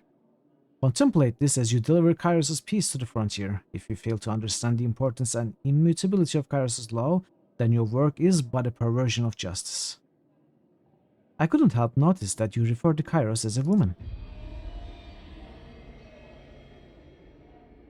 This is, okay, interesting. We are not losing loyalty, that is great. It's not necessarily a bad thing to keep accruing wrath while we keep our favor. Mechanics-wise, it's definitely not bad. You know, dialogue and encounter-wise, it might be a problem, but we'll see. I am the law. Yes, you missed a letter there. I am the law! Beware of that trajectory of thought. Save for her perfection, there is little about Kairos to which we could ascribe recognizable attributes. A power as distant and unknowable as the Overlord should transcend our petty dualities. Male, female, it makes no difference. Kairos is mother to us all. Let me ask you about something else. Ask, but be cautious with your time. Tears do not rest. I am going to save just in case I make some sort of weird, stupid mistake and have to reload, because I want this to be a good outcome for Barrick. I have a request from Barrick of the Stone Shields. And what does Barrick of the Stone Shields want of the court? He has made his displeasure known in a loud enough voice to collapse the tears upon each other. He came to inquire if the Forge Bound could help remove his armor. If you wrote it, it must be the right spelling. Sorry, the bot doesn't know well enough of your different right spellings, so it is the bot's fault. The adjudicator glares down at Barrick. He came to inquire if the Forgebound could help remove his armor. If he has become encased in iron, that is none of the court's concern. My Forgebound smiths are occupied crafting weapons for the army, and I would not have their focus diverted to liberate one soldier from his raiment. Stone shields, do the disfavored not have standards for the upkeep of arms and armor? Is this not one of your Archon's guiding principles? It is, Your Honor, but I found myself trapped in this junk pile after the Edict of Storms hit Stalwart. If you want to blame anyone, it should be Kairos. Wow, Barrick, what the heck? What the heck, dude? What are you doing? The adjudicator contemplates the matter in total silence. The moment drags on far longer than you would suspect it warrants, but Tunan's interest does not abate for a moment. The soldier will remain encased in his armor, eccentric though it may be, and all subjects of Kairos are forbidden to aid in its removal. Magic the likes of which none of us understands has touched the stone shield, and we will not interfere with the will of Kairos. But I'm trapped. Barrick trails off, looking at you for answers. Your Honor, could you not reconsider? I think it will cause a problem with Tunon, but possibly get loyalty with Barrick. I will attempt. Your Honor, could you not reconsider? I was right. At least I didn't lose loyalty with Tunon. I gained wrath. That is okay. I'm surprised and disappointed that you would even ask. Whatever you are trying to prove to your travel companion, the court finds it festering with sympathy and a lack of precedent. Such is the will of Kairos and the will of the court. Tunon nods and banks his gavel. Ah, you tried. And I suppose that counts for something. Loyalty too. The adjudicator didn't say anything about me banding my way out of here, at least. Not that trying has ever made it better. Then be on your way. Okay, I need to attempt this. Oh, okay. Only the slightest nod of Barrick's domed helm offers any indication that the soldier noticed your approach. It shouldn't surprise you that Archon Tunon would not unmake what was wrought by the Overlord's wrath. Surprise? No. Disappoint? Yes. The Archon's decision changes nothing. I have persevered to this point. I shall continue to do so, for the sake of General Ash and the North. There may be another way. Your master was very specific in his sentence. He forbade not only assistance from the Forgebound, but from anyone, anywhere in the world. No, the Archon forbade any subject of Kairos to aid you. You split hairs, Binder. The whole of the world bans knee to the Overlord. If that were the case, we wouldn't be in the tiers, would we? You're not suggesting we ask some renegade mage for aid? You would discard the spirit of the law in favor of its letter? Trust me, Barrick, it is the letter of the law that matters. Not to me. The honor of a deed lies as much in its spirit as its action. Oh, you sweet, sad, silly little boy. Perhaps some other way to free you will present itself. Your optimism does you credit, Fatebinder, though I fear it misapplied. The Forgebound will be curious about you regardless. The articulation on your armor is incredible. At the very least, we should let them take a look at you. My armor is unique. Perhaps it can teach them something that will aid the disfavored. We can find the Forgebound at their smithy in Latin's Crossing. Let us leave Fatebinder. I worry that my presence offends these nobles' precious sensibilities. He bows his head to you and moves away, trailing behind him the wafting reek of a fetid prairie. Okay, this is going well. We have... You look as if you have something on your mind. Wait, what? By all means. Yeah, okay. We have 2 loyalty. What can I do for you? Let's attempt this again. The big guy here is as useless as... Absolutely. I'm inclined to agree. If you want to pair up fighters, there has to be some great passion or magnetism between... A valiant attempt. Ah, it didn't work. But I'm not as easily swayed by your courtly tongue. It didn't work. Neither am I. At least, not in this context. We will try when Barrick reaches loyalty 3 again. Okay.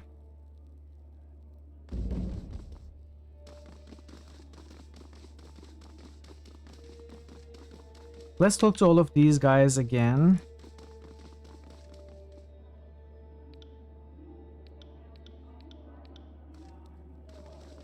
There might be something new and then we'll leave here.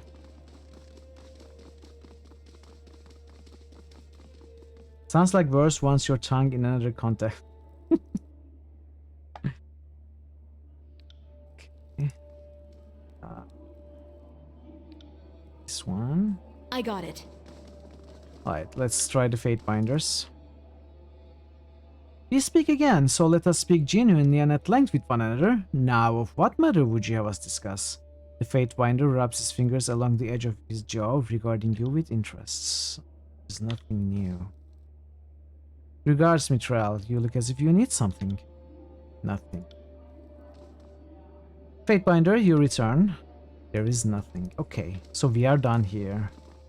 What about Lucretius? Anything new? No. Oh, something's happening. I failed to say. Is it Bleed the Mark? Welcome back, kid. Amusing as it would have been to watch the edict drop. I guess I'm glad you lived. Leaden Mark, the Archon of Shadows, rouses from a faraway stare, turning to face you with a wry smile. Though he stands still, he seems to sift in and out of the shadows that shroud him. Okay, good start. But to draw blood from your allies. The Archon flashes his teeth, flat and pearly whites, a sharp contrast from the shadowed depths of his face. He folds his arms across his chest, hands resting against the bandolier of blades that span the waists.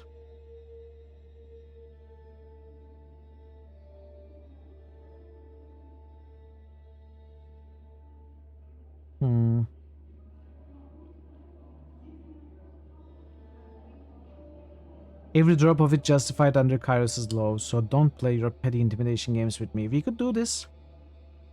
It would probably gain wrath. The wording of the edict was clear. They were committing fatal negligence against each other by not cooperating. I didn't write Kairos' rule, I just enforced it. This is a good one as well. A calmer one. Let's go with this. True enough, the disfavored and the Scarlet Chorus brought about their own demise. Those that lived should be thanking you for your mercy. See? We can work out our problems in a civil way. What has me curious is your use of the Tearsmen, the Oathbreakers of all people. You are content to cut down your allies, yet spare the enemy. Some would consider it an unusual choice.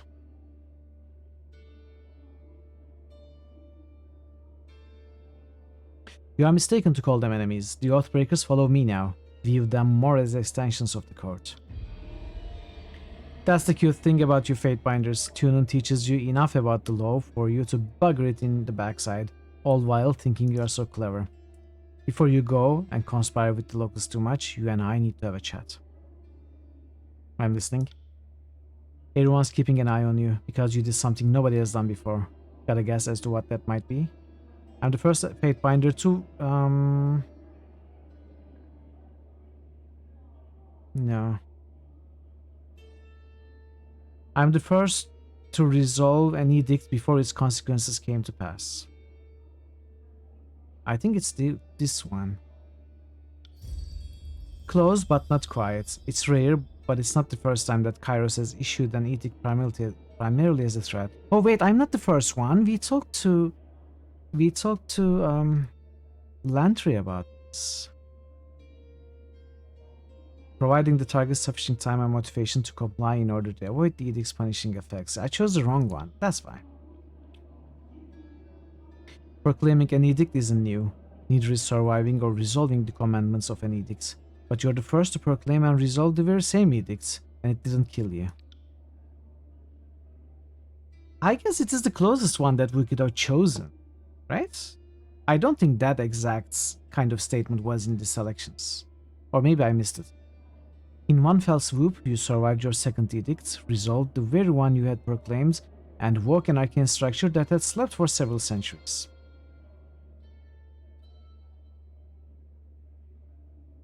Glare silently. I don't care what you do with the information, but you should know the danger you are in now that you put yourself on the map. If you want to drum up more support from the Tearsmen, being the binder that broke the Overlord's edict is a good opener for diplomacy. Not saying trusting them is the best course of action, but it's a better strategy than watching Ash and Voices muck around without consequence. Thanks for the advice. The Archon of Shadows shrugs to you in farewell. Did he just advise us how we might be able to get the rebel factions together? Why? But his golden eyes are alight with interest as he watches you. Right. How about a little breathing room, kid?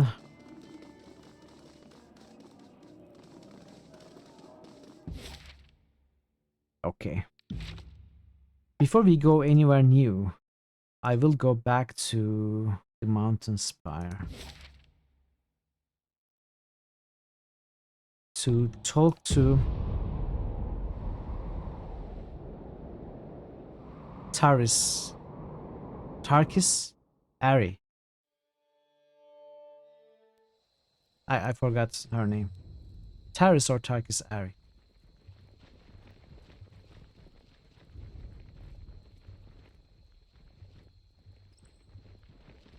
Bob, yes, Bob. Bob. We will talk to Bob.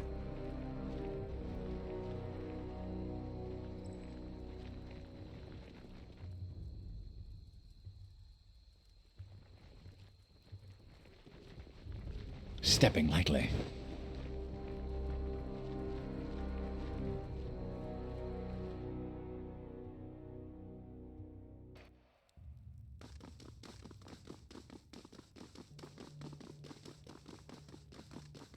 Where is she, though? Where are you, Bob?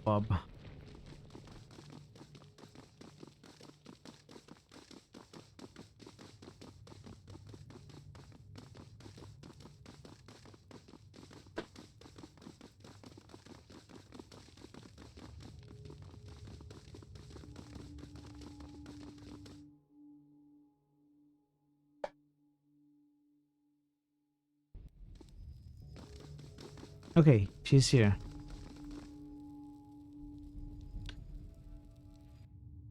Patebinder, welcome back. Aris smiles and bows. Our patrols have been chasing off the stragglers from the valley, but otherwise, Wandering's Well is almost quiet for the first time in ages. Considering what we've been through, it's a much-needed lull in violence. We have 5-way, I love it. Patebinder, Barrick takes you aside and speaks low. Must we suffer these fools to play their game of disobedience much longer? I'm using these southerns to serve our interests alone. Won't you play along for a time? Perhaps you are more shrewd than I credited. When this war is over, I'll make sure to tell the great general how you won your greatest battle through cooperation. The Archon may even learn a thing or two. Oh, the Archon will learn a lot from me. Just you wait, Barrick. Just you wait. I hope you two are finished with your palaver on the side. Ari clears her throat. We need to use this time to show... Palaver or palavra? It's French, right? It's French for... Just you wait! Word? Or dialogue? Something like that. We need to use this time to shore up our strengths. If either of the Archons decided to attack us in earnest, he wouldn't last long. So now's our time to scrounge up whatever resources we can muster. The disfavored have us outclassed, and the Scarlet Chorus outnumber us by tens of thousands, yet we'll have no lasting peace while they infest the tiers. What do you propose?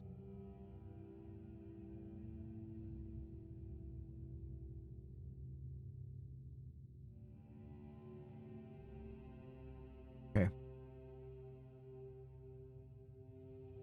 The Archons are weak and fractured. While the disfavored and Chorus fight, we'll take the tiers out from under them.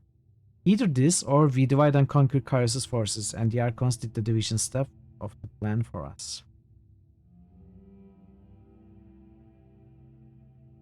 I will go with this one.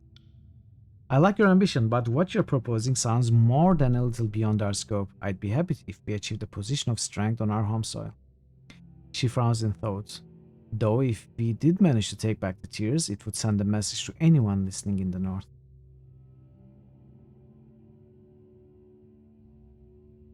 Our victory here at Vandrin's Well sends an inspiring message to all the tiers. The Archons can be defeated. We need only work together. A coalition then. Her face warms with a smile as the idea takes root. It's madness, but it has potential. We won't know if we never try, right? You've already proven yourself better at organizing us than the queens and regents who couldn't defend the tiers at our full strength. You've already tried and failed to unite the tiers, but you are the best chance we'll have to form some sort of alliance that can stand against the disfavored and the curse. Fatebinder, any notion of where we should start? I used to be the governor of Legends Crossing. I left the Scarlet Chorus in charge, but that can be remedied. If you can sway the locals to our cause, that will certainly be a good start. I doubt we could afford the Bronze Brotherhood Mercenary Company, but perhaps you can name their price. Better yet, perhaps you could convince the Forgebound to serve us. With their iron on our side, it'd be fair fight next time we tangle with the disfavored.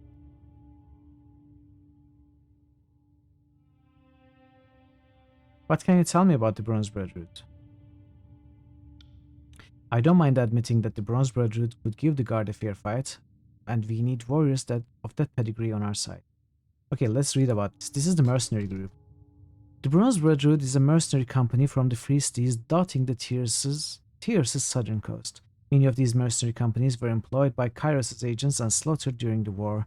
The Bronze Brotherhood survived thanks to their relative safe posting at Lethian's Crossing, where the Voices of Nerat hired the company to help protect the town's forge operation. Among the most trained and dedicated warriors of the tiers, the Bronze Brotherhood have a reputation for ruthlessness and tenacity. Aggression and decisive thinking are so highly prized by the Brotherhood that the violent, enigmatic Scourge is the group's mascot, a creature most decent folk consider the stuff of nightmares. Wait, I completely read that sentence wrong. Where did I go wrong? Aggression and decisive thinking are so highly prized by the Brotherhood that the violent, enigmatic Scourge is the group's mascot. Okay. That the violent, enigmatic Scourge is the group's mascot, a creature most decent folk consider the stuff of nightmares. The term brother is used for mercenaries of both genders, as the company's title harkens back to the archaic notion of living as men. In Tyr's custom, this amounts to releasing all claims to lands, to better ensure an employer that the Brotherhood won't covet the realms they are paid to protect. So they can be both. That's the long story short. We can pay more and they will work with us. The Brotherhood isn't some fleeting gang. They've been in business for generations. From what I understand, they started defending Lethian's Crossing when my parents were young. We could use their ferocity on our side, even if the average Brotherhood is lacking in table manners. You really think the Forgebound would make iron for you? Oh, certainly not, but they might make iron for you, which can surreptitiously mean they make iron for us. Or just come right out and I tell them your plans. I figure you know those mage types better than I do. I just want to use them for their iron.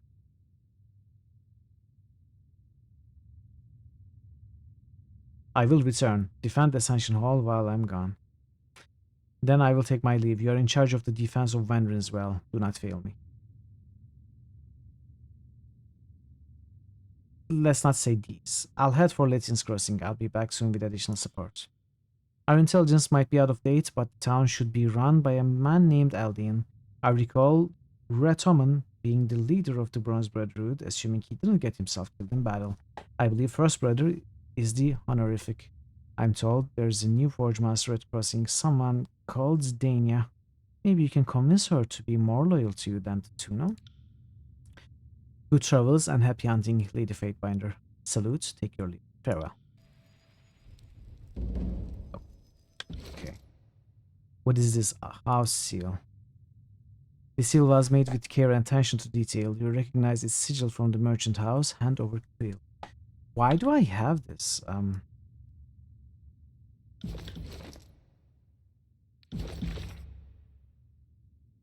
Lethian's Crossing. I need to find evidence against Gregman Ash. The Voice of Nerat unleashed the Archon Siren, who sought chaos and even enthralled the disfavored soldier. We start with Vendrinswell. This is in Vendrinswell.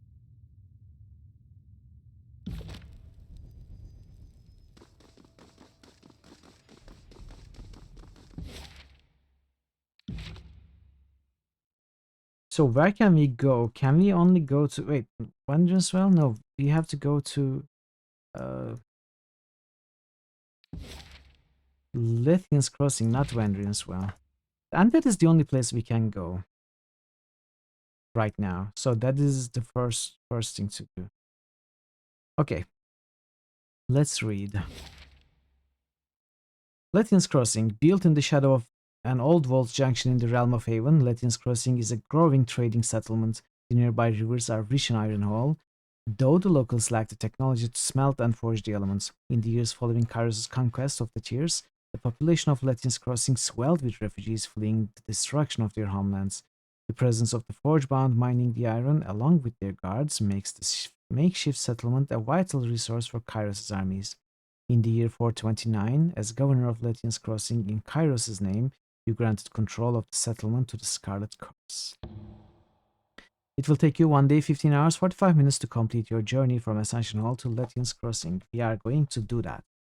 After I take a short bio break, I will be away for less than 5 minutes. I'm going to run some ads, and they are going to disable pre-rolls for an hour. You must gather your party before venturing forth. You must gather your party before venturing forth. There was a mistake there. That's okay. Thank you, Parrot. I'm going to play some clips. Enjoy the clips in my absence. I shall be back shortly. Stay tuned. Thank you for your patience and be right back.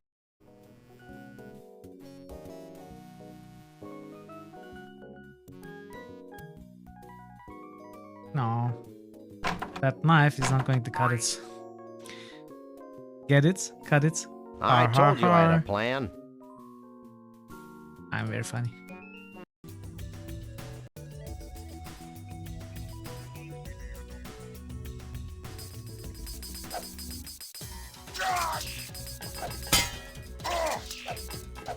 I can never hit these.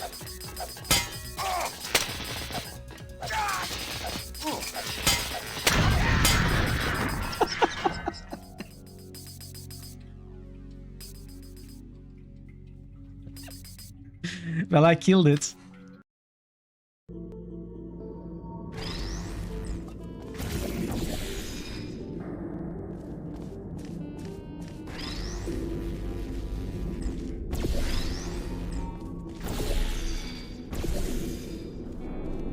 Go! Yes. We did it.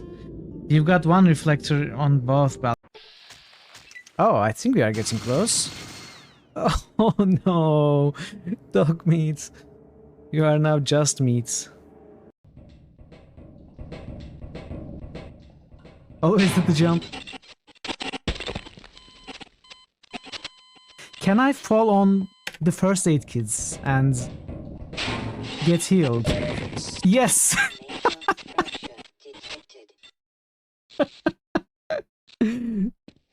However, the net result is still, it costs.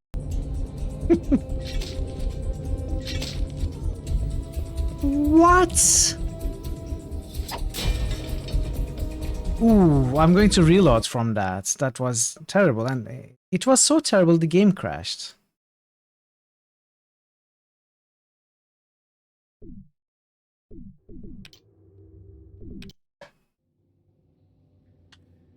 Uh-oh. Uh-oh. No.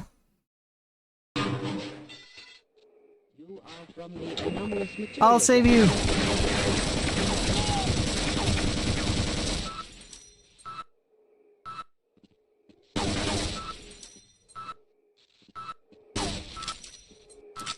I tried. Have you seen a young woman with a Latin guy? Maybe. I don't know. What do you mean, maybe I don't know? I have...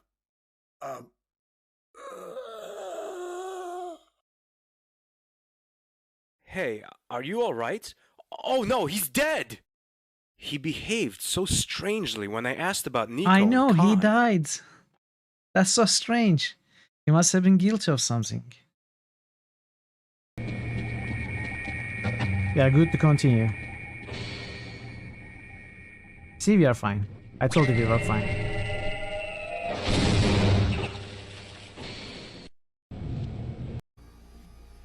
All right. Here, take some of my hair. Hey, you want more? more hair? How about this? Is this better?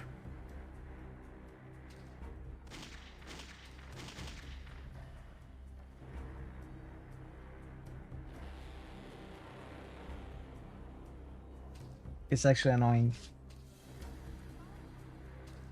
I should probably... I'm back. Let's continue from where we left. Going to Lettian's Crossing. To read more stuff. A group of mercenaries, members of the Bronze Brotherhood, are blocking the road to Lettian's Crossing. Thank you, Parrot. Good to be back. I think I will end up reading the whole stream today, it feels like. Yeah, going to a new map, there has to be more reading They here. won't see me coming.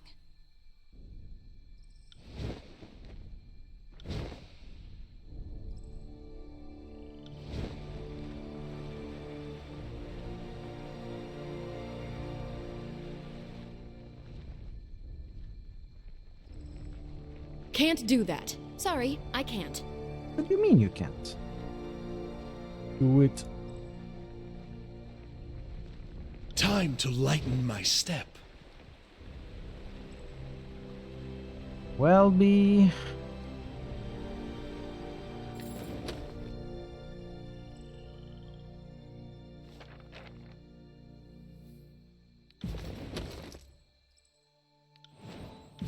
So they did not really stop me, it's just an outpost, maybe. Let's talk to Welby. A tall woman stands here, surveying the area from a small overlook. She glances at you and immediately goes back to watching her surroundings. Welcome to Ironhall Trail, Fatebinder of Tunon. She salutes you. My name is Welby, first axe for the Bronze Brotherhood, though I'm not sure the title matters anymore. She pauses to gather her thoughts, then opens her mouth to continue. Instead, she exhales slowly and shakes her head.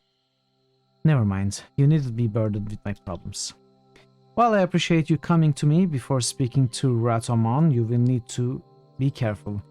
He has, of late, been acting out of sorts, and any perceived slight can become a problem for the one who offends him. Choose your words with him carefully. What can I help you with? How could talking to you offend Ratomon? You chose to speak to the first axe before speaking to the actual first brother, the bodyguard before the leader. How could this mean anything but collusion and treason? I know I speak out of turn, but I only wish to warn you. Tread lightly around Ratomon. Tell me about the Bronze Brotherhood. Welby laughs a little. We are mercenaries, plain and simple. I'm not going to pretend like it's anything more. While it's true we have, in recent years, been a little more stationary than your typical crew, it doesn't change the fact that our services can be purchased if the price is right. We both know full well that the rings that the voices gave us were the only thing that bought our allegiance to Kairos when the Overlord turned an eye to the crossing, giving the far thanks for helping us to be thrown from our homes. She contemplates you for a moment. Not that I hold any ill will towards you for it. Decisions have to be made, and there's always someone who must pay the price. I just hope you realize some people don't like being asked to pay. Ratomon will try to sell you on our long and noble traditions, like we are some kind of altruistic saints that can do no wrong. But that story is old and smelly as Grandma Beastman's tail hairs. Now, don't get me wrong, I'm not going to take a job that doesn't seem right to me. But a ring's a ring, and I will go where the money leads me. One point Ratomon and I will agree on is this. We did a job for Kairos, but we were not treated fairly. The Brotherhood is strong, and we have the numbers. We will fight to the last man. I just don't agree with Ratomon's methods. What does it mean to be First Axe? She sighs. I wish I knew, Fatebinder. The First Axe protects and consults with the First Brother. I'm supposed to be Ratomon's advisor, confidant, and guard. Lately, his behavior has become erratic. He is acting paranoid, manic, and distrustful.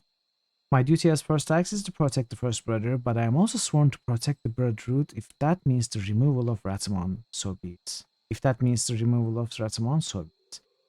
He has too many supporters in Lettian's Crossing right now to speak out against him.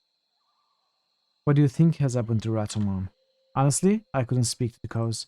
The stress of leadership, the battles with Kairos' forces, his night in the Old Walls? She shrugs.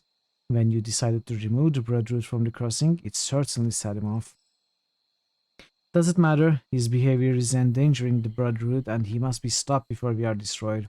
I fear people will be hurt by far more than a simple talk. How would you run the Brotherhood? I wouldn't waste time and resources on petty vendettas, that much I can tell you. I like battle and I like rings, and with the Brotherhood, we used to get both regularly. Now all we hear is fear, suspicion, and blood. I want the disciplined regiment back, and I intend to have it. While I may agree that we were treated unjustly, Ratimon's methods for obtaining restitution are despicable. True, acting like a child when you don't get what you want is not the behavior of a leader. Except in this case, the child is in control of an army capable of laying waste to his home. I need soldiers. Have you ever thought about uniting with the others against Kairos? While I am certainly open to the idea, a world without Kairos' oppressive rule is something I've dreamt of. Ratamon will not be. Past events have set him against anyone who isn't part of the Brotherhood. And recently, not even being a brother is sufficient to get his ire. The Coruscant disfavored have descended into a civil war, so I need soldiers to help enforce the Overlord's laws. Is your company for hire? I don't want to say that. I will end with this option. We are not going to say it. That's all for now. Belby nods, buy your leave Fatebinder and be careful.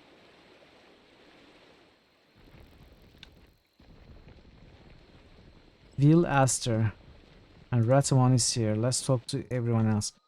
A small figure stands before some armor-clad soldiers. His arms move wildly as he gestures in frustration, yelling at the man directly in front of him. Absolutely not. I've come through the Ironhall Trail more times than I can remember. No one ever asked for a toll before, and I won't be paying one for now. He notices you standing nearby and turns to speak. Fatebinder, surely you of all people can help me. My name is Aster, and I must get to Latian's Crossing. I have goods to deliver. Tell this man that I will not be paying a toll to him or anyone, and he is to let me through. He folds his arms over his chest and nods with a pronounced finality. Greetings, Fatebinder. I'm sorry you have been drawn into this. What you've stumbled into here is merely a conflict of changing times. I am Will of the Bronze Brotherhood. Ironhall Trail is under our protection, and anyone passing through must obey our rules. If this gentleman would like passage through our land, a simple donation is required. He holds out his hand. These funds help our cause and keep Ironhall a safe place for all travelers. Clearly, you both can see the value in that. Aster speaks, his arms swinging about again, emphasizing his words. And who exactly is keeping it safe? You, standing there with your weapons at the ready against me? His arms drop and he turns to you again. I'm not but a traveling merchant. I have no money to spare, and I certainly pose no threat to anyone. Keep this area safe indeed, he points at Will. You are the only threat here. Fatebinder, please, talk some sense into this man.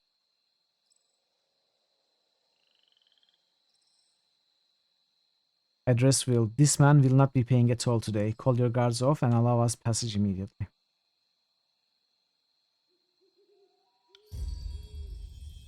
Thank you, Fatebinder. You have done a great deal of good today. Aster bows dramatically. He turns back to the soldier. And you, brute, move aside and let me pass. Will holds his position and gives you a meaningful look. Perhaps you want to consider your stance on the matter, Fatebinder. He plants his hammer on the ground and leans on it, staring Aster down. Passage is bought with rings or blood, but I'll happily take both.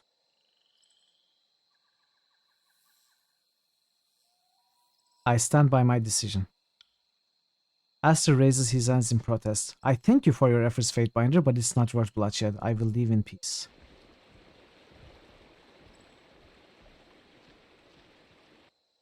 We should have paid for him. Will returns to his position and looks you over, his formal genial mood gone. So, a Fatebinder in our little corner of the world. Who would have ever thought this would happen? He spits between his feet and crushes it into the dirt with his boot. You are walking a dangerous line, Fatebinder. The Bronze Brotherhood never back down from threats. He pauses for a moment, sizing you up. Normally, I'd knock you down where you stand for threatening me, but Ratamon demanded to see you if you came through here. I thought he was crazy saying you'd be visiting Latin's Crossing. Looks like I owe him a few rings. He shakes a pouch around his neck, making the rings inside jingle melodically. Not that there's a shortage of those around here. What can this humble servant of the Brotherhood do for you, Fatebinder? And don't ask me to let you through, because that isn't happening. This ridiculous piece of mercenary offal requires a lesson in pain and obedience. Allow me to teach him. If you think you can get him to move, do it. Salsword, attend me. I take it your responsibilities have been explained to you? Keep the rabble on this side of the bridge, yes? That does not preclude taking orders from your betters. One of the two things will happen. Either you will let us pass, or we will simply pass. There are no other options. Whatever role you have taken upon yourself to bar our way has already failed. You succeed only in delaying our task, and annoying me.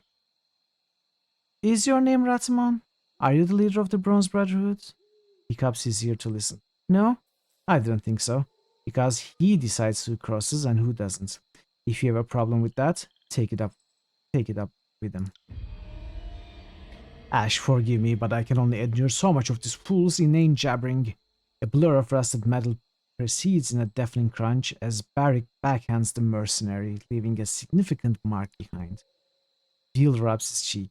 Hold on, I'm just doing my job. I apologize if I offended. Ratamon will have my head if I let you through. There's nothing I can do about it.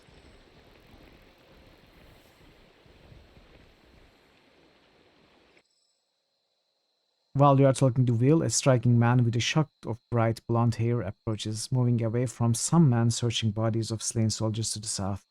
He watches you intently as he closes, his angular features pulling into a look of disdain. And here's the Fatebinder. He doesn't mask the displeasure in his voice. I knew we'd see ya. I was just wondering when. One trip to Lethian's Crossing wasn't enough, Governor? The Bronze Brotherhood were the original protectors of Lethian's Crossing, but they passed control to Kairos' forces and stayed as retainers. Over time, they proved too disorganized to keep peace. You handed the settlement over to Scarlet Chorus, letting fear and superior numbers do the work of subduing the local populace. The Brotherhood mercenaries considered this a slight on their lawful claim. He doesn't even mask the contempt in his voice. You had to return where no one asked you to come. Throwing me out of my home wasn't sufficient. Are you here to disrupt my life some more? He looks at his man, who stopped to watch the conversation. You aren't done! He flings his head at them, and they return to their searching. It doesn't really matter why you are here. I don't care. I have more important things to worry about. In case you forgot me already, my name is Ratamon. I'm the first brother, leader of the Bronze Brotherhood. But I'm sure you already know that. I couldn't help but see you over there talking to Will and that traveling merchant. Only here for a moment and already sticking your nose where it doesn't belong, aren't you? I don't appreciate others invading my territory, Fatebinder. I told her she had to speak to you, Ratamon. She wanted through, but I told her no. If you don't give me the signal, the Fatebinder isn't getting into Lethian's Crossing. No one will invade your territory. Ratamon stares at Will for a few moments, lips pursed. Then continues as if Will never spoke. That's amazing. I love it. Speaking of which, what did Welby have to say? He looks north where Welby stands, watching you both intently. As she already started filling your mind with lies about me, she and I are going to have a chat soon. I can't have my first ex countermanding me at every turn. I know she wants my position. Watch yourself while you're a guest in my lands. If you have come to stir up more trouble, we are well equipped and will not back down in defense of what is rightfully ours. He sweeps his arm in front of him, gesturing to the surrounding countryside. Welby and I might not always agree, but that is one point we see eye to eye on. If you step out of line, we will both correct you. His eyes narrow and he leans towards you. You are not welcome. Now tell me what you want or leave.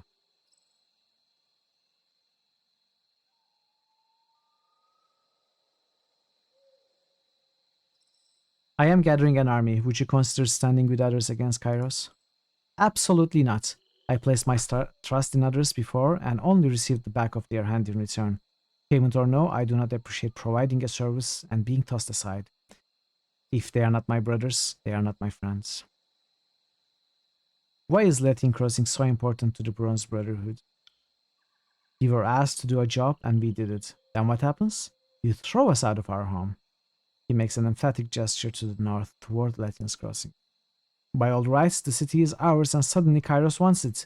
Well, I intend to get it back. I refuse to let this matter die. We protected the crossing for years and even ensured Kairos' forces could do business here when Rat asked us to.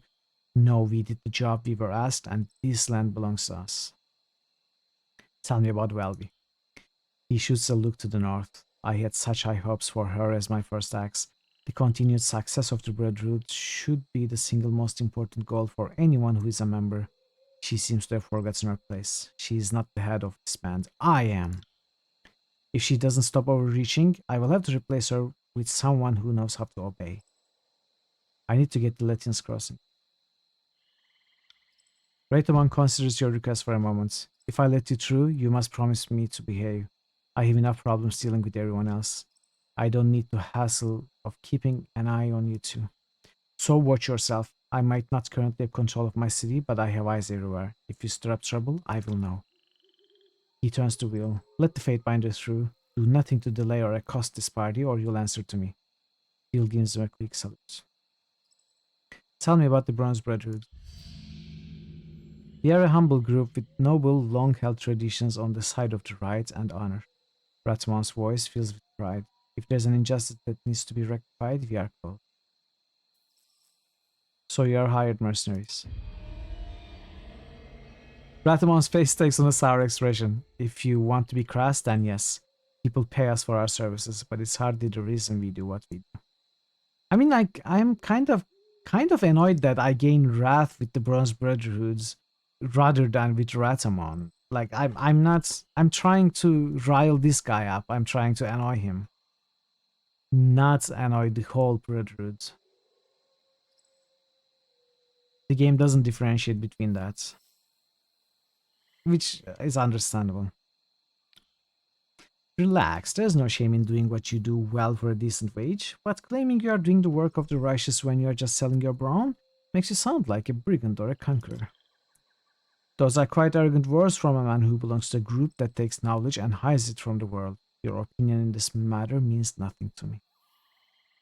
Why are you charging travelers a toll to get through Ironhall Trail? I don't see how the affairs of the Brotherhood are your business, Fatebinder.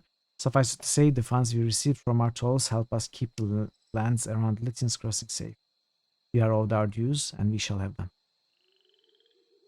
You said you don't do it for the money, but that's why you are fighting over Lithian's Crossing. I don't appreciate your tone or the implications of what you're saying, Fatebinder. Ratmon's eyes are hard and his voice is flat. This is a mere matter of principle. We performed a service. We were paid for that service. Do not try to glibly explain away a complex situation. This is our home. This is my home. I will have it, no one else. Now, if all you came here to do is insult me and mine, I would suggest you leave. I'm not welcome in your land. This is not your land anymore. Such arrogance is the precursor to a mighty fall, Fatebinder. I might not currently have control of Lettian's Crossing, but we both know possessions are fleeting. Lettian's Crossing is my home, and your imagined control over our lives doesn't change that fact. You would do well to watch your tone when speaking to a Fatebinder. Ratamon laughs hollowly. I care not about Kairos' forces. I will reap the rewards of my loyalty, and I will not make that mistake again. You have taken my home, but I will have it back. I won't cower when you raise your voice against me, Lapdog. He will speak against you. I certainly hope that isn't the case. You got Ratamon's permission to go, Fatebinder, so go. Yes. So this is sort of a problem.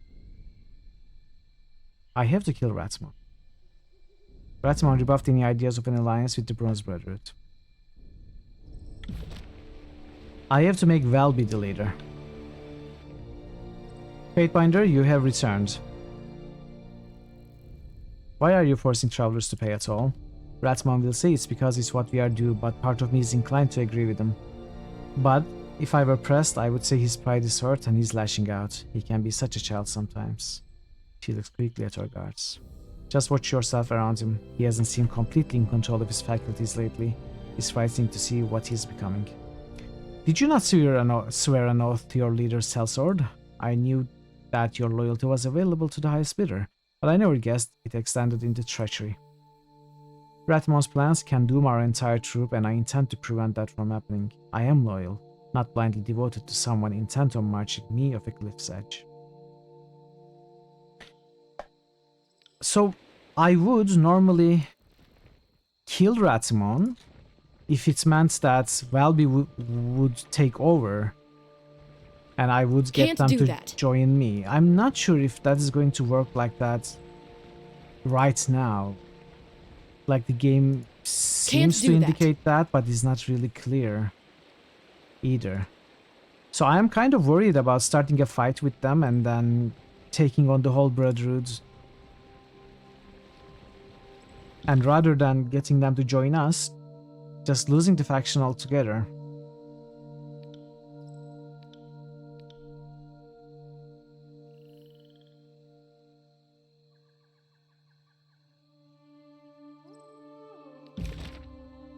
What is this?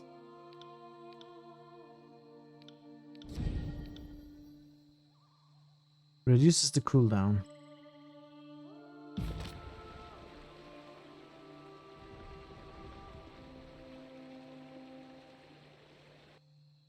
Still around, Fatebinder? I hope you had decided to move on already. What is so important about these bodies? They are some of Kairos' army who wandered too far from Latin's crossing. He spits on the closest body and makes an obscene gesture at it. I will sleep well when they are all dead and in the ground, the only place they are worthy to be.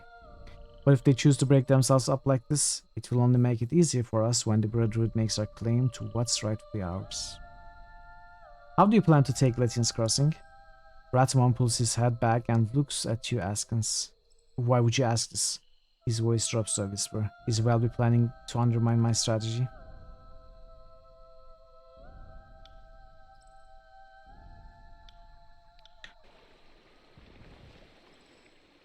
I guess we will do some more in... I mean, we are going to explore Latin's Crossing, see what we can actually do there. We will see how it goes.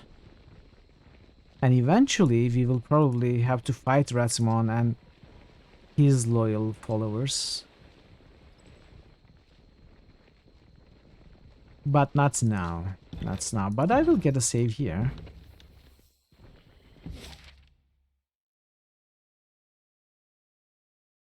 Ironhole Trail. Okay. Ironhole Trail is but one of many trading routes that snake through Haven's wilderness to link travelers to Latin's Crossing. Its most notable feature is a seasonally accessible river crossing that is prone to flooding during the high summers. You know what? I actually think maybe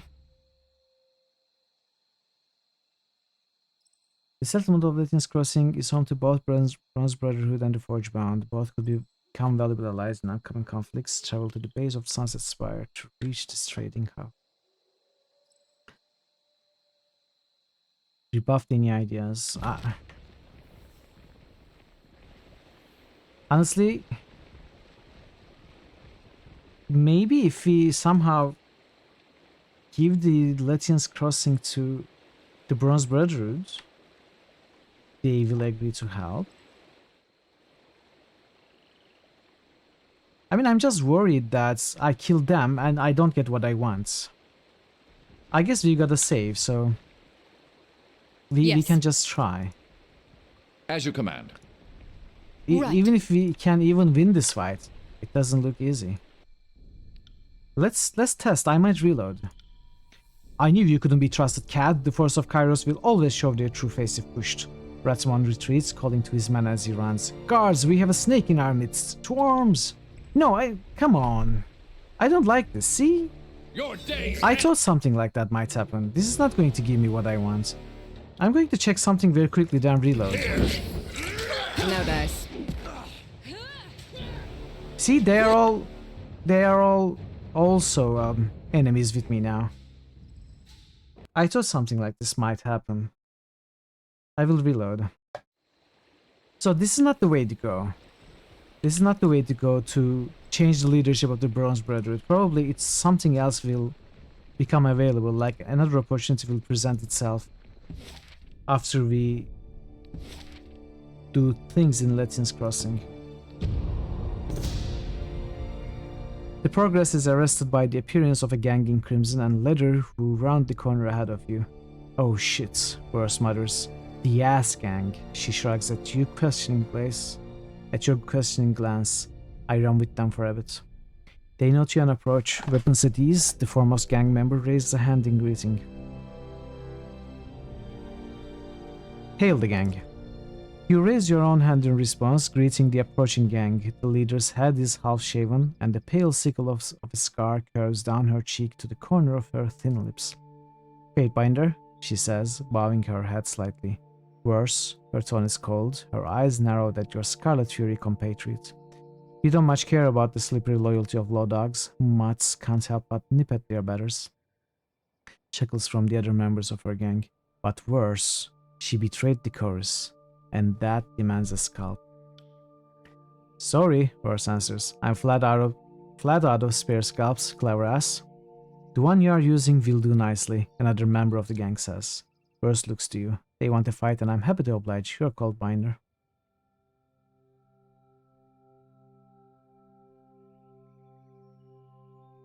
Intimidate them. Let's intimidate them. I mean, we can kill them. I wouldn't mind that, but let's intimidate them. You step between the gang and the Verse, your hand going to your weapon. You remind them of your rage and anger at Vendry as well, of your actions during the conquest, the widows you left crying, and the orphans you left alone, of your choices since. You ask them if they truly want to delay a Fatebinder of Tunon the Adjudicator over an insignificant matter of pride. By the time you finish, they've all backed up a pace. With a final glare at Verse, the choir man stepped out of the road to let you pass. I could have handled that, you know.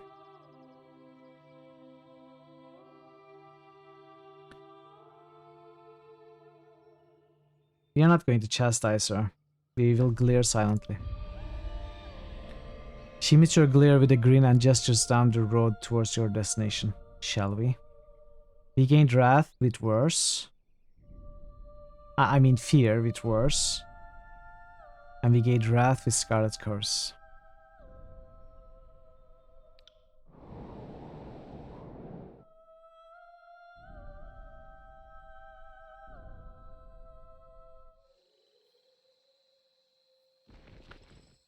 Okay.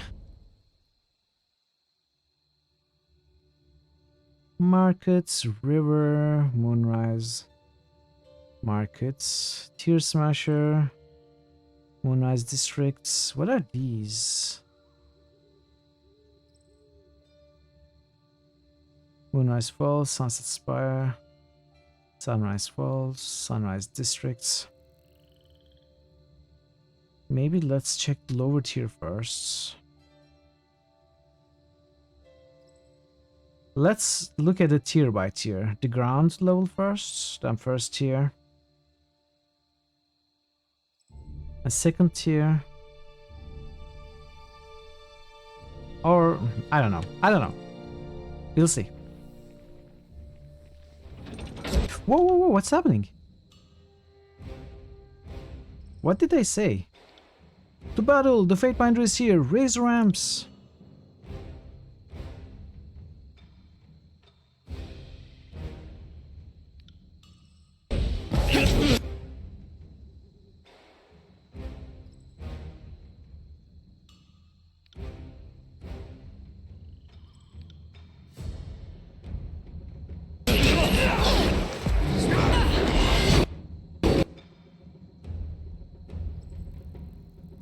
Let's see what we can do.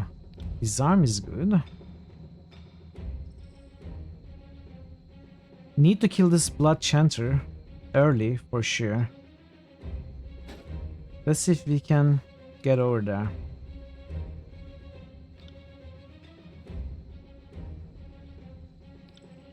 I mean, you try to kill this one. You move here. Get over here! Yes, exactly. We can swap position with this one.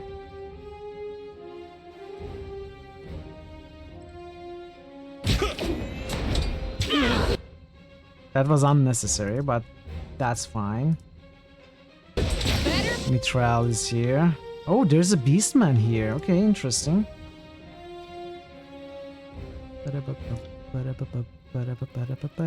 Let's focus on this Chanter. Okay, Verse leveled up.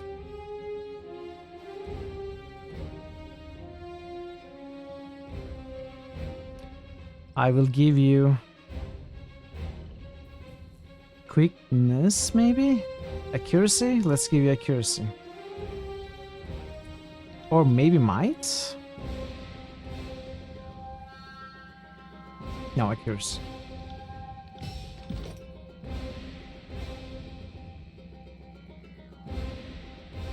Burst will counterattack enemies that miss or in melee combats. I like that. Sweep at the target's feet, knocking them prone. I like that more. Then following downwards with the strikes from each weapon. Yes, that is great. In fact, let's try that immediately.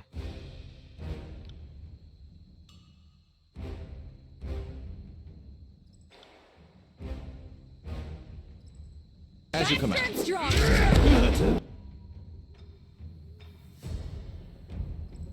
Okay. Barrack is killing this horde. Blood Chanter is pretty damaged. We can maybe finish him off with a flurry. In the meanwhile, nobody really needs healing. Okay. Let's give worse before she's focused some deflection. Follow up with thrust, kill that one, and iron tolling. Let's use that. I wasn't able to use the Gravedigger. Let's try to control the Beastman and make Rose stronger also. Chanter is dead. Let's focus on the Beastman. Bleed out, you little shit. Go behind. I don't need to heal Barrack, that's fine. Lantry can focus some damage.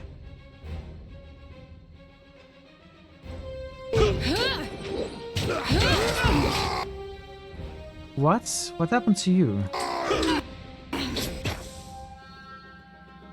One per encounter, sure. Oh, is the Beastman dead? Okay, what happened? Beastman is dead.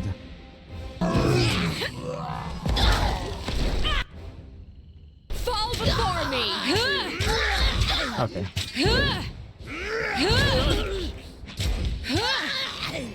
That fight went fine.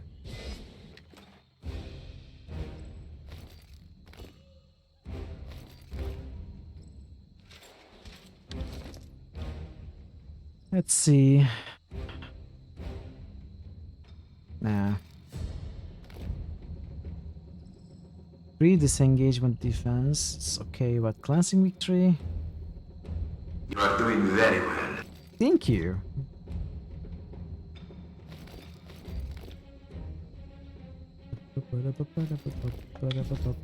We did well. We won. I imagine we will end up killing all the Scarlet Chorus in the town. Sorry, I can't. And there is more. They are waiting. Of course.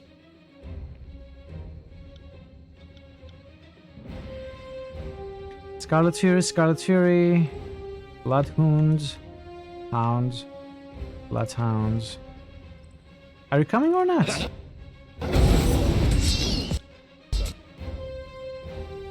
To think we're bad at making. We can. Okay. Let's do the leg sweep here. We use this. And then. Wait, which one was it? Wheel of Ages.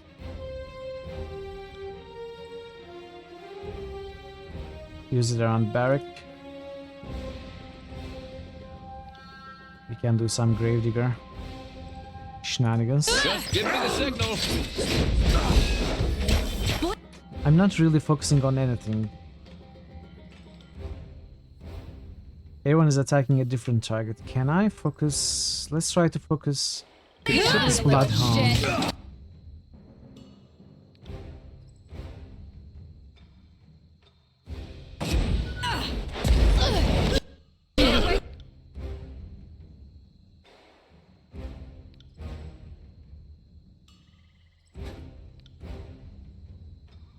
count on it. Come and feast my iron! Pity you won't enjoy this as much as I do. Okay, that one is dead. Let's try to kill this one.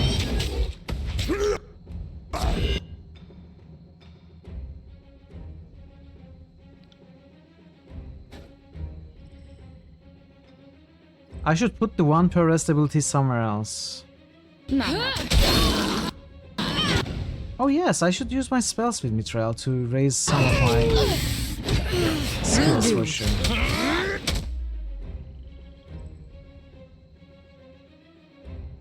One per encounter. Let's quicken Mithril. You wanna cast a spell? I wanna cast a spell. I do. I wanna cast a spell for sure. How could I miss? You have to hit harder than that.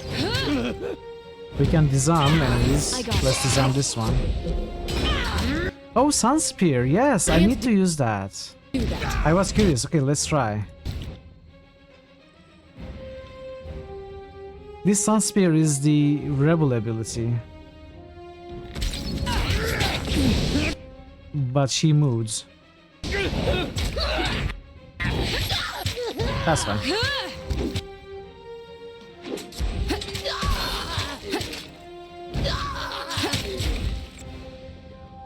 Cast a spell, Mithril. Get your lore up.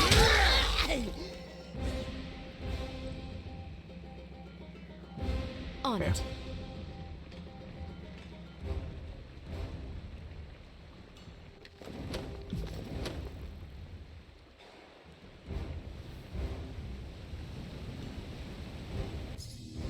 See that?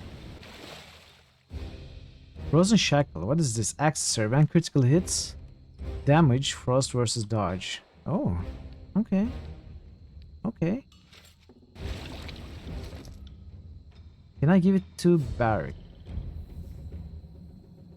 Carrying courage. Nah, maybe you.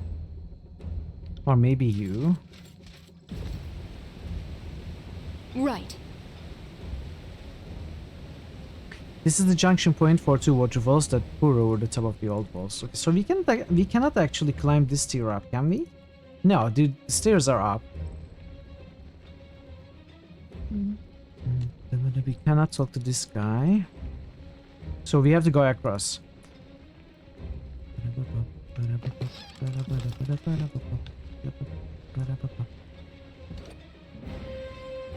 Force the wind, store the metal pole, use the metal pole. No, we can use athletics, gain athletics experience.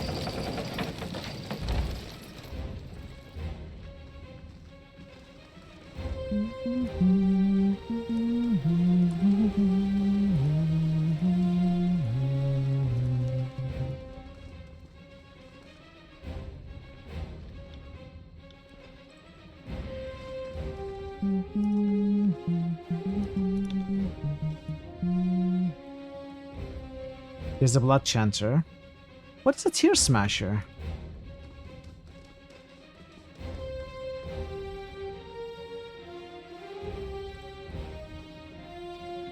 I got it.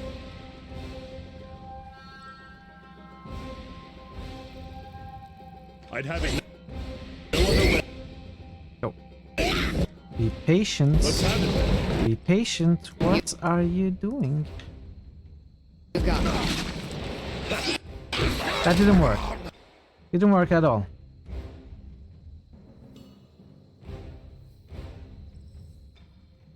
That sucked. I made it much worse.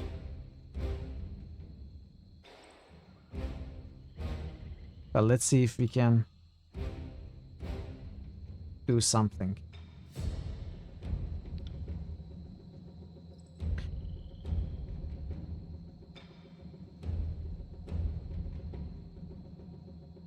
I mean, I guess we can try to kill the beast woman first.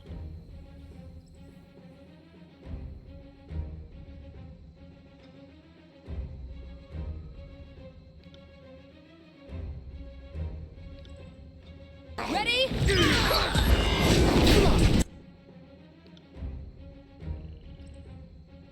Potion time. Blow the fields time. Can Barrick survive in that? Fall before me!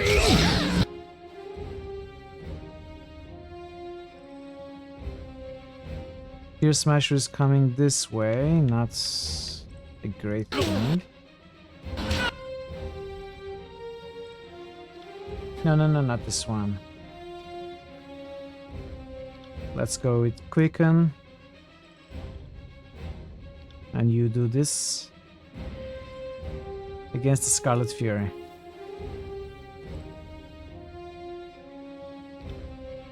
No, sorry.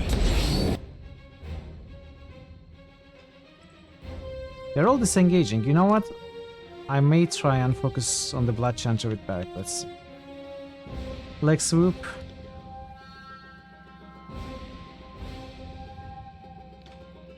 Gravedigger. You got it.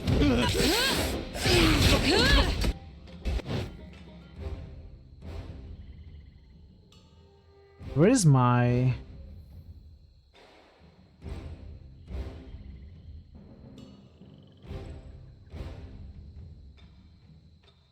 Wheel of Ages. Oh, Wheel of Ages is a per rest ability. Ah. I don't know why I cast it then. Okay, we need to protect Barrick. Take that!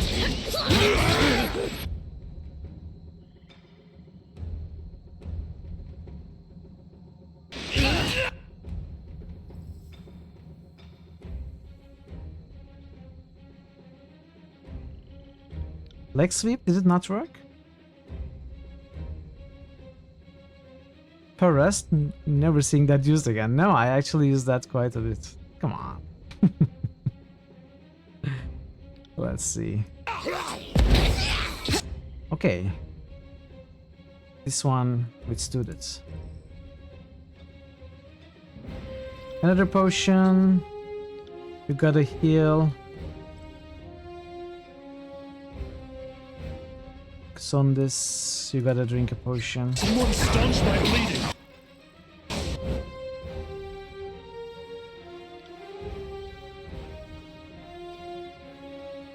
Everyone's in trouble. Sun Spear.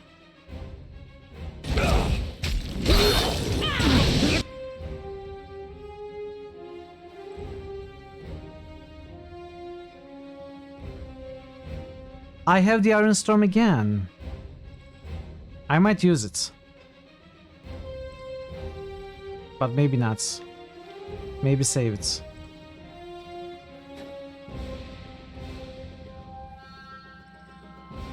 Can you cast a heal without dying?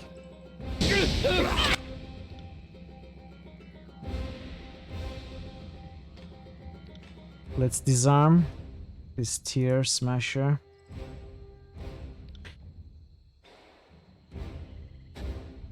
And focus.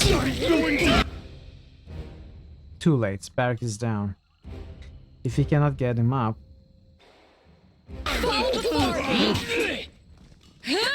You'll have to hit up. Trell is dying. You conceal yourself.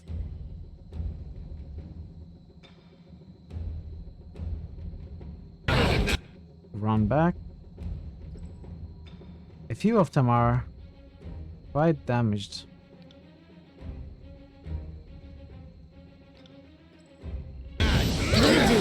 Mitchell is down.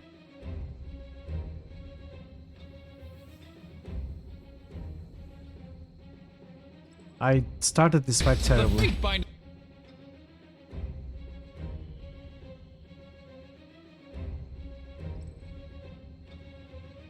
There isn't moving. Okay, Lantry is down.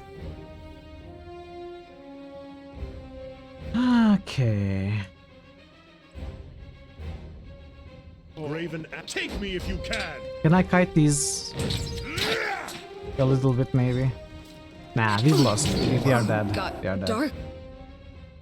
Let's reload. Let's start this fight properly. What I tried didn't work at all.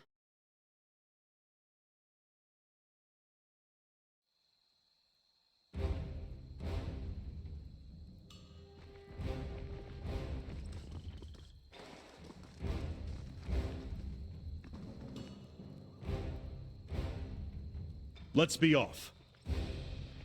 I am a shield wall to myself.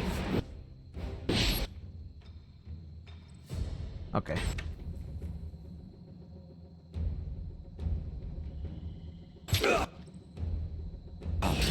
Come on! Really? Fine.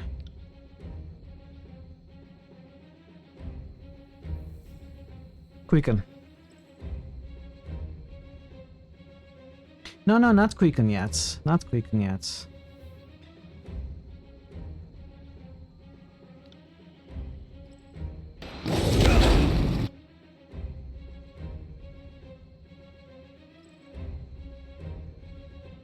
I might use this. See, I'm using a per rest ability.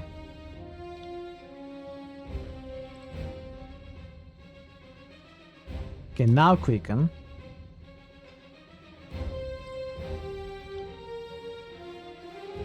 You should try that again. Really? Okay, that didn't go well. Not one bit. Can we get her up? Wow, okay, we are dying. Good as new. Why is this fight so tough? It doesn't look that tough. Not tougher than the previous ones.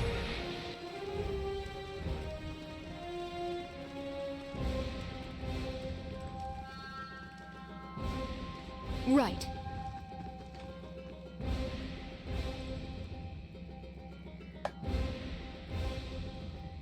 I have to turn the AIs off. I am a shield wall unto myself. Someone put me out. Someone put me out.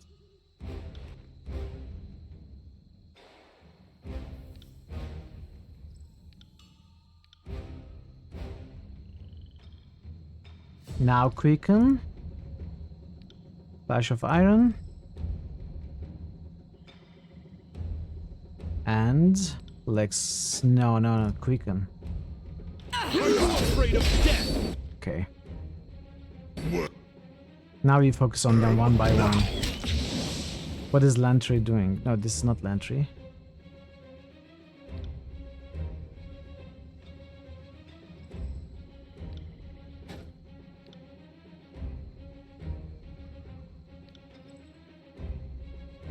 Won't Okay. Come on. Barrack is down already?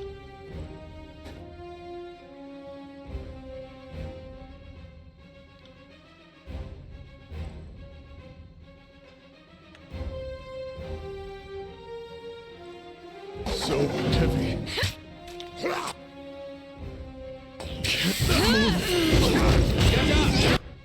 Wow, okay, these beast folk, they hurt. Not the time for... Oh. Wake me up when it's over. Can we reset now? Okay.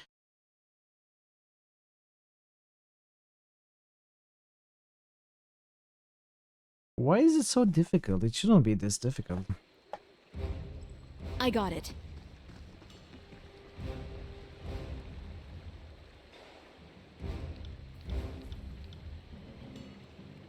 Let's put you here.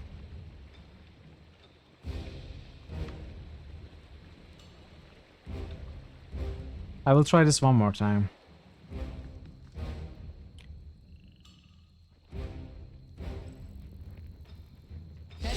We have company.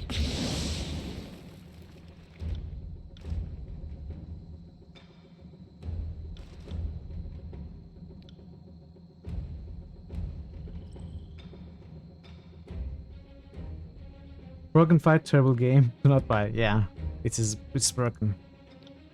It's definitely not my fault. It's the game's fault.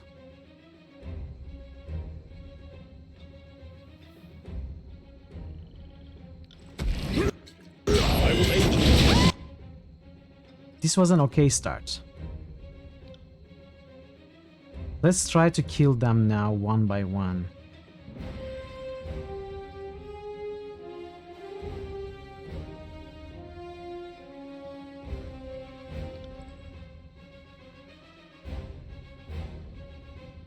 We need to protect Barrick for sure. Let's buff Barrick.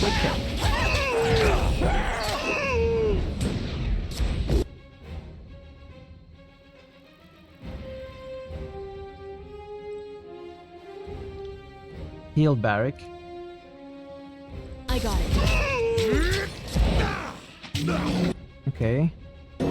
This is working now.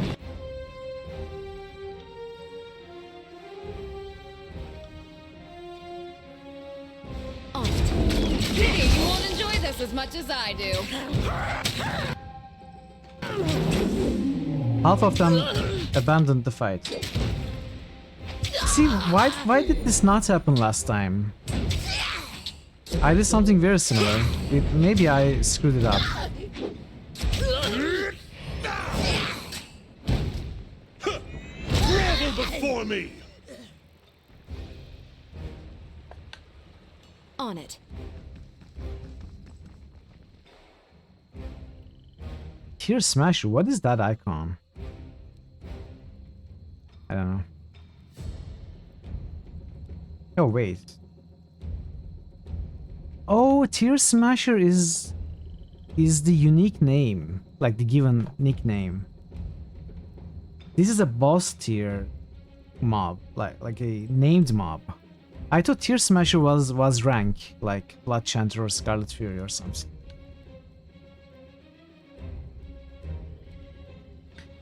Will do.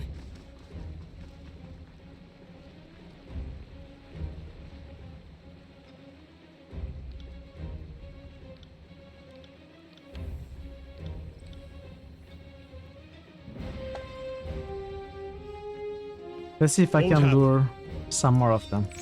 I cannot.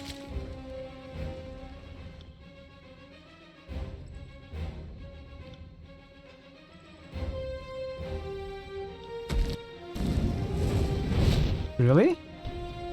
They are not coming? Okay, we'll kill this one.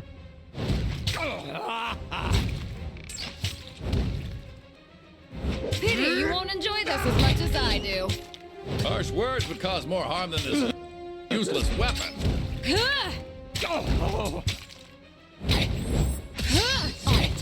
On it. You'll have to hit harder than that. I just did. If you wanted me to hit harder than that. On it.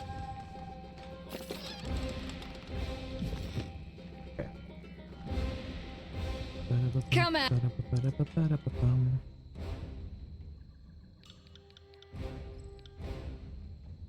At me, brave beat.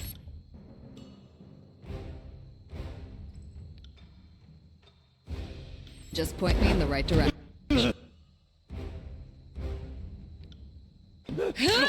I should make better spells for sure. I need to take time and make better spells. Bleed out, you little shit. On it.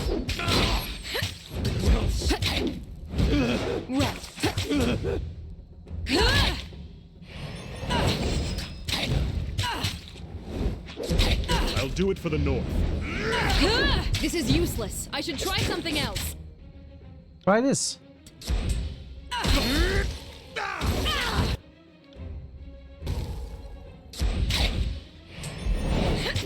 Right. See that?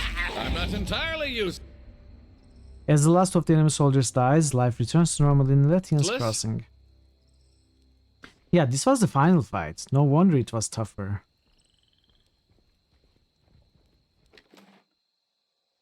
Superior. Note from the voice of Nerat. This simple message is scrawled in big letters, likely for the comprehension of the recipient. Sand armor making lady to me. Below the text, you see a crude stick figure drawing of what you think is the voice of Nerat in front of a forge-bound smith. The forge-bound's arms are tied together while a couple of chorus soldiers stand behind her with weapons drawn. On it. Trial of Archons. Voice of Nerat. Unleashed Archon Serum. Okay. Wanted Forge Bound Master taken from Tunon's care and sent to him. Can't do that. So the ladders are down. The ramps rather.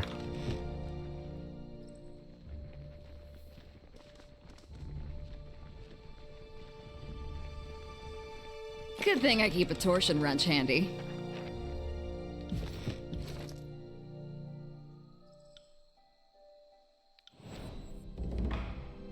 More armor. Less disengagement defense, less deflection, less recovery. This is heavy armor. I'm not going to put this on.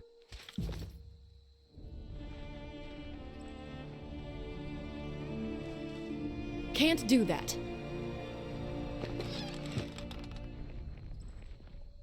Good day, my fine friend. Could I interest you in all manners of provisions? There's no telling what may befall you on your travels.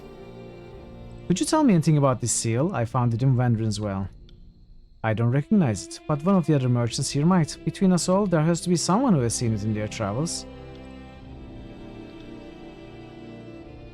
Tearforge, what is that? Wild Time. Poisonous. Higher DPS, more accuracy, less armor penetration though?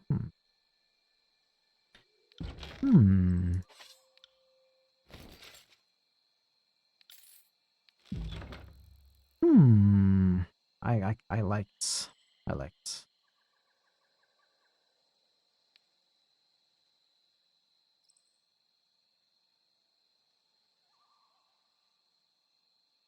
I mean, it can easily replace the dagger. You don't have to replace the axe.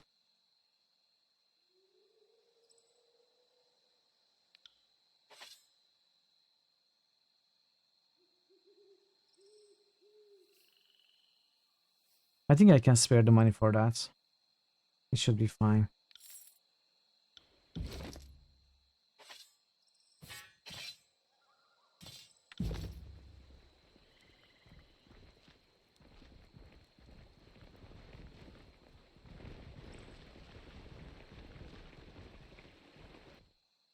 Good day to you. Might I interest you in all manner of provisions? Who knows what you'll run into outside Letty's Crossing? Could you tell me anything about the seal? I found it in Vandrin's Well. Basila looks at the seal for a few moments and shakes her head. Can't say I recognize it, but I don't really get into affairs outside of Letty's Crossing unless I have to. Archient Bronze might, though. He seems to be well traveled. Show me what you have for sale. Sigils, potions. Tychus. Welcome, welcome. The merchant motions you over. What can I get for you today? Be sure to stock up before you leave. There's plenty of miles between here and the bastard city. Could you tell me anything about this seal? Tychus turns it over in his hands and shakes his head. Doesn't look like any seal I've encountered. Sorry, someone else might know. Oh. It's a two-handed weapon. I don't care. What about the bronze javelin? Clear upgrades. Oathbound dagger. It's an easy upgrade over bronze axe. Exquisite. I mean, the bronze javelin is an upgrade for burst as well. I can get both. That would leave me with not much coin.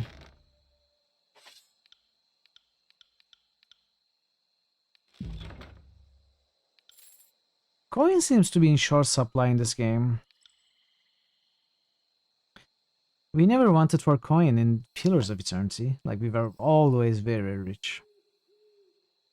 Maybe not in the earliest days. But after a little bit, I mean, we could generate money by passing time, so that made it kind of easier.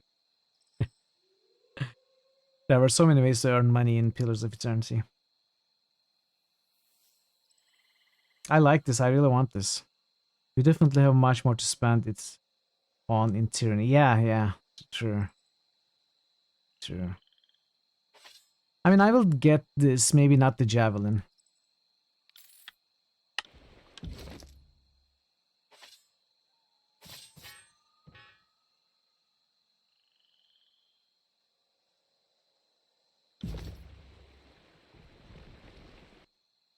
Greetings and salutations, the jolly merchant greets you with a smile and a clap on the shoulders.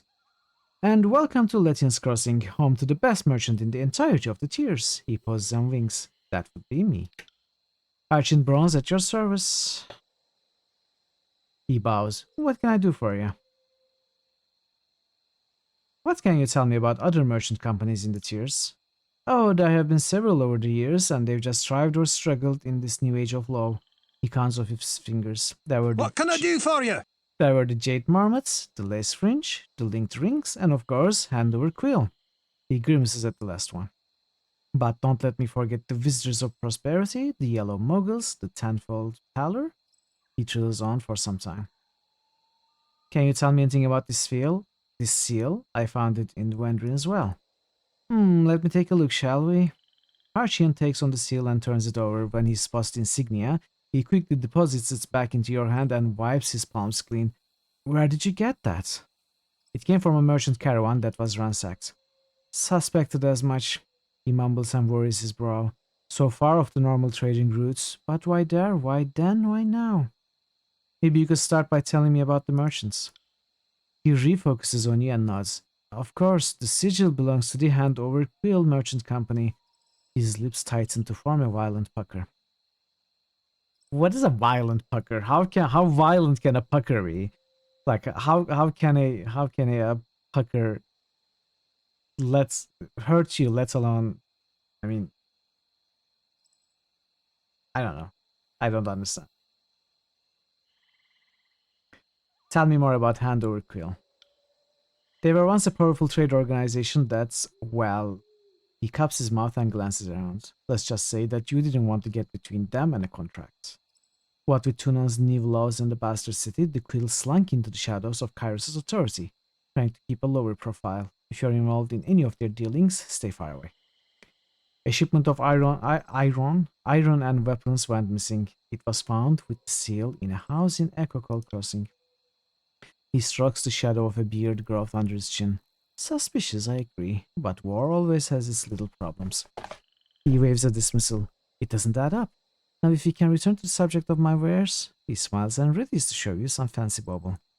The weapons were meant for the disfavored, and the Wandering Guard suddenly had iron weapons. The Wandering Guard? Archie drums his fingers on his mouth and considers. Well, this changes things, I suppose. Changes things? What does Handover Quill have to do with the Wandering Guard? First things first, Archie clears his throat. This will come at a price. If something unfortunate took place and my connection were traced back to me, the consequences would be costly. You know, I'm shocked to find an honest merchant like yourself engaging in illicit trade. I like that. I'll go with that. His complexion loses some color. Illicit? Whatever do you mean? Gesture to his wares. That bottle. Essence of maizenberries, a deadly poison. Bottle. Archie turns, pulling on the end of his beard. He tries to follow the direction to your gesture. There is no... Then his confusion clears, replaced by stark understanding. Of course there's a bottle, and after you tell the authorities that I must have stashed or destroyed it, then it's your word against mine. Am I correct? Most perceptive of you. Occupational hazard. The merchant lets out a heavy sigh. I should be used to this by now.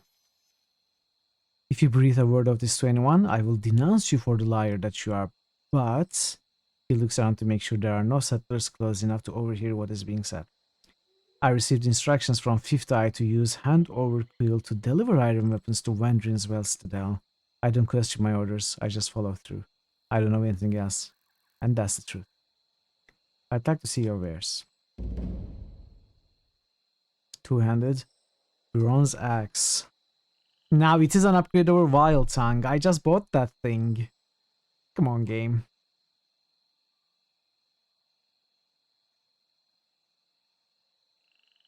Ring counter seal.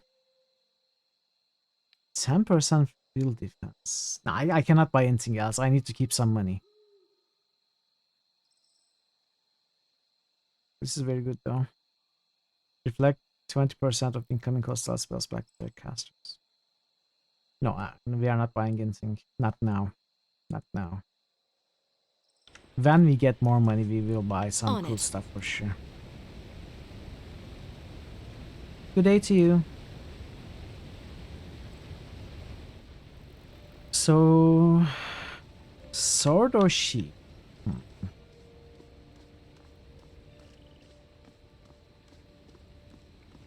Let's take a look.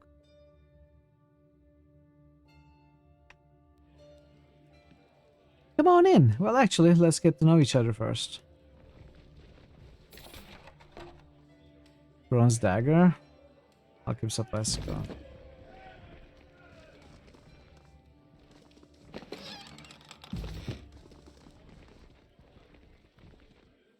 Welcome to the Sword or Sheath, traveler. The robust, ruddy-faced man at the door greets you warmly. Please come in and get a load of. I'm the master of this wonderful establishment, and trust me on this one, the pleasure will be all yours. Balin is the name, but all of my friends call me Bay. He winks and holds out his hand. Would you like to be my friend? This is a weird guy. He drops his hand when he sees your face and stands up straight, only to immediately bow to you as firmly as he can. Fatebinder, what an immense pleasure it is to have you visit this Sword or Sheath. How can I be of service to you? Or rather, how can my wonderful selection of entertainers be of service to you? He makes a sweeping gesture, drawing attention to the various men and women, and one beastman, entertaining the happy patrons in the establishment. Conquest. Tell me more about Sword or Sheath. Now, if anyone knows about this establishment, it would be you, Fatebinder, Balin exclaims. If not for your intervention during the Brotherhood's occupation of the crossing, we wouldn't even exist.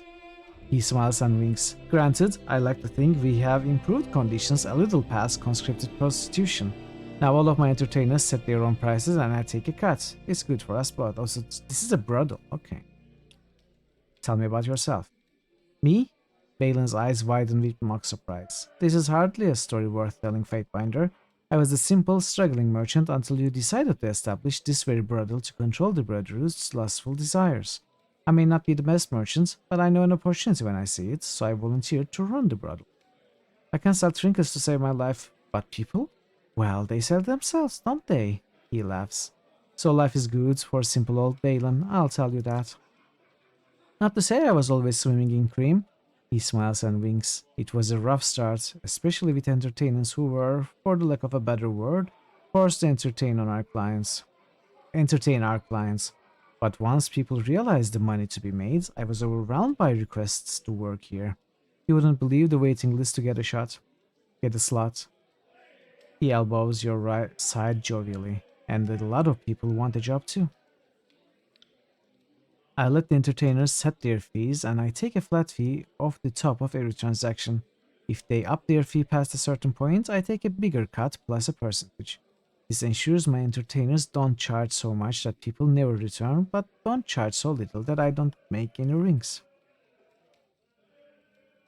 Do you have anything to eat or drink?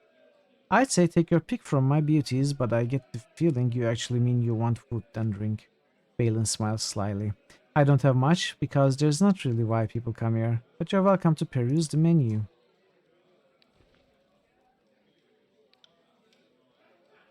How much does it cost to partake? It all depends on what you're looking for and who you want to play with.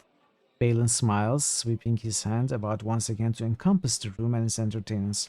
Simply approach whoever grabs your interest and work out the details with them. But if you find this too hard to decide, I can tell you a little about each one. The master needs to know his entertainers intimately, of course. Which of my beauties would you like to know about? What can you tell me about Charities?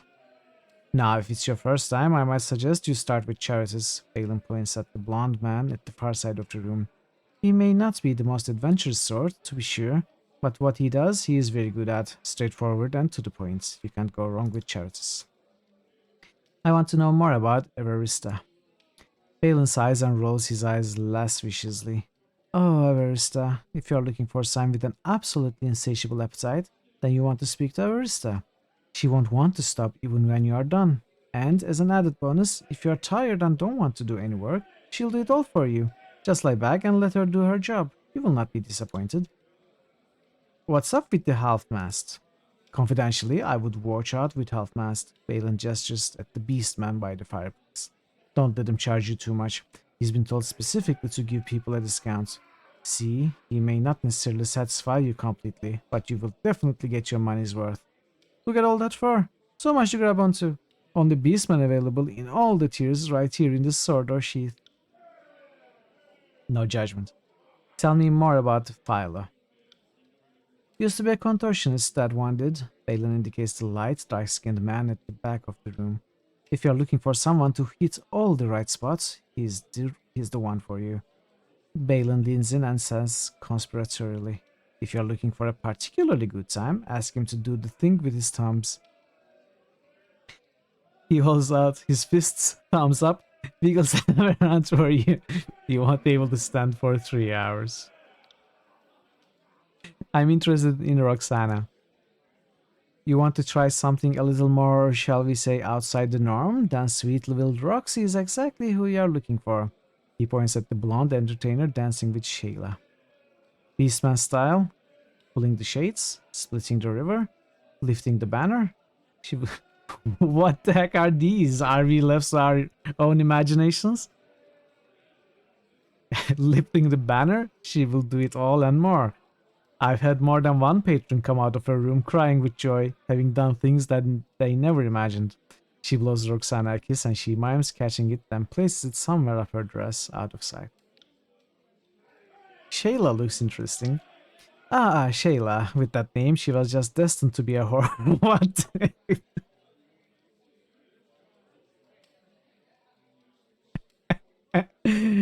Destined to be a whore with that name. Know what I mean? No, I really don't. He laughs and claps you on the back. This is marked as an 18 plus stream. Well, this is the game marks it as a 18 plus, so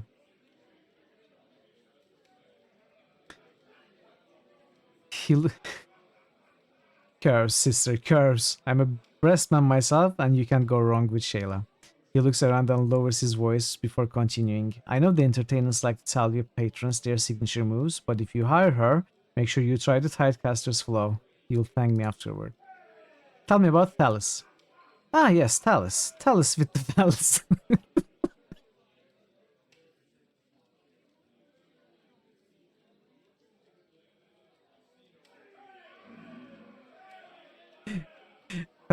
Thales with the phallus. He glances at the rough-looking muscular man speaking to a small redhead against the wall. If you are looking for something a little, shall we say, shit, why am I being discreet? He has an enormous dick. Seriously, it's gigantic. Trust me, you won't be asking, is it in with this one? Okay. You'll have one Thales with the phallus. There is nothing discreet about this. He's Thales with the phallus. Balin puts an arm over your shoulder. Now, I personally do not know how it could be possible, but if you find none of my civities is to your liking, I have a room available where you can help yourself out. I'm partial to that room myself. Just say the word and I will have to set up for you. Take the solo room. I'd like a little time for myself, please, now. Perhaps another time. Do I dare speak to all of these? Arista. Well, hello, gorgeous. The beautiful brown-haired woman calls out to you. My name is Avarista, and I'm ready to show you pleasures you've never seen before. She briefly stops dancing and presses up against you. You'll never want to leave. Tell me about yourself.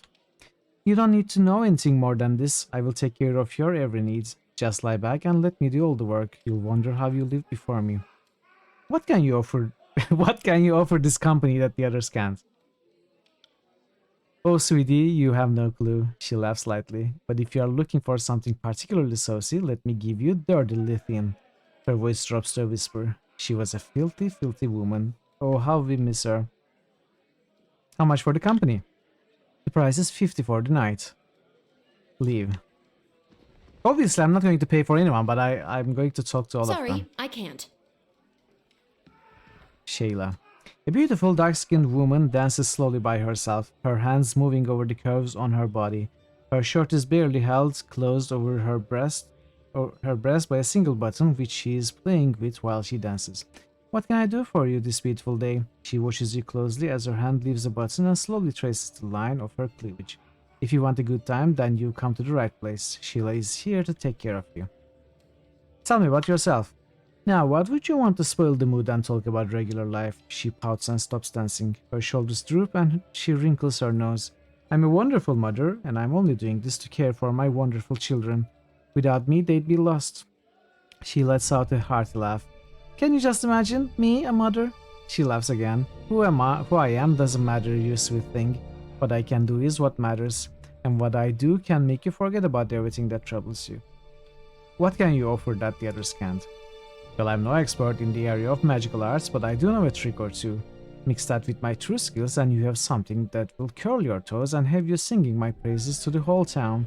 Let me give you the Tidecaster's flow. Everyone will ask you how you sing so loudly. How much for the company? Price is 30. Okay. The tall blonde is dancing with a gorgeous brown-skinned woman, breaking it off when she catches sight of you. Hello there, you beautiful creature. She grips the sides of her dress and pulls it ever so slightly as she gyrates her lips. Gyrate. My name is Roxana, but you can call me Roxy. What can I do for you? Tell me about yourself. I don't like to talk about the past, sweetie. She puts an arm on your shoulder and leans in. What matters to me is right now, and right now I want to see what's under your clothes. She playfully pulls at them. What can you offer that the others can't?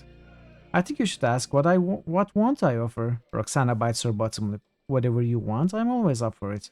This is your lucky day. You just found someone who will never say no. But if you really want a way to remember your visit to Latin's Crossing, let me show you my Old Walls Bridge.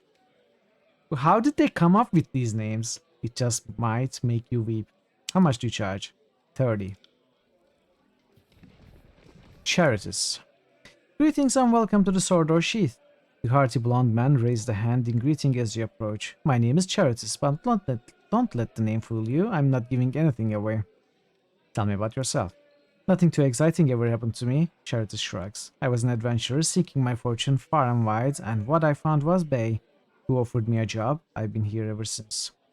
What can you offer that the others can't?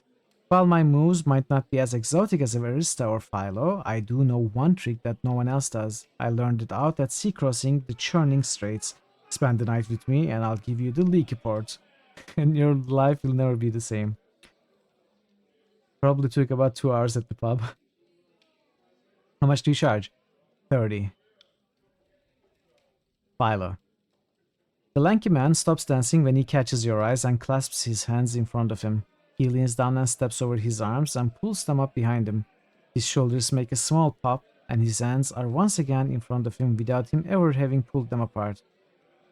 What? You just dislocated your shoulders. How did you do that? He smiles. This is but a drop in a very large ocean. As he speaks, he pulls his right leg up, holding it vertically against his side in a standing split. What can Philo do to loosen you up? Tell me about yourself. I used to perform as a contortionist. He lies prone on the floor, bringing his legs up over him and rests on his shoulders. Then he moves them from his shoulders to the ground in front of him and stands, slowly bringing himself back upright to gaze in your eyes. That's the only thing you need to know about me. What can you offer that the others can't? If my acrobatics aren't enough to pique your interest, then let me try to entice you with this. He holds up one of his hands and moves his thumb around. Hypnotically, it reminds you of a snake. Maybe you'd like to try edging the ruins. I guarantee it will put a smile on your face. This is so funny. This writing is so funny. How much for your company? 50. Okay. Let's talk to Half-Mast. This rough-looking beastman grunts at you. Although it seems to have been recently brushed, his fur is matted in clumps and he occasionally scratches himself, gingerly sniffing his glove when he finishes. The small loincloth around his waist does little to cover him and your gaze moves of its own accord to stare at what's between his legs. He smiles. Human-like half-mast? Tell me about yourself. Half-mast sniffs. Beastman find town. Humans in Latin Crossing are nice to Beastman. Balin give half-mast job, and now half-mast give people happy time. So, is this even safe? Human no worry, half-mast not use gloves. Half-mast give human the brute hole. Human very happy with half-mast brute hole. Half-mast smiles and clumsily pokes the first finger of his left hand through a circle made from the thumb and the first finger of his right hand. Not a furry, it is a furry. How much do you charge for your services? 25. Okay, let's talk to Talus with the phallus. A giant man with mutton chops and well-defined muscles dances before you. As you watch, his hands drop to his belt line and he slowly caresses the front of his pants as he moves. When he finally speaks, he moves his hand, revealing an enormous bulge beneath the fabric. You need something? He smiles broadly. Name's Talus, and if you like what you see, I'm ready to give you a closer look. Tell me about yourself. I'm big, I'm strong, I'm insatiable. Talus stops and grins. Is there any more you need to know? He lets out a little laugh. I was a lumberjack. If that's not too believable, I got tired of my work. Too much swinging, sweating, and pain, and not nearly enough pleasure, so I offered my services to Bay. He winks, and when Bay had enough, he gave me a job. What can you offer that the others can? I mean, do we have to ask? Talus flexes for you, making various poses before thrusting his hips at you. If you want to spend some time with me, I'll unleash the purple scourge for you. Bay and I came up with the move, and I believe you'll find it well worth your while. How much do you charge? 50. Okay. We are not spending any money here, obviously. Very detailed writing. I've never seen... I mean, I have seen brothels in several RPGs, but I've never seen so detailed descriptions. They are daring. They were daring for sure.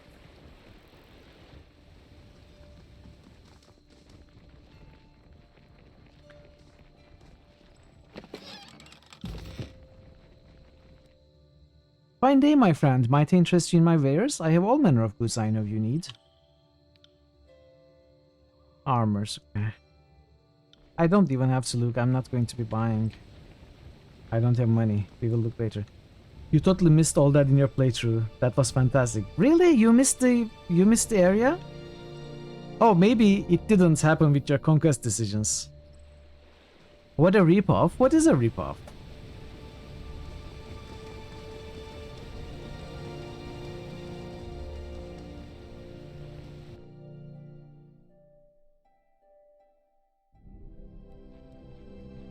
This is a tavern. Oh, we have Siren here. Okay. Phallus, you mean Phallus the Phallus, yeah. Siren stands here surrounded... Oh, you mean because he costs 50? Siren stands here surrounded by a group of villagers. She speaks to them in soft, dulcet tones, holding them hypnotized with her hand motions. Her headdress flashes as she speaks up, and you are unable to tell if it's a trick of the lights or the gem in it's actually glowing. She's swept up in her oration and seems completely unaware you've arrived. There is a lull in her conversation and she opens her eyes. Well, look who's here. And what brings you to Lethian's Crossing? Can't imagine it's the scenery or the quaint locals. Have you come to spoil my fun? She frowns a little, momentarily lost in thought. Tunon probably insisted you find me, didn't he? Because we can't let Siren have any fun, can we? Let's control her. Let's tell her what she can and can't do. Let's use her to destroy nations. As she speaks, the crowd around her appears agitated and the air in the room grows heavy and warm. Suddenly she smiles. But enough of that talk. What do you think of my followers? She makes a motion over the group gathered at her feet. As she speaks, you feel a peaceful serenity washing over you. The crowd calms and breathing becomes easier. You shouldn't be doing this, Siren. These people don't truly love you. You're manipulating them. Don't worry, Fatebinder. I'm just practicing. While her words and tone convey a careless air, the peace you were feeling tightens in your brain, and a couple of gathered crowds slowly turn their heads to look at you. Besides, who doesn't love having a legion of adoring lackeys? She smiles and tightens. She smiles and the tightness releases your mind. The heads turn again to face Siren, adoration shining in their eyes. Are you going to disband this group too? She asks, her tone turning cold. It feels like the room is getting smaller. Siren, you need to control yourself. Ugh, not this again. All anyone wants is for me to control myself. Why doesn't anyone want me to let loose? I know. You don't have to answer. She holds up a hand and rolls her eyes again. That was a joke. I have a little more self-control than that. But maybe you're right. Perhaps if you were to allow me to accompany you. You did activate one of the spires, so your power is something I could learn from. You'd be able to teach me how to control myself.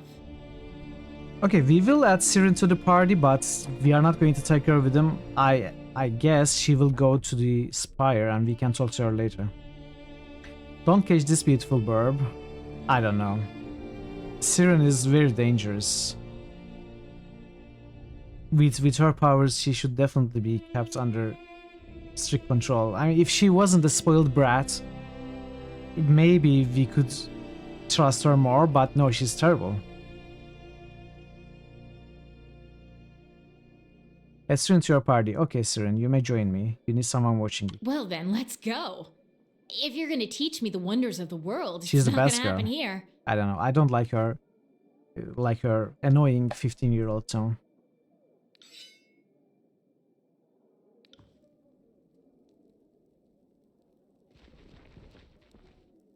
This tight bucket is almost overflowing with items and rings for Siren. It would appear she's doing well for herself.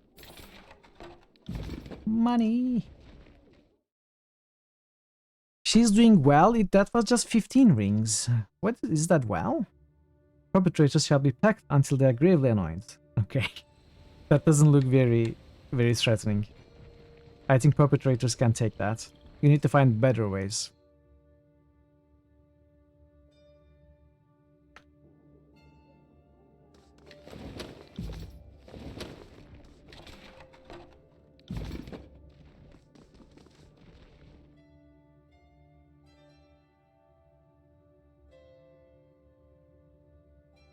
I kinda like the idea of having Siren in the party.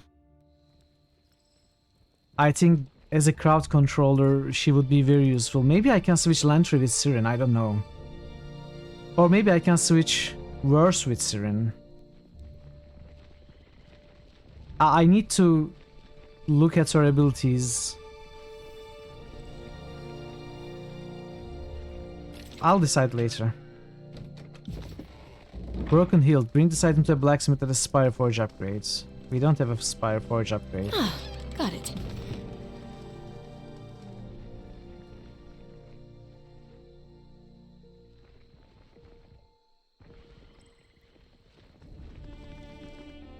Due to the frequency of raids, all the bridges and ramps in Latin Crossing can be raised to provide safe places for settlers to hide. Switch Verse with Siren, then Lantry with Talus. Parrots, we are not taking Talus with us, okay? Huh. Talus is staying right there. That's not going to happen.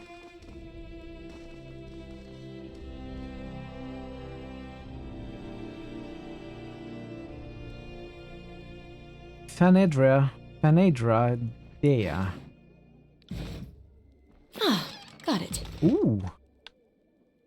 Okay, let's talk to them. A bright-faced woman greets you as you approach. Welcome to Latin's Crossing, Wanderer. My name is Phaedra, and this is my beautiful wife, Dea. She indicates the stone-faced blonde woman standing next to her, who holds up her hand in a quick greeting. What brings you to town? Is there anything I can help you with? What can you tell me about Latin's Crossing? I've lived here most of my life, but honestly, I'm not sure there's much to say. She looks contemplative. We are a center for trade and a waypoint for travelers. The walls are a little scary, but you get used to them over time. She looks at Dea. What about you, dear? Dea shrugs, her expression never changing. What is there to say? The town is alright, but living under the thumb of an occupying force makes it hard to truly relax. Phaedra puts her hand on Dea's shoulder and Dea sighs. You'll be off for tonight. Alright, Parrot, thanks so much for being here. Have a great rest. I will see you tomorrow. And yeah, thank you. A good night. Sorry we couldn't be more help. Phaedra shrugs sheepishly. You haven't always lived here? Several years before Kairos' invasion, I moved away from Letian's crossing. Being the granddaughter of Letian came with a responsibility I wasn't ready for. I met Dea in the bastard city and decided to stay for a while. Thanks for the lurk. Have a great sleep. Yeah, I'll see you tomorrow. We were living in the bastard city when we heard of Kairos' forces moving to the tiers, so we took that as our motivation to move, she laughs, and I think we got out of there at just the right time. We traveled a bit with a couple of caravans, but nothing really seemed like calm until I returned to Letian's Crossing. You never realize how much you can miss a place until you've been away for a while. She wraps her arms around Dea and squeezes, but I could live anywhere as long as this one is with me. It's true that trade hasn't been as vibrant here recently, but I'm sure it's simply a temporary setback. The merchants will sing and dance for you, trying to convince you their suppliers are unaffected, but everyone is feeling it. I have faith the world will set itself right soon enough. People call me a fool, but I don't see the benefit in bemoaning your fate. You take what life hands you and make it work. You are Lethian's granddaughter? One of many, I suspect, but I'm the only one anyone knows about. And before you ask, no, Aldine is not my father. Maybe you haven't heard, but my grandmother wasn't exactly the settling down type. What's it like having the Scarlet Course here? I avoid them if at all possible. Phaedra's face sours when you mention them. They are particularly brutal and everything sets them off. I would be much happier with someone else in charge. Except the Brotherhood, Dea adds. I would rather twist under a scarlet boot for the rest of my life than have to look at a single member of the Brotherhood again. Thank you for your time. Anytime, traveler, Phaedra says happily. If you need anything else, just let me know.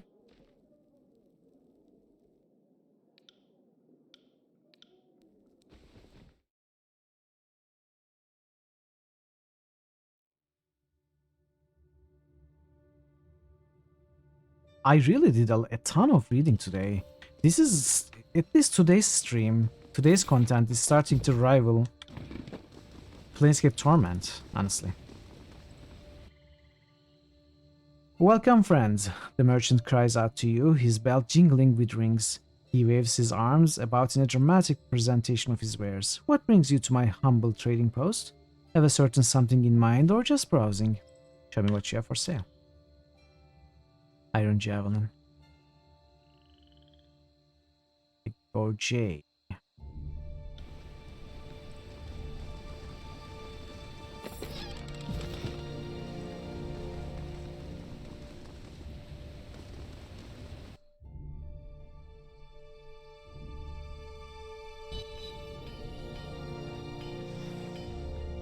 Master, the Fatebinder is here. Zdania, Master of the Forge.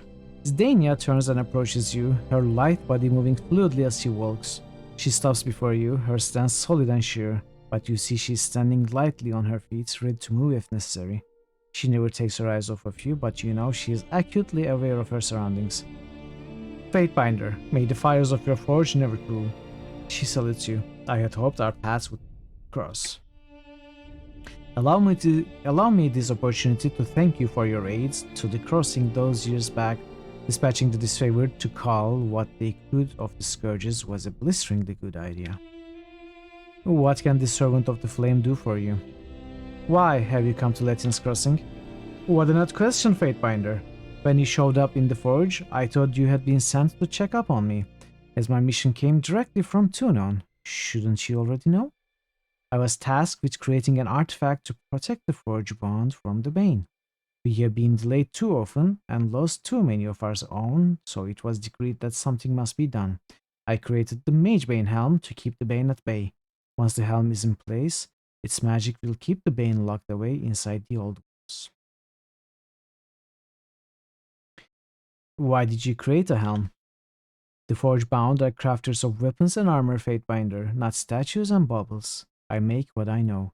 It's also portable and can be moved easily or used in battle should its protection be needed somewhere else, be needed elsewhere in the future. For the time being, though, it will remain here, protecting the Forge Bound. We have a job to do and cannot do it properly if we are constantly assaulted by outside forces.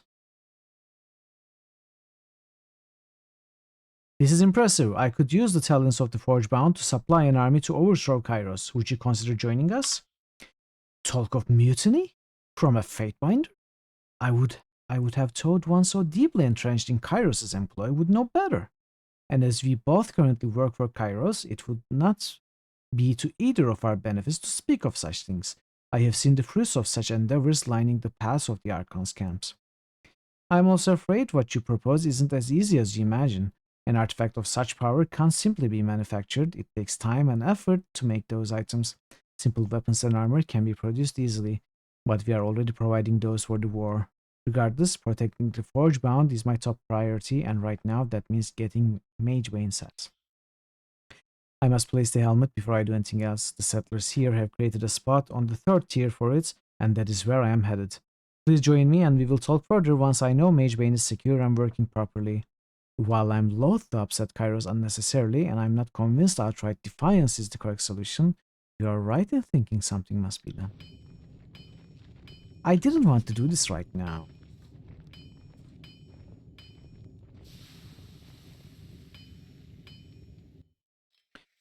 Eldian, the sunburned man, dips his head in greeting. An outsider never arrives alone. At least that is what my brother always said. Seems she knew what she was talking about. He nods thoughtfully at his own words. I'm Eldian. Welcome to Lethian's Crossing.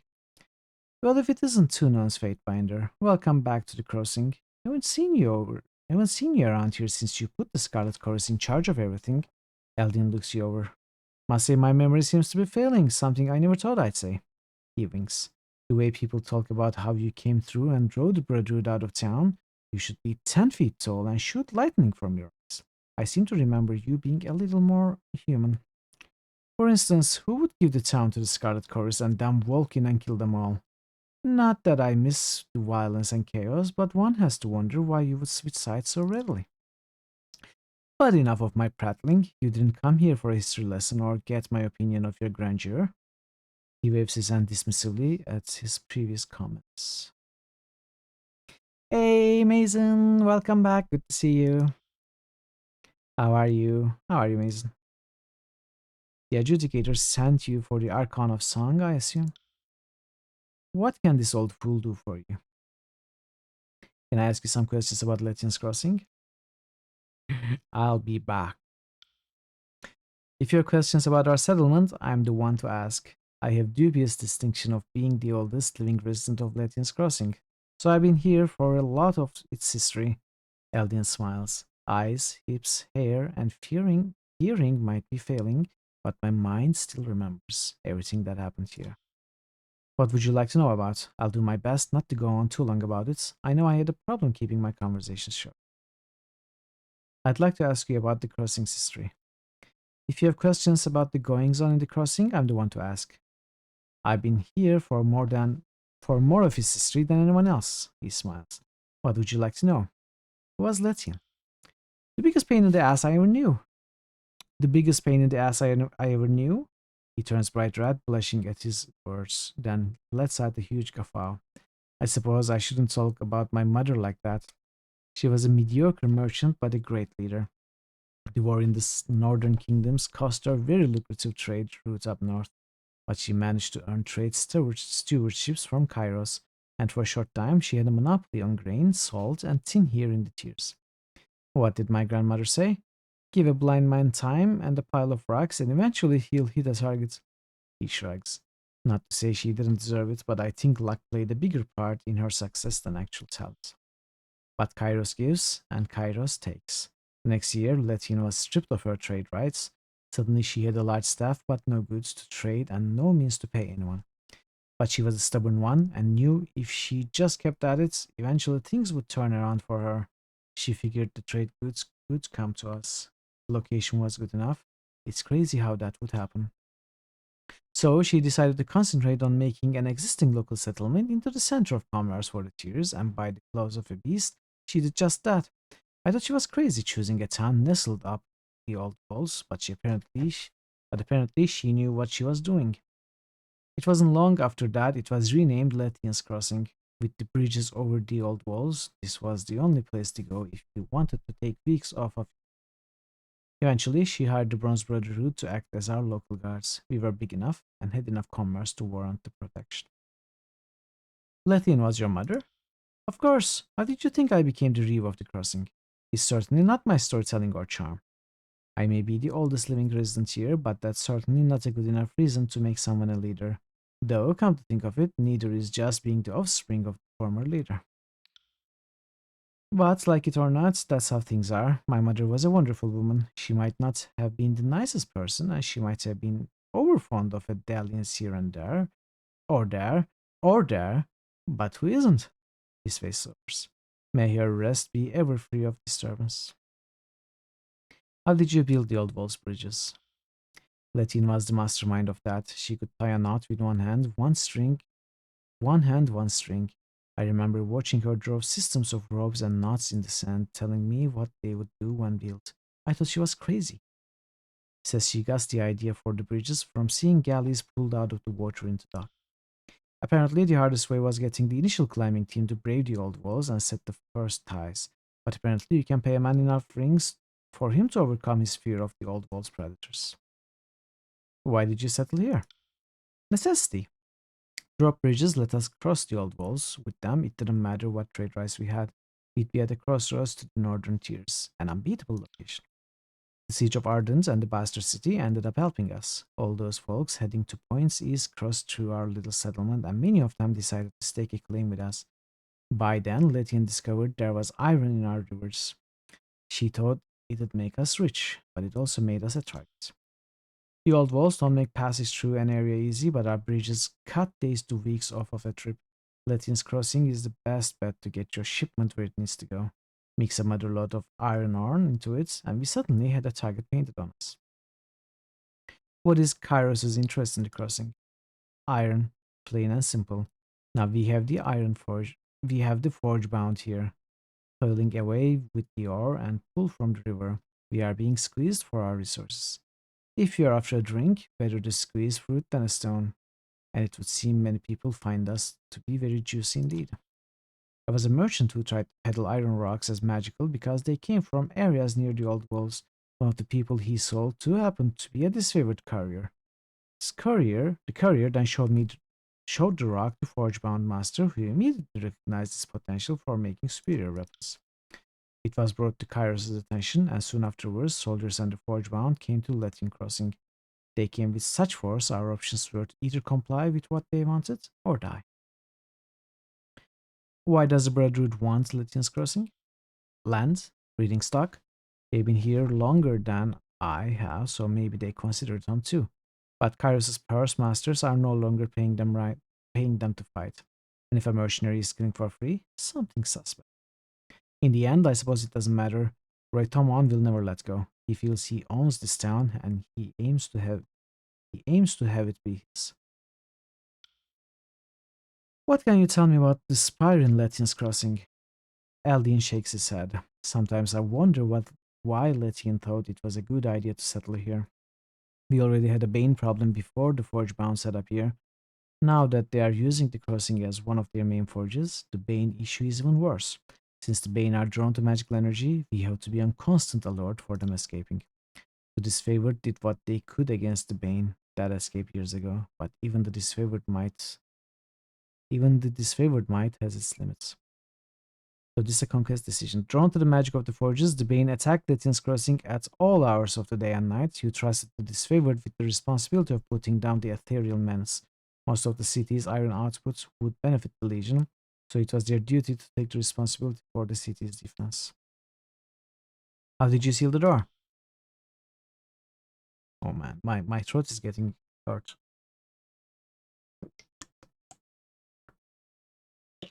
And tired.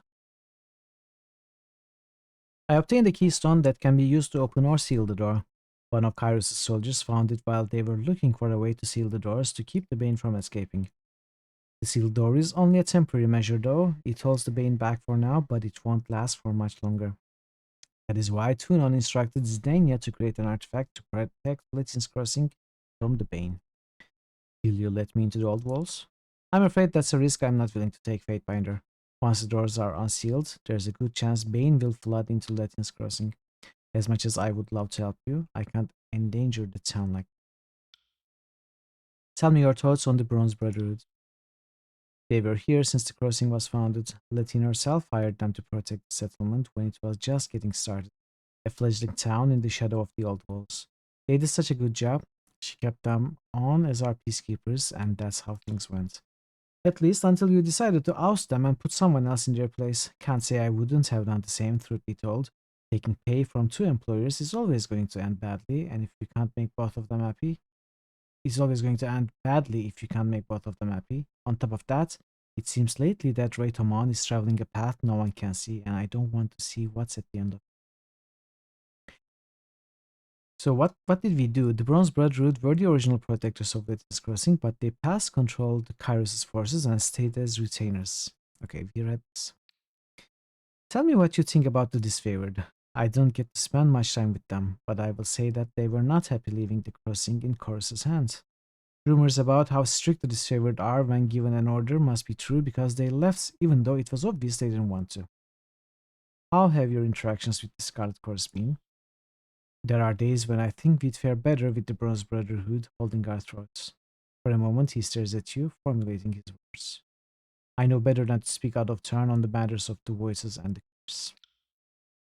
Say what you will of the Scarlet Chorus, we call ourselves far worse, but I can't guarantee that you'll keep your tongue. Eldian's face flushes and he shakes his head. That's all I will say. There's danger in saying too much. I serve Tuno, not the voices. Your comments will not be used against you. Eldian's eyes slowly travel to Verse, and he holds his position, not saying anything.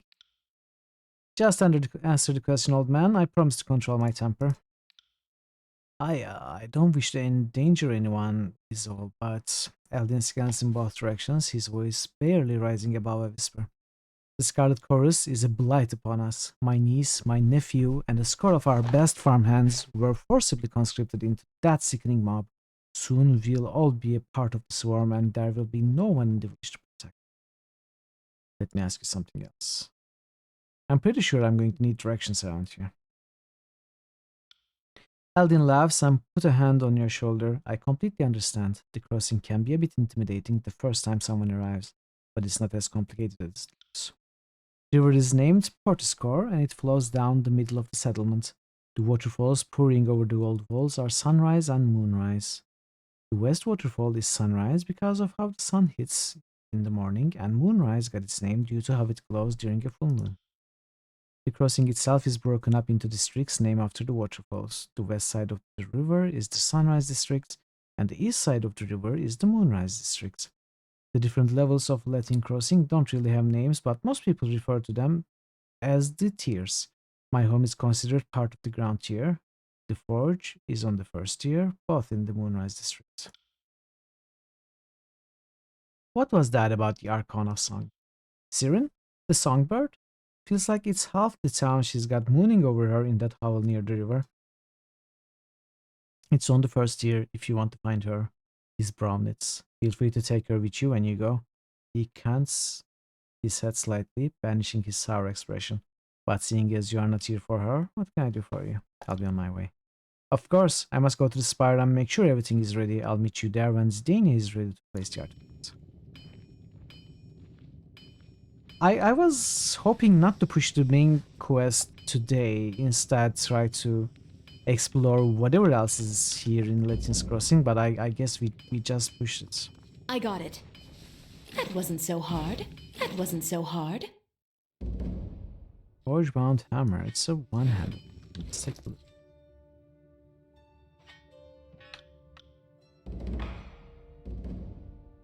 Higher damage. Less accuracy. Less range, higher damage? Guarded strikes though. Gives +5 parry to allies. I kinda like the javelins or other melee range weapons on Verse. If I don't want to put her in melee, I don't have to. And she can still make use of her dual wielding skill. And if she gets attacked in close range, she can use them in melee as well. So I kind of like the the javelins and throwing daggers in this game. I think they are designed well. I might even try to get some javelin or throwing weapons for Mithril rather than these.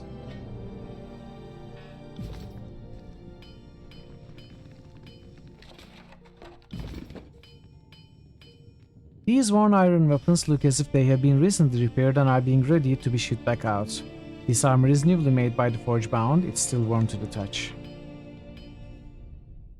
Ulantis, Master of Casting. Ulantis surveys the room with an air of superiority. He addresses you without making eye contact. Is there something you want? Thrown weapons are usually forgotten, but they are cool in Tyranny. Yeah, they are cool in Tyranny for sure. Is there a problem? His eyes carefully watch Lohara as he answers you. Yes, but these are forge-bound matters. Nothing that concerns the High Court of Tunon, I can assure you. What do you do here in the forge?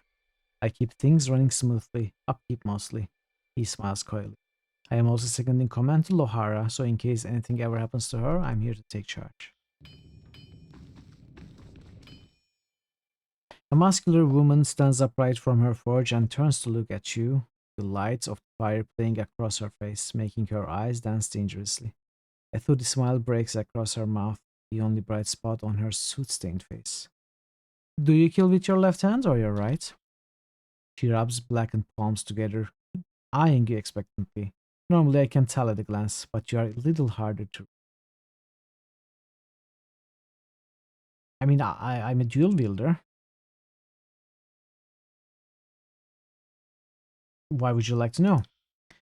The gauntlet is the hardest piece of the panoply and the most rewarding to work. So many scales of so many different sizes, and there is the rivets. She slides her thumb and fingers together, shedding flecks of soot and iron dust. I imagine you see a lot of battle in your line of work. One gauntlet is invariably going to wear out for the other. My mind is always thinking on what will need repairs first. It's as simple as that. Left. Noted. She grips her belt and cinches it. Cinch. Rattling the picks, awls, and pliers that dangle from its various hooks. I am Lohara, Master of Tempering and Forge Master of Lethian's Crossing. My tasks exceed the hours left in the day, but there is no harm in posing my work if it means speaking with the Honorable Fatefinder. How may I be of assistance? Are you well? You look weary. Ecstatic. Her voice is matter of fact, and a smile creeps in. The rituals of the forge links heart to hammer. My blood beats only when I strike my ingots. My forge runs too hot if my breath comes too hurried. The bond is both fatiguing and exhilarating. Is that how you excel at your craft?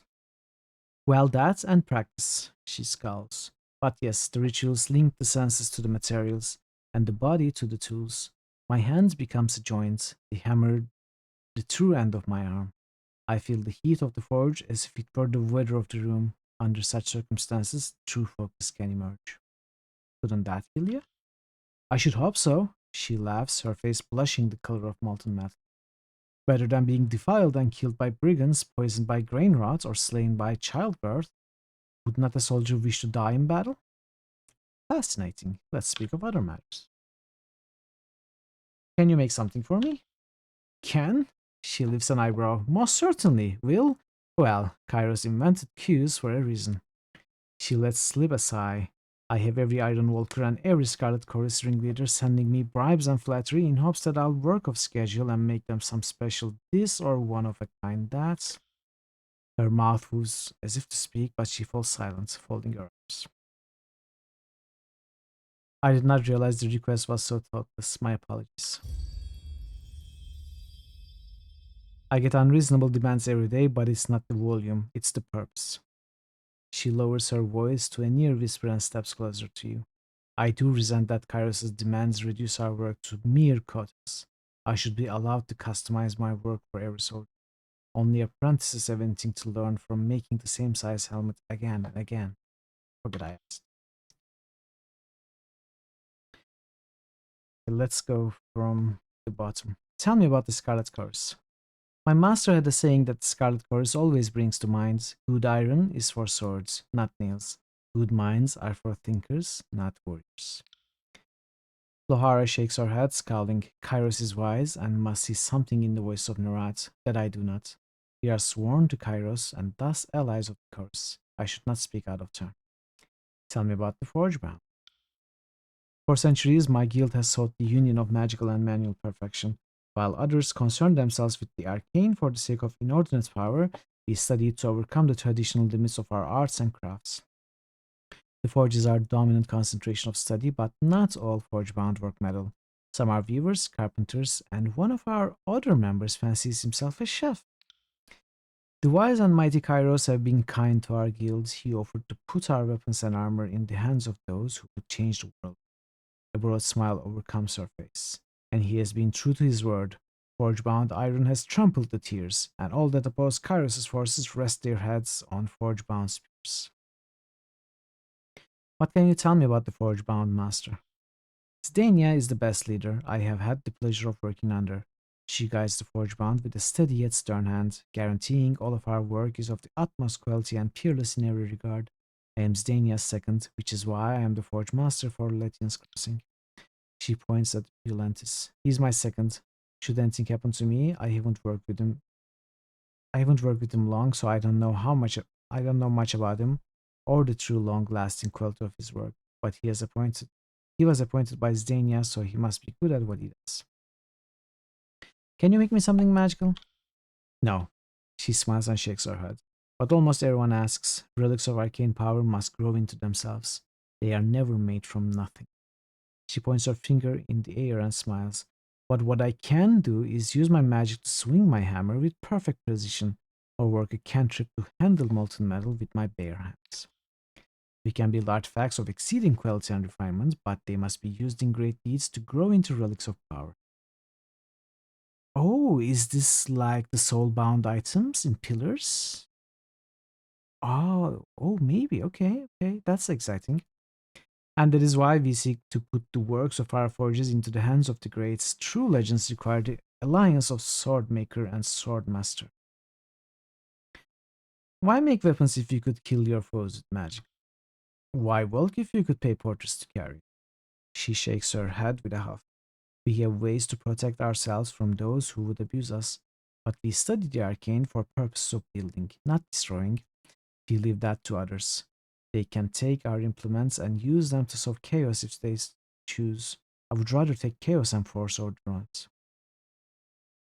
How exactly does your magic help you make things? Our most important rituals bind the crafter, tools, and the materials into one entity. She cracks a nervous smile. Close enough. In my own work, the forge bind draws the whole of my senses to the edge of the blade I'm tempering. I can see the tiniest notch, or touch my finger to the blade and feel the razor sharpness without breaking my skin. Such perfect execution of art has its costs, of course. Once heart and lungs become linked to flame and hammer, a dropped hammer could lead to a stopped heart. Most of our members die in throes of their work, killed by a distraction or simple error. She blushes. We lose a lot of apprentices. Tell me about Letian's Crossing. I don't see much of it, only this. She points to the roof and walls of the forge. Letian and her merchant crew settled this area a while back. The brave fools built bridges over the old walls and made themselves a crossroads trading post. Real pioneer spirit stuff. There's a really nice axe throwing build in Wrath of the Righteous. I bet there are. Wrath of the Righteous has too many builds for sure. Like too many classes, builds. There's a lot of variety. Maybe too many is the wrong way to put it. But a lot more than any other game. Honestly, Pathfinder games kind of scare me now with their variety and the sheer amount of content that they have. When I eventually get to play Kingmaker on stream, it will probably take over a few months. It will take a few months probably. You agree too many. I like how this game shows all the dimensions of evil, including people trying to reform bad institutions from the inside and ending up inside. And Wrath has a lot of different flavors of. So just the exact opposite almost. Probably. Yeah. I fully expect Kingmaker to take close to 200 hours after what you have all spoken about it. When you run Pathfinder campaigns, you limited quite a bit. I don't know how it will go for me when I play it on Steam. I guess we'll find out if it gets selected. So the iron made Latin's Crossing important enough for Kairos to want it for himself. It made good sense to move some of us forge-bound here to the Latin Crossing, easier to put us near the iron instead of shipping it over the mountains. That, and this is a crossroads, we can resupply our allies faster than ever from our new workshop. If you go in blind and want good outcomes, you'll probably need to make hard saves and possibly redo large sections. I don't know how I will go about that, Verimamo. I might ask for more help, I might employ Wikipedia more, I might do more save scumming, or I might just, play the game from start to finish and see what we get without too much of trial and error. I don't know. I don't know. It's tough to decide from now. It will depend on how I feel at the time, I guess. If you try to be good in this game, there's only one path. If you try to be evil in Wrath, it's just one flavor, yeah. It's a long, complex game with a lot of going on behind the scenes. There's 2 main good paths in Wrath of the Righteous, 3 distinct evil paths.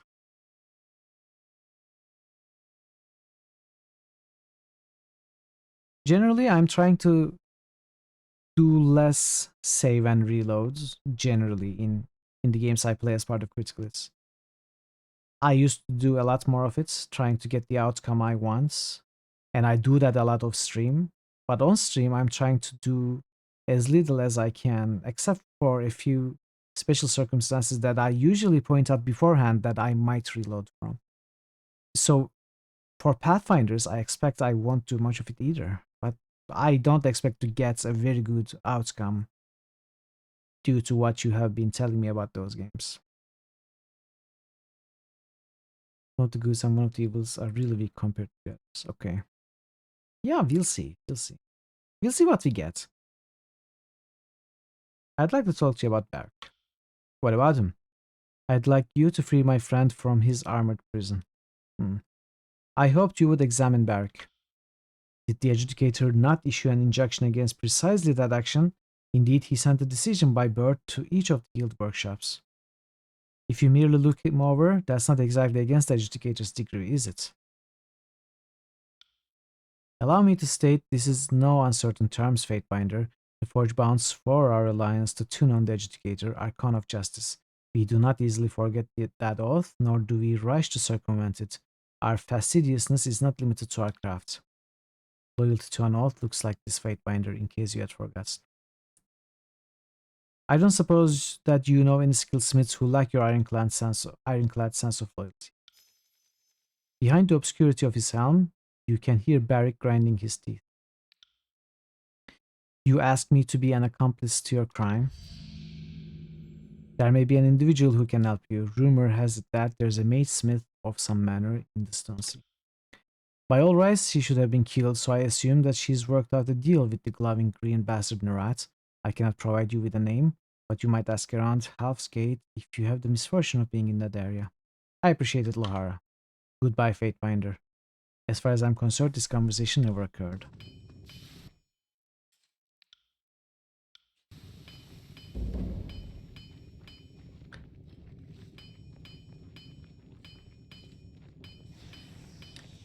Piotr is great at giving alignments a lot more personality than most games. Okay. Alright, let's go out.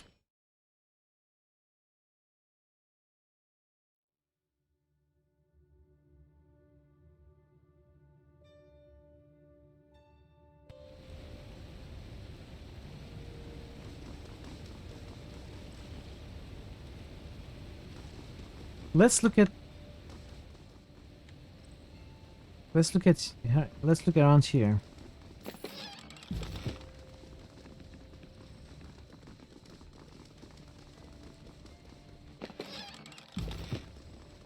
But not the third tier.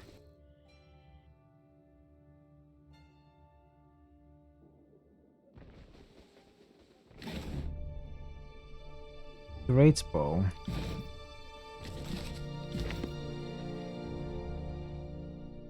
This wall appears to have been damaged years ago, but was never properly repaired.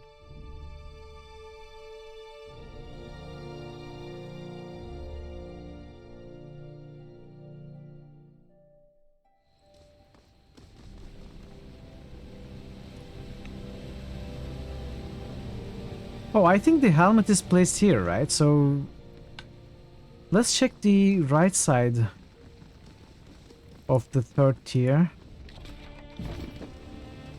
without approaching. Found something.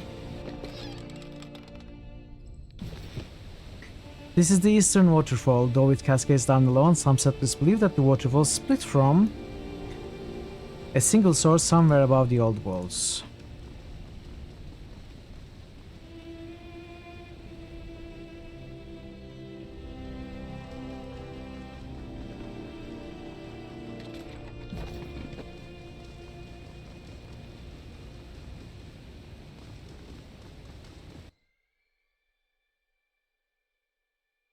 Curious. Ravenshaw of Rogues, 10 subterfuge. I like that. But what can I remove for that? I guess let's keep it here in case we get some sort of lock or trap that we cannot unlock, disable. The back wall of this home has long since crumbled away, revealing the old walls behind it.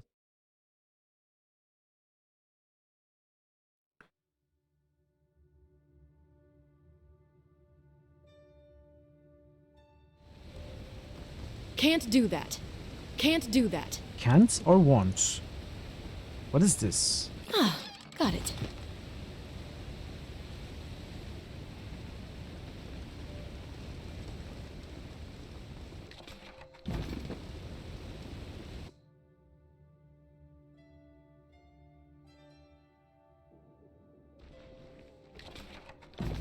Leia Kallian. Greetings, Fatebinder. Sorry, I'm not interested in whatever you are selling. If you want to talk to someone, talk to my brother. But I'm selling these fine leather jackets. How about that? You don't want a leather jacket?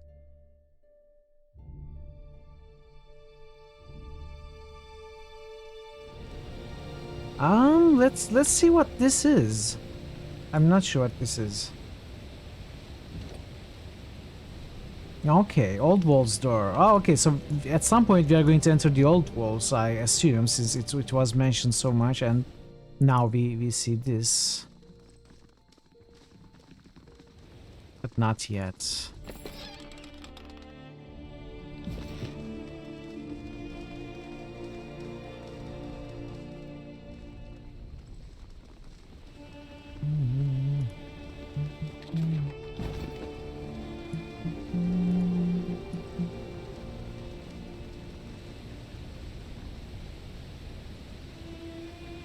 During clear mornings, the western waterfall reflects the rising sun in a beautiful display of color. What? Of course you aren't going to the old walls. Yeah, very clearly said that was illegal. Oh, you're right. I'm sorry, Thor. As a Disco Elysium demonstrates, it's illegal to say no to the leather jackets. Yeah, that's true. Okay. So let's see what this is, and this is probably the last thing we'll do today, depending on how this goes. Good, good. Now the people of Latin Crossing have one less thing they must worry about. Fatebinder, will you go inside and see what effect the helm is having on the Bane? Paris' law states that no one is allowed to enter the old walls, but if no one goes inside, we will never know if the helmet is working. I will do this for you. Thank you, Fatebinder. Your help is invaluable. I just need to know my citizens are safe.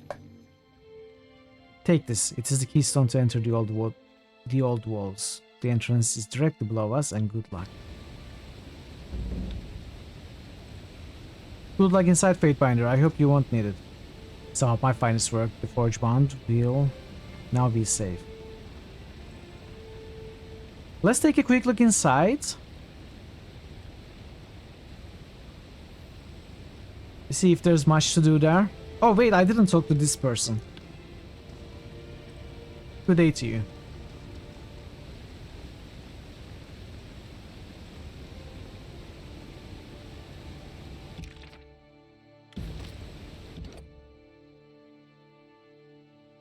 is this? Did I have this? Exsanguinate the target, causing them to hemorrhage blood, taking large damage that ignores armor and the long-lasting bleed effect. Wow. 45-6 row versus endurance? Wait, did I have this?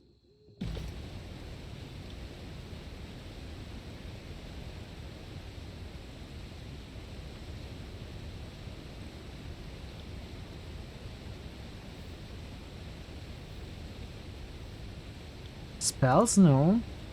Okay. Combo abilities? No. Reputation abilities? Okay. I think this is new.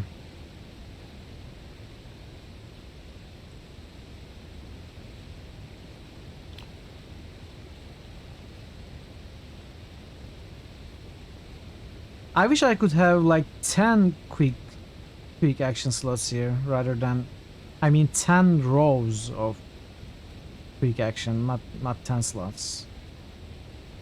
If only I could add as many as I wanted. There are so many abilities here. I need to sort these out, you know, put the once per rest abilities to the end. I might take a look at this off stream, not today definitely, but maybe tomorrow before stream or after Sunday stream on Monday on my off day, to both reorganize these skills and also maybe make some new spells. Or maybe I will do it on stream tomorrow or something, we'll see. Okay, let's take a look inside. Old Wall's door. Use the keystone. Place the keystone into the center of the door.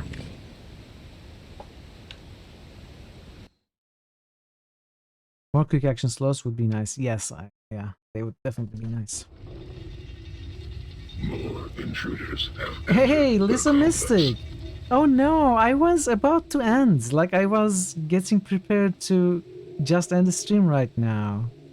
Hey MDS, hey Ale, hey Lisa. It's a mutastic raid from Lisa Moostic. Lisa Moostic. That's perfect. Let's give you a shout out.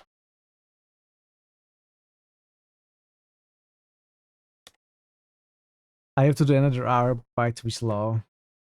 6.5 hours rookie numbers. I know, but I'm a rookie. Oh god, my game. What happened to my game? Hello? My game is like this small What on is the bottom that? of the screen and I can't get it. What did you do? Apparently my hands were cold or something. I don't know. Shit. What? It just shrunk. I'm sorry. It became an inch. You guys want to see a magic trick? Welcome everyone. Welcome Lisa. Welcome Raiders. It's great to have you. You knew it. We wanted to come visit you. Ah, I'm sorry. I can do a little bit more. No worries. We can maybe look at this place too. I'm not going to. I mean, I was going to end like in 2 minutes, but I can stay a little bit for you. That's no problem. Thank you so much for the raid. That's very kind of you. And welcome Raiders. It's great to have all of you here.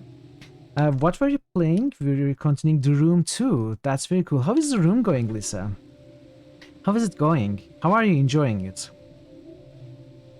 Are you finding it difficult, easy, enjoying the puzzles? If you need to wrap up, you totally understand. Yeah, I kind of do, but I would be happy to. You know the truth? I want to continue playing, I'm just tired and hungry, so I will look at this place as well, and then I'm going to wrap up probably. I cannot go on for much longer for sure. I have been streaming for 6.5 hours, and I have been reading stuff for pretty much 6 hours. Like, maybe I did some other stuff for half an hour, but it's all been reading today. Dialogues and lore. It is kind of... can be tiring for sure. You love it, although it's a bit difficult for you. Your chat is awesome. That's so cool. That's so cool. If you need help and the chat helps you, that's very cool. I definitely want to play the Room series. I've got all 4. I'm planning to play them not right now. I have other games planned, but I plan to play them soon for sure. Hey, Jilska! Has just resubscribed for a total of 9 months. Welcome, Jilska. Long time no see. Heya. How is it going? Mitchell, hey. Thank you so much for the resub, Jilska. I appreciate it. We are doing well. We just had a very kind raid from Lisa and her chats, the raiders, and We have been playing Tyranny this week and last week. We are making good progress. I'm really enjoying the game. How are you, Jioska? They are definitely worth playing. Yeah, I've heard that from you before and also others.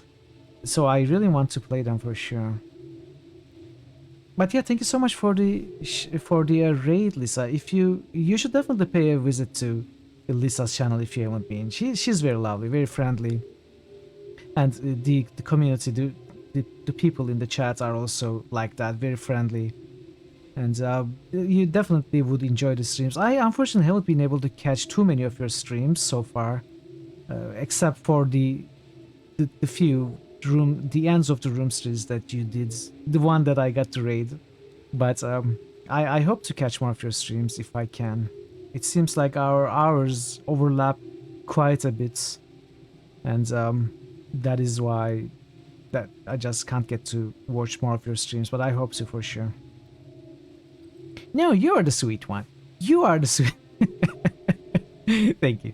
Thank you, Lisa. Glad to hear it. You finished Final Fantasy XIV. You finished it? No, I don't believe you. You can't have finished it. It doesn't end. Like, you have been playing it for how many hours? 4,000 hours? Get a room. Come on. You really finished it? Are you done with it? Are you not going to play it anymore? You are taking a break from the game. Perfect, let's go. 1,381. That's impressive. That's impressive. But yeah, I'm glad you are back with us, Yoshka. I thought we had completely lost you to Final Fantasy XIV. Just a short break. Well, that is good enough, at least for you to come and say hi. And I appreciate the resub for sure. I'd so like yeah, to record history before it all runs out. Shut up, Lantry. So the Raiders, if you are new here, if you are new to this channel, I'm Mitral. And I play a lot of RPGs and point-and-click adventures, puzzle adventures mostly. Today, I sometimes play other games, but mostly it's RPGs and adventures here. Today we are playing Tyranny, which is a very nice tactical isometric CRPG from 2016. And we are in chapter 2. It's really good. It's a really enjoyable game, very well written. There is a lot of lore, there is a lot of dialogue, there's a lot of reading for sure. But we are kind of used to that here with the games that we play here. I hope you enjoy your time. I hope you enjoy this kind of gameplay and contents, and I hope you have a good time here. As I said, I won't be able to go on for much longer, but we are going to take a look at this place now, so let's continue. No story as of now, only playing endgame content like Savage Raid. Okay, I see. Now you're too busy with in real life and playing. Oh, you started Wrath also? Shall banish the endless winter. Morag. That's nice. That's a very, very strong villain from Neverwinter Nights.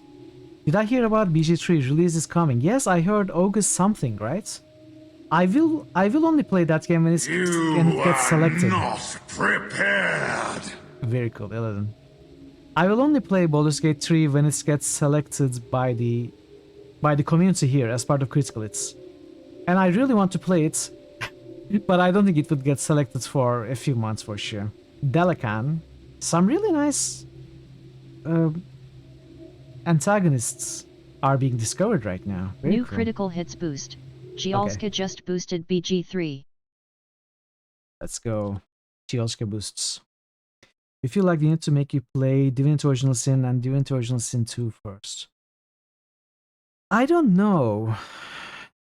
I mean, it does make sense to play the other Larian games, but if it's meant to get me acquainted with the Larian kind of play style, I am kind of acquainted. I did play Divinity Original Sin. I didn't get far. I played Divinity Original Sin 2 as well. I loved it. I loved it so much that I focused on trying to steal everything as I do in the games that I love. That's a quirk that I have. I try to steal everything. And I just couldn't progress due to trying to steal everything. So I kind of stopped, but I loved it. I don't think I need to play Divinities before Baldur's Gate 3, although it would be cool. Thank you for the boost, Joska. Based on EA, Baldur's Gate 3 is... Yeah, I'm not familiar with the early access either. It felt both too dark and too silly. The first one, I haven't heard, I have heard some negative things about the first one for sure. Anyway, let's focus on the game.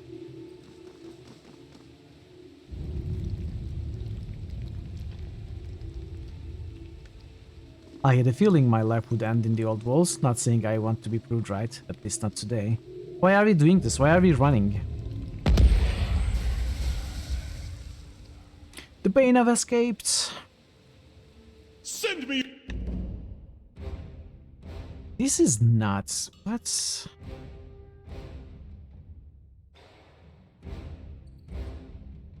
Your champion. What are you doing? Are you crazy? Right.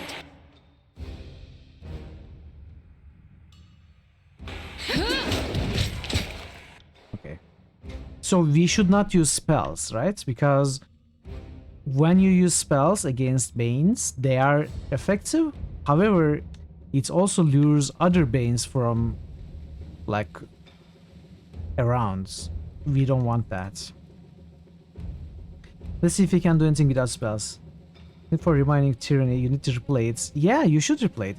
It's short enough to replay, I guess. And it's a good game. I've been having a great time with it. So what does Lantry do then? Throw the quill? Ready? Pity you won't enjoy this as much as I do. I got it. Pity you won't enjoy this as much as I do. Let's try Sunspear. This is not a spell, right?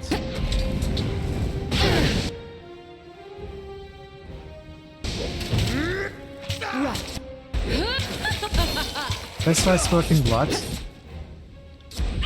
you afraid of death, worm? Return to Zidania, okay. Let's look around. We don't have to return right now. See that? New Broke critical skull hits mask. boost. Gialska just boosted Pathfinder. Kingmaker. Kingmaker. Now you're broke. That's fine. That's fine. You just need to lurk.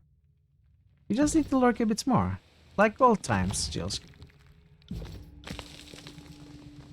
The door cannot be moved by hands and will easily resist any effort to force it open. You notice a small receptacle carved into one of the panels adorning this door, though nothing in the chamber looks like it will fit.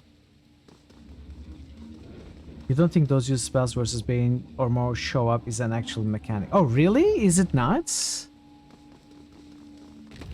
I thought it was. I was convinced. There's an eerie glow of unknown origin coming from the depths of the pit. Well, that's good to know. Because I would rather use spells, obviously. The door creates a near-perfect seal with the surrounding walls. Along its surface, you see several chips of shallow gouges from failed attempts to force it open. There is nothing to interact with on its panels, and you surmise that it was never meant to be opened from this side.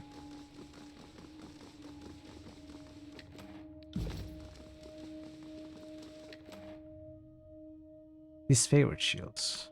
This is a light shield. A dodge shield. These floor stones have been broken recently. Bits of metal nearby would suggest it's the result of careless soldiers.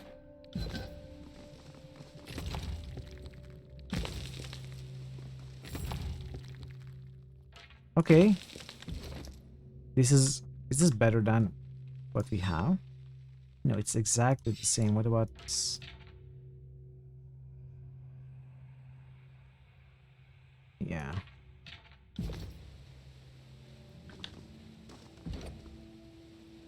Interesting rune. Take a charcoal rubbing. Make a charcoal rubbing of the relief's shape to help discern the rune's design.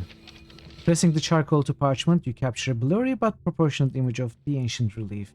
With enough collected imprints, it may be possible to reconstruct the original shape of the rune. As you work, Lantry hovers near. See how that pattern looks broken along two edges? I think there is more to the engraving than what's here. Finish the tracing, then we'll look for more. Lantry notes. Agreed. If we collect enough sketches and imprints, we could no doubt reconstruct the original image in its entirety. Examine the mysterious rubbing. Okay, let's examine it. A portion of an unknown sigil has been recorded on this scroll. The charcoal imprint is rough and incomplete, leaving the full design a mystery for now. Okay, let's talk to Zdania. I suspect we will be given some sort of means to push forward into the old walls, and that's going to become a dungeon for us to explore. The helmet is gone. Did anyone pick it up and mistake it for ordinary equipment?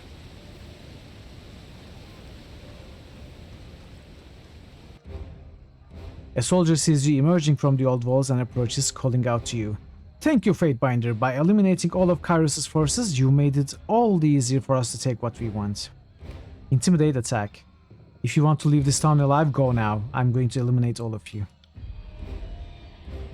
The soldier takes a step backward, obviously not expecting this response. You would really do that? Raytomon said you wouldn't dare attack us. He takes another step. You'll probably win this fight. I'm out of here. He turns and runs from you.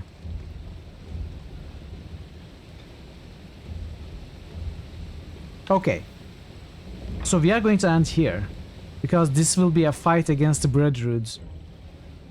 I see, like, according to the map, there are 4 fights here. I'm not going to do it today. We are going to do it tomorrow. Let's get a save here.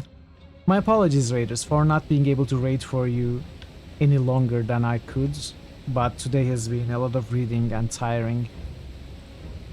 But I hope, and this goes for everyone, I hope you enjoyed the stream. I know today has been a lot of reading, and I know it's not for everyone. But I hope you did enjoy it, so let me take you somewhere else to a nice stream. We have Adam playing Tomb Raider. We could go there.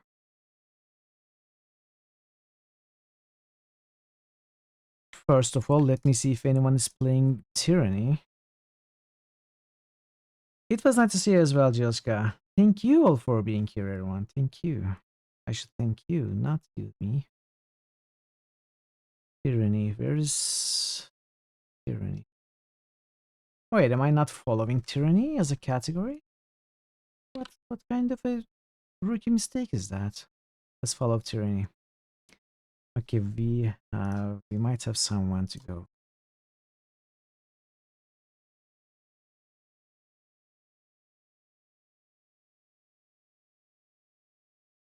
Okay. We are going to raid someone. We are going to raid a channel that I have never raided before. Hopefully making new friends. And they are playing Tyranny. They seem to be at the beginning. If I'm understanding this correctly, I'm not so sure, but I think it is. Yeah. It is probably the Scarlet Chorus camp for the first time in chapter 1. So let's go there and meet them, spread some love, and enjoy their stream. Hopefully have a good time.